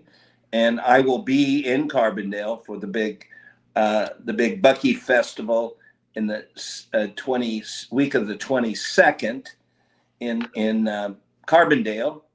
I currently live in Las Vegas, FYI, and also my company Technotainment, to segue to that with a preface backdrop, is co-sponsoring the R. Buckminster Fuller, The History and Mystery of the Universe one-man play that we are co-sponsoring. And as DC, who was involved, who I was involved with Robert Kiyosaki, Peter Meissen, and so forth many years ago, with an organization called GENIE, the Global Energy Network International, that was based on Bucky's premise that the world could all have electricity if the grids were connected. However, in the process of more or less getting that message out there, and as a media person, I was relegated to help, I forget his name now, put together this one-man play. So I had a little bit of involvement in it at its beginning, and certainly it toured for a while. What I find interesting that in society, if you will, at a cocktail party, let's say, there are probably only 2 or 3 people out of 10 that will know who Bucky was or is, which I find that fascinating. Does that whatever environment you're in, does that seem to be the case that a minority of people actually know who the inventor of the future about who he is? Yeah. Yeah, Okay. there's very Well, few people that know him. Very that's few. all going to change, because I've also been involved with Stanford University the last 5 years in terms of consultation with Technotainment. And I was on the campus about 3 or 4 years ago, and I saw the posters going up on the opening of the library, which they had secured the archives from the Bucky Fuller Foundation. And when it opened, I went back for that. It occupies the largest part of the Stanford University Library. So all that's changing. And yes, I think in terms of promotion, I think that's my mentality, which probably wasn't one of Bucky's strengths. So I am pleased, considering that my coming off the farm, and I spent the summers in Carbondale because some of my family was going to school there, either Carbondale or Champaign. I preferred Carbondale, and I remember probably junior, sophomore year in the summer of seeing this old guy in a black suit lecturing to a whole bunch of kids with some kind of a geodesic structure. I had no idea who that was until the Time magazine came out. Like, holy moly. And as you probably all know, Bucky occupied the cover of Time magazine in June of 1964, I believe it was. Wow. And so all of a sudden, then I really, wait a minute, I'm in the presence of greatness. So when I went to school full time there, and then back to graduate school, I stayed very close into his shadows. And the last project I did before leaving graduate school for Hollywood, as the entertainment industry is knowing now, the future is multi-channel, and they're looking for somebody who's got experience. And before I go to Hollywood, my last project was producing with a number of the first portable electronic news gathering cameras were just coming out, not film, but videotape, that hardly anybody had, that Sony dropped on us because of what we were doing in developing specific content for the narrowcast medium. And I shot it with about, I don't know, maybe 7 or 8 different cameras, and then edited it on our very limited resources, master reel. And before I left, I closed a deal with Dairy Queen, and I erased the tape. So anyway, Technotainment is the merging of all the technologies that have evolved to date,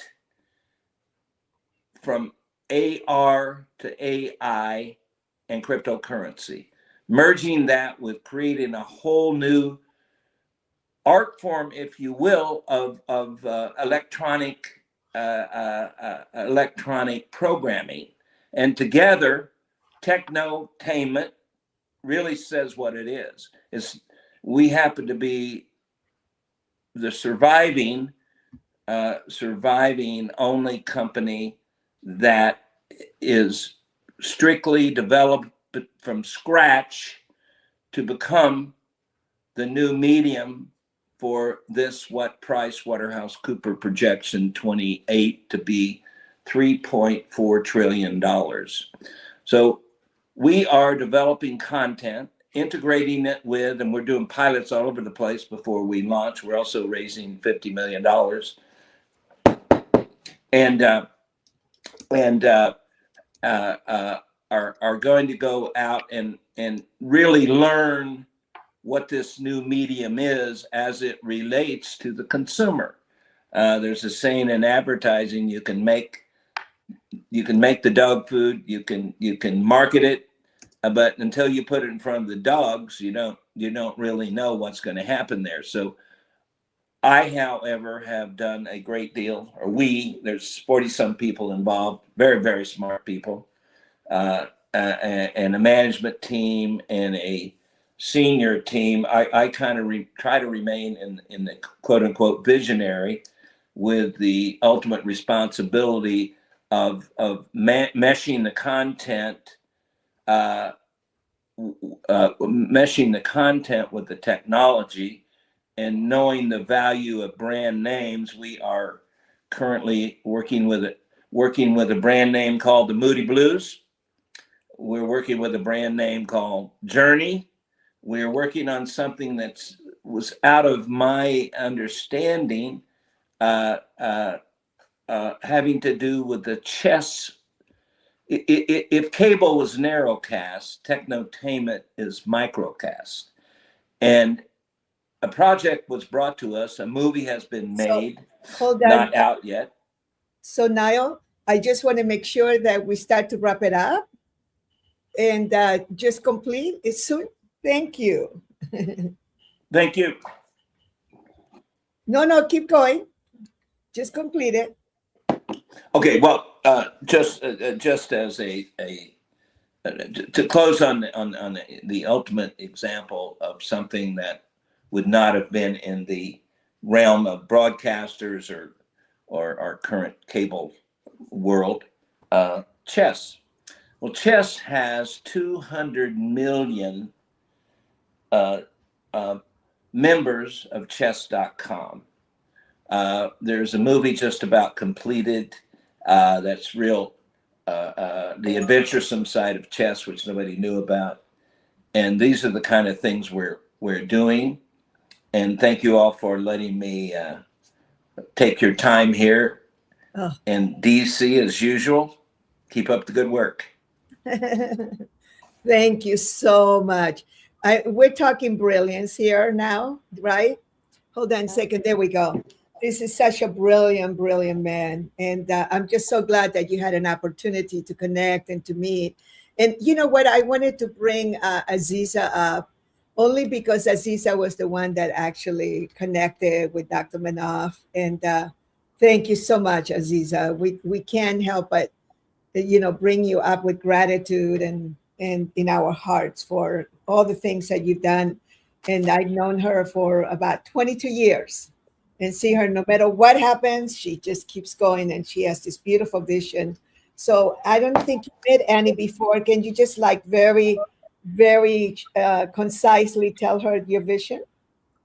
Thank you so much, and a very good morning from Singapore. Really appreciate all the love, all the mentorship and the commitment that's been shared in this space. And thank you so much, Doria, for being that light for all of us. And I found that Dr. Manav has given you a special title today. So I've been watching all of that. Thank you so much. And wonderful meeting you, Annie. And I know we have connected, on LinkedIn and all of that.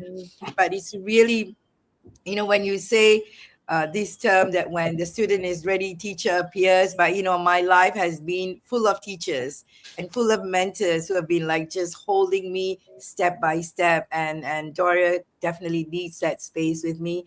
And now we have Dr. Manav, who's recently joined us. We've been in communication since last year. And today is the time that we're able to really make that points meet, the brilliance meet, like what she was saying about. And thanks, Niall, for joining us today as well. So Annie, primarily, not only to you, but the audience who are watching this, a shout out to Los Angeles Tribune for constantly being the messenger of good. The work that Go Global, or myself and my late husband, we committed to is SHINE. SHINE stands for Self-Help International Network Enterprise. We're all about eradicating poverty and hunger. And it's definitely the core of his work that he guided me into while I was, starting the journey with Money and You. But what we really took off for us was the journey of bringing consciousness work that we share in Money and You so much with so many leaders, and then looking at how the capital market is very much a one-sided game. In Indian movies, you and I know, a lot of Indian movies talk about corporates. They are these very bad guys and they do all nasty things, and you're supposed to stay away from them. So those belief systems haunt the space. So this is where we saw consciousness and capital market should and must come together. And that's where in Go Global, we talk about global peace through global business. And we have a mission of bringing together 100,000 SMEs, businesses, just enlightening them in the thought of understanding that SMEs, businesses are the force for good, and how we can really embody them with the power of humanity consciousness, and then the capital knowledge, right? So we do that through education and bringing people together, and then through this, we are finding out the gems that we can come together to provide solutions, as well as invest and co-invest, creating the ecosystem that we are right now. So I'm so blessed that Doria, using Money and You, our barnyard game, without giving any leakage of anything else, our final game is what we are playing big time in the Money and You space right now. I dare to say that, Doria, we're kind of really demonstrating the game live to the audience, to the world, not only with what Go Global is being supported by the Accelerated Business School, but every one of us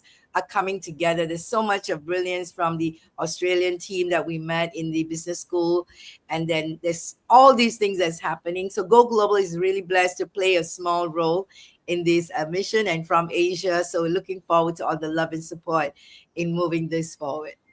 Thank you. Thank you. Wow. Woo! Oh, Donna, how are we going to wrap this up? I can stay up all night with you guys.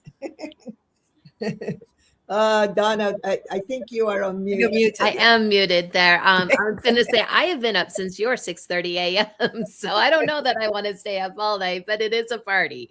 So that's Give for me the sure. brains. I'll stay here. But I just wanted, as we wrap up, is there any final words? Obviously, Annie and I think I connected you, the two of you already, Annie and Dr. Manaf. But anything you'd like to say as we start to wrap up?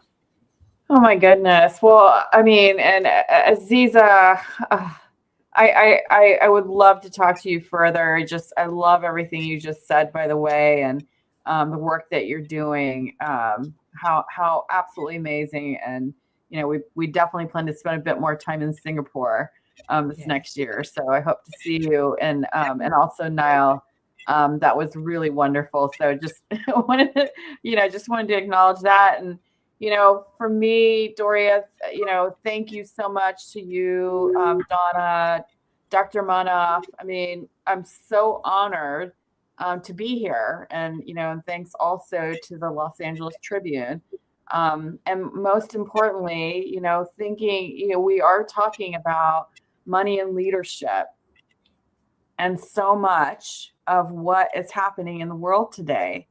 And so, for us, it's really, it's really thinking about where we're moving as a society, where we're going as a planet, and off planet.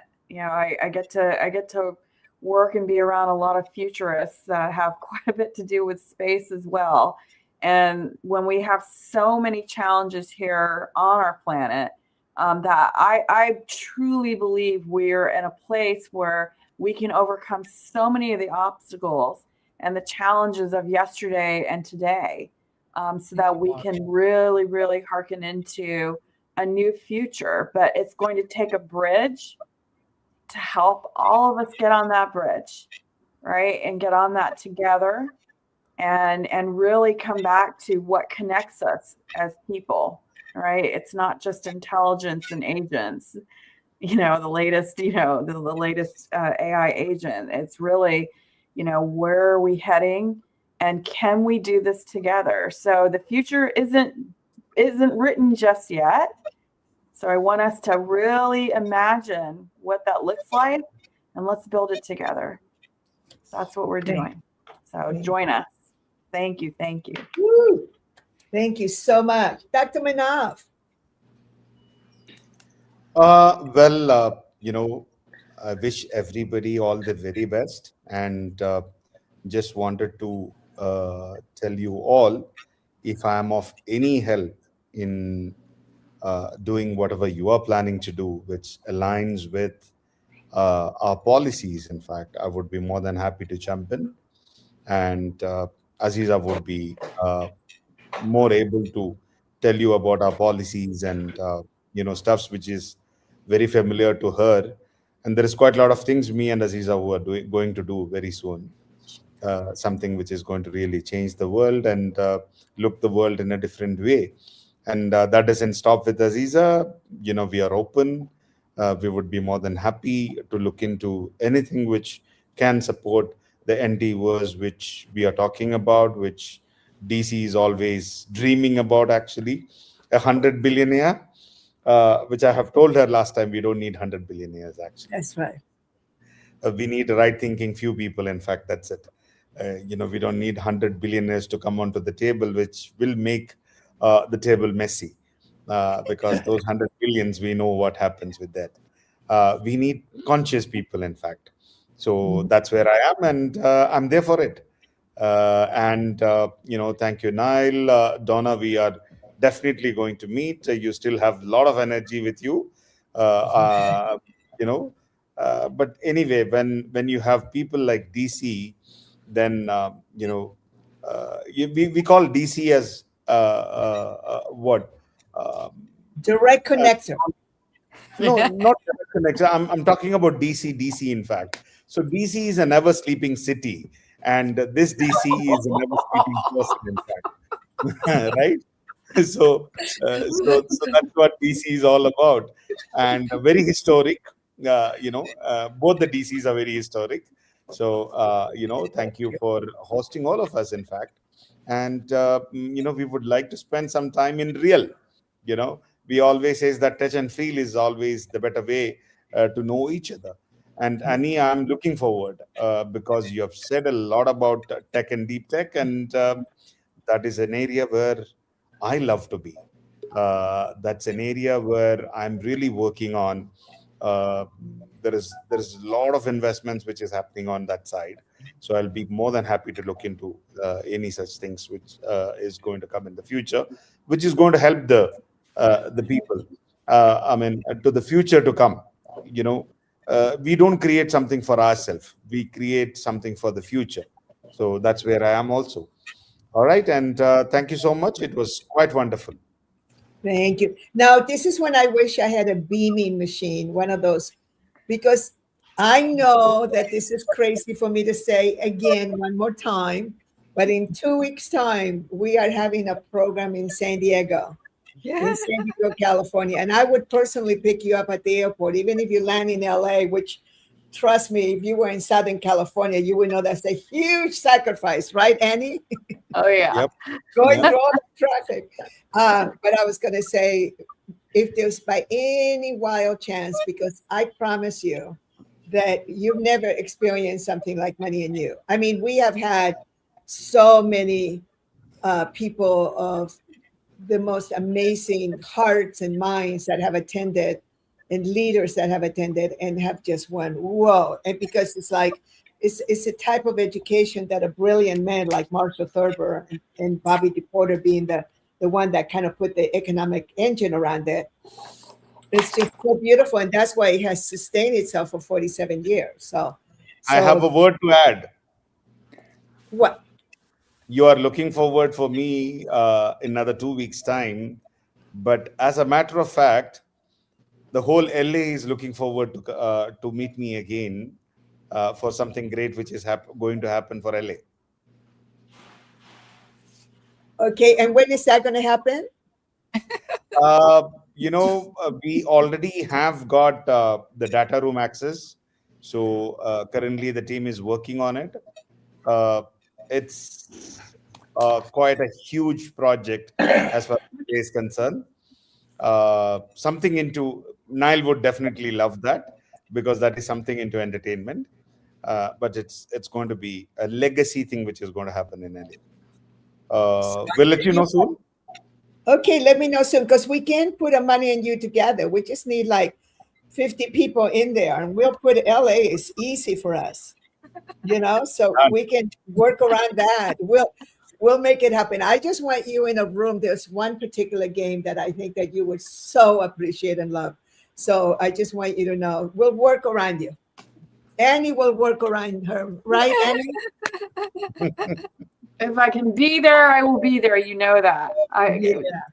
Every time I'm in San Diego, I always see Doria. I always drop in. So by the way, Dr. Manaf, just so you know, I was called DC for many years. And so my name is Doris del Carmen Cordova Michelle. That's my Latin name. When I became a U.S. citizen, they cut it down to Doris Carmen Cordova. And it's spelled like Doris. So I did not like that name. So I was called, Doris. That's my name. And then when I was 21 years old, my favorite, my friend and I, that we've been best friends literally for over 60 years now. One day he says something, somebody called me Doris, and I went, and then he says, "You hate that name, don't you?" I said, "It's not that I hate the name, it's just that it's not my name." And so he said, "What about if we call you by your initials?" So it was DC. That's when because it is DC, those are my initials. So everybody loved it, but as an official court reporter and everything else, I would be called the other name, but everybody else called me DC. So I love that name. It served me really, really well. Especially, I would say, DC Cordova is calling, and they would just open it. It's a very powerful name. And then something happened in the year 2016, 2017. And whenever they would talk about DC, it was like a different energy. And I would kind of like jerk. So I finally changed, I think in 2018 or something, because DC, Washington, DC was going through a lot. And so then it changed to Doria. And what I just wanted to share this is that you are the first person calling me DC, aside, of course, my old friends like Niall and things call me that. But you're the first person that called me that. I'm just like flat on it finally. It's like it's neutral. It's neutral. It's like finally the healing happened. So a healing has occurred, you guys. So I can either be called DC or Doria, but the word Doria has Sanskrit. My Indian friends told me, because it ends with an A, and in the Sanskrit teachings, it's and I love Doria. But Doria. Yes. So thank you so much, Niall. Thank you so much. We'll connect you. And Wesley was here earlier, and you met some beautiful people here. Niall has a heart of gold. And Dr. Manaf, you knew Buckminster Fuller, right? You kind of know who Buckminster Fuller is. Yep. Right. So you are now in the core of Buckminster Fuller fanatics. And long-winded ones too that I got from him. We used when he would give lectures at the university, they'd have to drag him off the stage, and he continued talking on the way out the door. So I kind of got a little bit of that. I apologize, but that's just a channel. That's just channeling, Niall. We get it. I actually have to say this because we had a group of beautiful Muslim men who showed up in our business school, right? So for a moment, because many of them have not attended Money and You, they thought that we were prophesizing about, we were like this prophet thing with Buckminster Fuller, which looks like that because it looked like sounding like fanatic. Everything is Bucky. But the truth is, we see him as a beautiful teacher, a mentor, like someone that we have learned from. That's it. There's nothing more than that. So they really got it after that. And then they got it. Okay. Now I'm happy that this is a safe space. It's not that we're doing something non-religious or anything like that. Buckminster Fuller one of his favorite teaching was how many mistakes he had made. He was so real, and he would talk about somebody wrote a book, a very big fat book. I don't know how anybody would spend that kind of time, money, and energy writing a book against Bucky.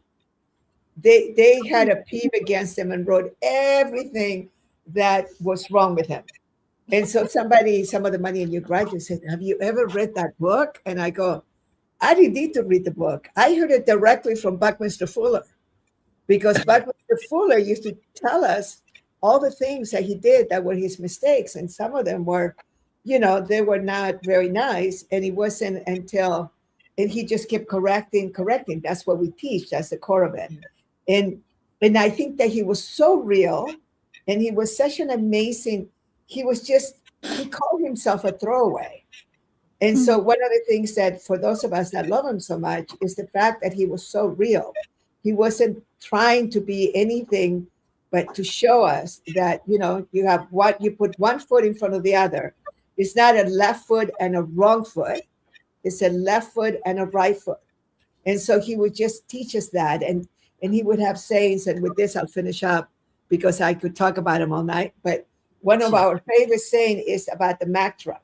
He used to say, and because, back in the day, the Mack trucks were really big things. And he used to say, well, the learning experiences is like you can hear the Mack truck coming. You can smell the gasoline. You can hear it coming. And then you have these little taps on your shoulder that will tell you that the Mack truck is coming. And if we don't listen, we will get run over by the Mack truck. And then we go through a transformation. Then we go through this because we got run over by a Mack truck. And it was like, so when you hear the taps, stop. And then the last, so that you can just see what's going on that you're doing. And so the last teaching that we love so much, when he came in 1982, and he was so excited, he goes, I'm getting ready to leave, because he died in 1983. He goes, so before I leave, I am going to teach you one of the most powerful principles. And we were all so excited. He had a new principle, and it was called precession, which is the physics of ripple effects. Yeah. We couldn't understand a word he said. I mean, if you go to page 137, 147 in Critical Path, it's like we barely could understand. And Marshall Thurber then came out. He actually, he was able to translate it for us. And that's what we teach on this day 2 afternoon. We talk about precession. And the Money and You graduates, when people attend the program, and when I attended the program, because I'm a graduate too, it's like what happened was that once you understand the physics and how precession, how ripple effects always occur, your whole life changes. Because now whatever action you take, it's either going to create a negative or a positive. So and he wouldn't even call it a negative. He would just call it a learning experience. So that is the big shift that people go through in Money and You. It's like, oh, so I better choose wisely in which direction I'm going. And then there's this whole physics thing. So there you go. I think I explained that pretty shortly, right? That was pretty good. Yes. Yep. So thank you to all of you, and thank you to all the people. Oh my God, we still have a 60 committed group. I just wonder, can you guys put on for me, just let me know how you're doing out there. Fantastic. We have some really committed people listening in, and we'll be watching this. So it's been almost 5 hours. So thank you, everyone.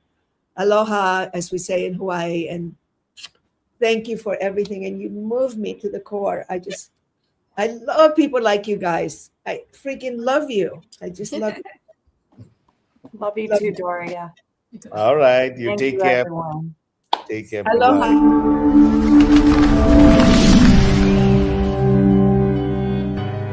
Welcome to the Los Angeles Tribune page. Here you will find original news programming, exclusive digital events, and shows that are directly from the community. At the Los Angeles Tribune, we believe in giving a voice to the voiceless. We are proud to be the only national brand to empower everyday people to make a difference. Since 1886, our reputation has been built on truth and responsibility. Thank you for watching and making a difference. For general inquiries, contact today. Thank you on behalf of the Los Angeles Tribune team.